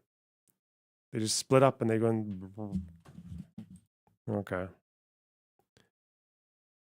Not that you need my military expertise. They're taking initiative. I know. It's the best chance they got. How does Israel distinguish between Hezbollah and the Lebanese army? Well, if they go into the south, the Lebanese army won't be shooting at them. That's the difference. The Lebanese army is not going to be shooting at them. One of them will actually fight, and the other one won't. Oh no, is this...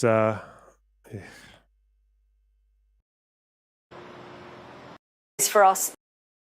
Is this Sky News just giving us one of these... people actually sit here and stare at this shit for hours, hoping to see some smoke. I don't... In a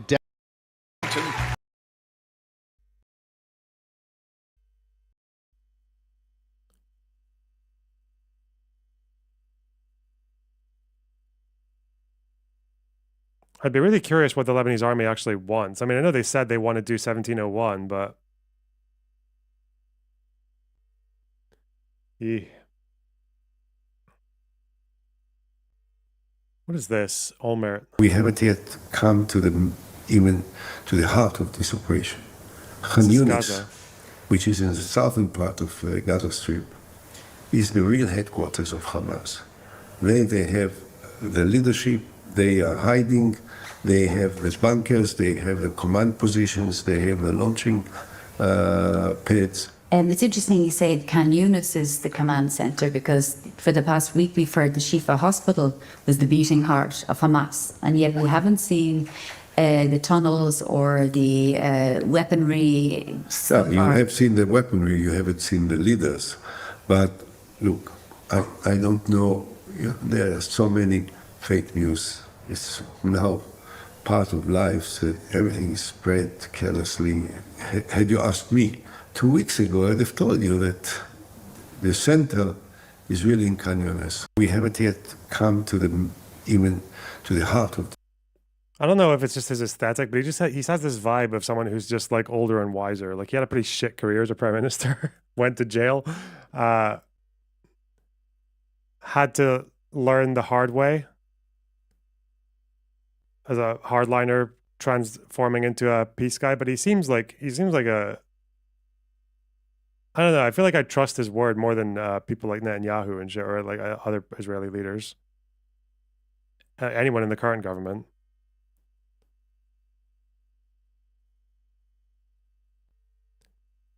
There's a Pierce-Jenk debate about Harris. Don't care. Who is President Sunday fighting with? Not signing on to that. I'll defend the baseline take. I'm not signing on to the idea that there's a bunch of hot 14-year-olds running around, Ethan. Okay. What the fuck? That's drama community. You tune into the drama community for 5 minutes, for 5 seconds.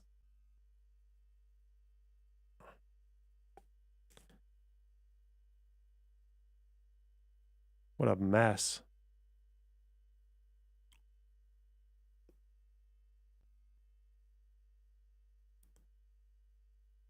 Well, I'm sure Aaron's going to have a lot of fun trying to edit these segments from today. Oh, God.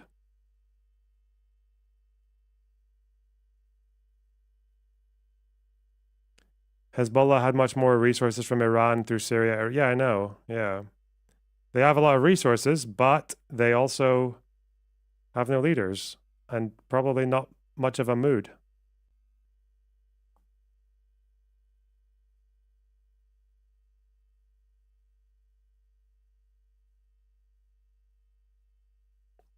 But I want the Lebanese soy session. I want that to probably be a thing, because that was quite interesting, wasn't it? Was that not an interesting part? You got basically the entire demographic fucking map of Lebanon in that call. We're only missing a Druze, an Armenian, and a Lebanese Jew. But no one cares about them, really.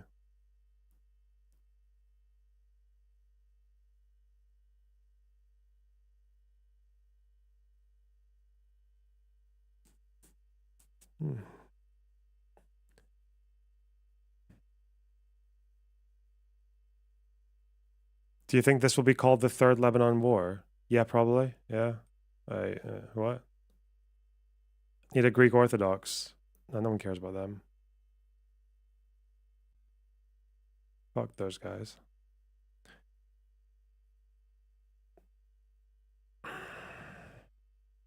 You have no idea how much the Lebanese Christian Maronites hate the Lebanese Christian Greek Orthodox. Scum of the earth. The worst kind, like you've never seen. Why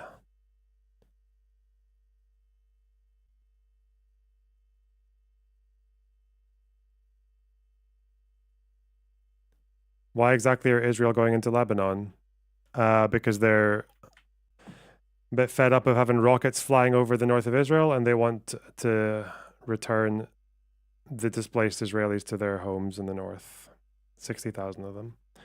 They want to secure the northern border. They probably want to genocide the Lebanese as well. Don't forget that one. Yes, but just a little bit.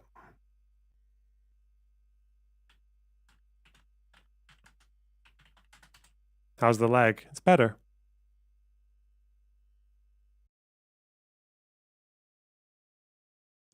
Hezbollah issues a new statement. The rules have changed. I'm sorry, that's not real. I just made that up. Hezbollah issues statement after their entire rocket arsenal gets blown up to smithereens. No more Mr. Nice, Hezbollah. Fuck me. Now you've crossed the line.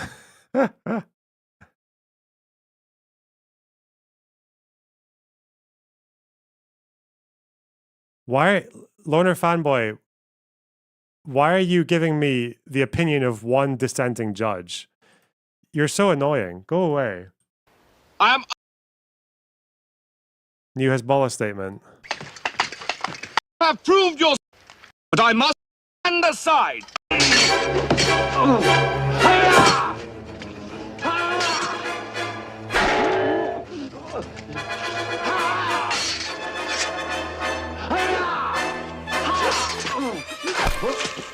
Oh no. Pager explosion. Now stand aside, worthy adversary. 'Tis but a scratch. A scratch? Your arm's off. No, it isn't. Well, what's that then?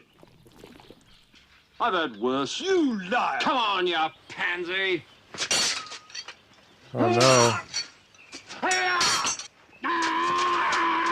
Oh no, secondary explosions, bombings in the south. Oh no.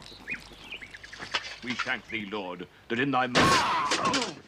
Come on, then. What? How at you? You are indeed brave tonight. Chicken! Look, I'll have your leg. Oh no. Right! Nasrallah got killed. Right, I'll do you for that. You what? Come here. What are you going to do, bleed on me? I'm invincible! You're a loony. The Black Knight always triumphs! Oh no. Come on, then. Limited ground incursion. All right, we'll call it a draw. Come, It's like it's kind of funny, but it's also just really fucking sad that this so obvious paper tiger that has barely fucking dented Israel's military capabilities in the last 10 months. This all talk Nasrallah fascist fundamentalist piece of shit just drawing Lebanon into another fucking war. Like, getting absolutely mogged. People are dying. Civilians are dying. Neighborhoods are getting destroyed. Buildings getting fucking blasted. And Hezbollah fucking sifting through the top 20 candidates for a replacement. Oh, they're all dead. Well, okay.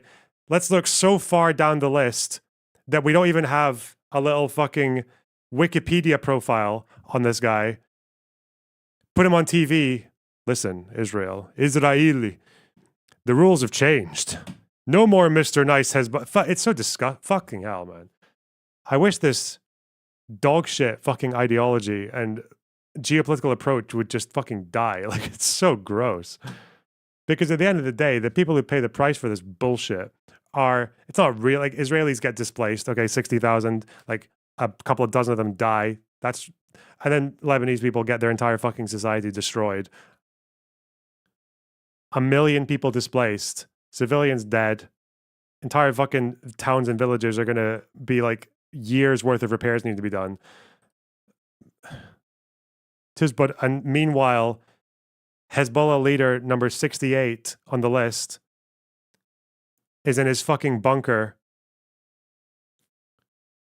in Syria, probably, because even that's not safe enough right now. 'Tis but a scratch. Fucking gross, man. Ugh.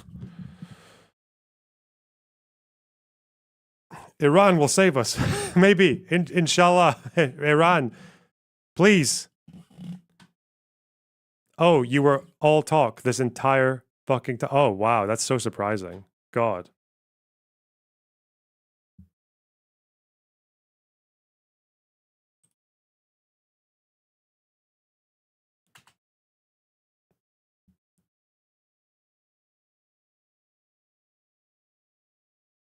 Anyway. The next Secretary General will be the janitor. Fuck's sake. Why did Nasrallah even stay in Lebanon? Bro, where else is Nasrallah going to be safe? You think he's safe in Syria? Iraq? Iran? So if he's in Syria, I imagine the problem is that there are lots of Sunnis in Syria who fucking despise Hezbollah, so that's not really that safe. Qatar? Obviously not Tehran. Where was Hania? The problem with these organizations is they're so fucking shit that it's not difficult. It's so obvious that what they're doing is fucking useless, that it causes so much more harm to their own people than it does to the supposed supreme enemy, Israel, that there's no shortage of people in these organizations who are probably happy to collaborate because either to fuck over their leaders or to, I suppose maybe they hope that if Israel can finish the job quickly against Hezbollah, then there won't need to be as much damage as in the long term. You understand that Israel was able to do this because of help from the inside. There's no way that Israeli intel or Israeli special forces or Mossad spies were able to just do this on their own, right? There were obviously people in Hezbollah or in the IRGC or whatever else who were willing to pass off this information to them, right? That's why Hezbollah are apparently running around the country now, beating the shit out of Syrians who they're accusing of who they think might be the moles.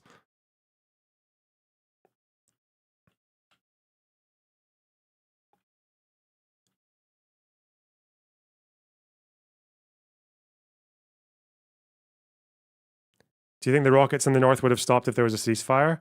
I mean, maybe. Like, what kind of ceasefire? Here's a question: if Hamas surrendered, would Hezbollah stop firing? Did we know what kind of terms of a ceasefire they even wanted? If Hamas was like, okay, we'll cease fire and let's organize a transition of power because we're clearly not to be trusted with any form of power ever again. Maybe, but at the end of the day, that's like Nasrallah, and we know now, he completely miscalculated. He decided to tie his fate to the whims of Netanyahu and Sinwar, right? Because even when Hania was alive, anything he decided had to ultimately go through Sinwar because Sinwar was a leader on the ground in Gaza. So Nasrallah decided to tie his fate to what? Netanyahu and Sinwar. Those two leaders, okay? Those two. The sensibilities of Netanyahu and Sinwar. Whoops. I wouldn't make that bet.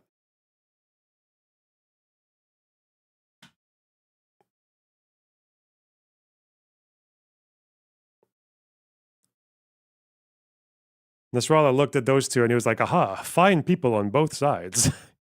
Yeah, I'll do my bit. I'll harass the north and displace a few thousand people, kill a few kids, terrorize a few Arabs, accidentally land a few fucking rockets in West Bank Palestinian towns. Because these two guys, fine people on both sides, they'll come to an agreement. They'll figure something out. Jewish Voice for Peace, they'll push a ceasefire. They'll make it happen. No problem. That was apparently Nasrallah's reasoning. Fuck me.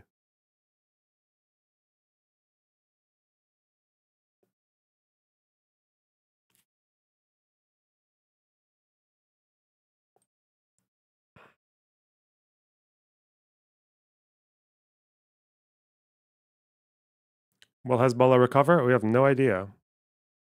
I don't know. I guess it's still an open question as to how effective their ground forces are. But my feeling is they're probably gonna get rammed. Is your family still in Lebanon? Yep. Some of them are. We love that. Fuck.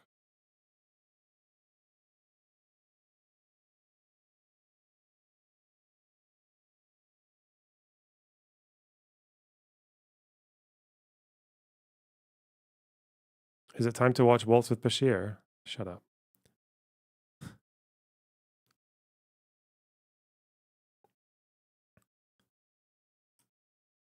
Al Jazeera news anchor chiming in against Syrian refugees in Lebanon. He removed his tweet laser. What is this? Why can't I get a translation? Oh, this is the... Okay, I can see that. Okay. What are we saying, bro?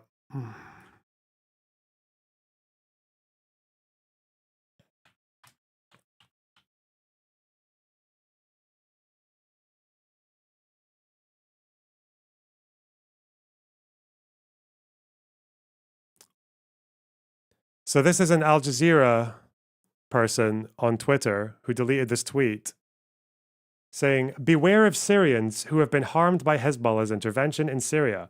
They are, out of Zionism or out of revenge, providing the Israeli side with information about the names of Hezbollah leaders with the aim of eliminating them. That's great, isn't it? That's so good. That's so effective. The Islamic resistance. Woohoo! Let's just incite a bit of fucking street violence against Syrian refugees. Well, yeah, let's go. Against the Syrians of Lebanon. Let's go.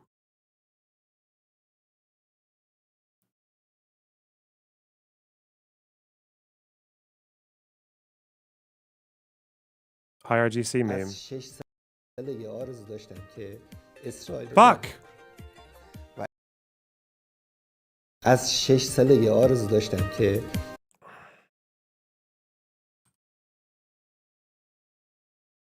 I've always dreamed of destroying Israel since I was 6 years old.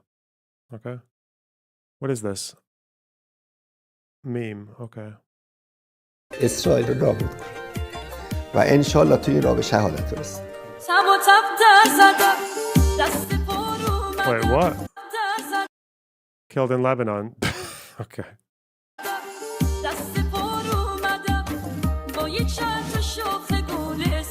It's but a scratch. But a scratch.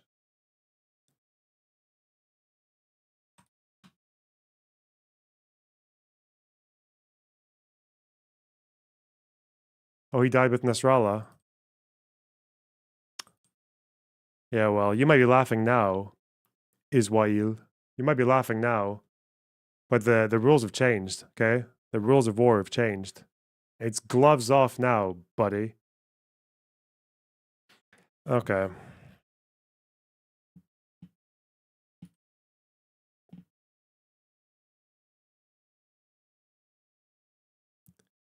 What did they mean by revenge, eh? On the Syrians? What do they mean by revenge?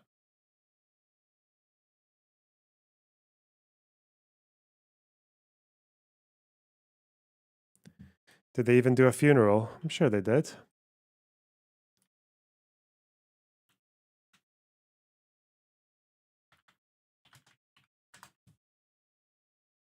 I fucking hate these people. They're so shit. Oh, God.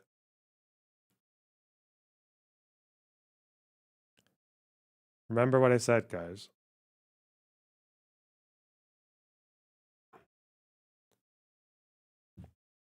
This is the rule. It's the cheat code. You can kill as many Arabs as you want in the Middle East, okay? Kill as many as you want.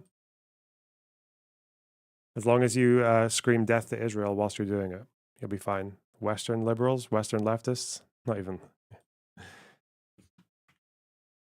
I'll be right there with you. Are you here to actively practice religion? Nope.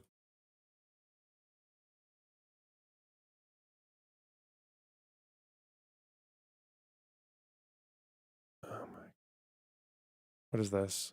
I need to go incognito for this because it's Zay Squirrel.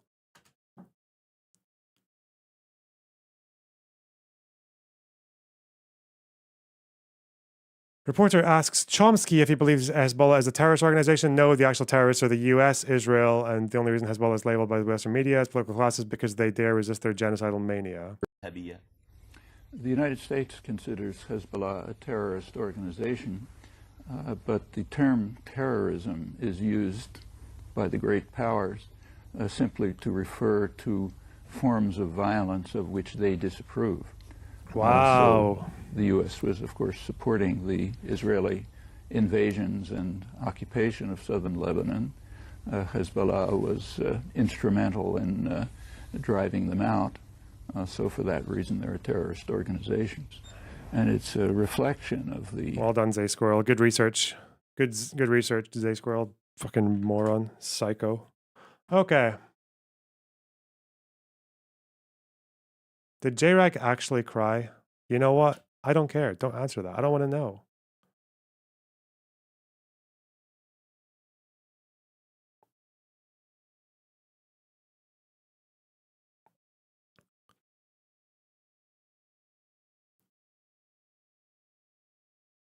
You know what I want to do? I want to eat spaghetti. And maybe check in on my family. Yeah.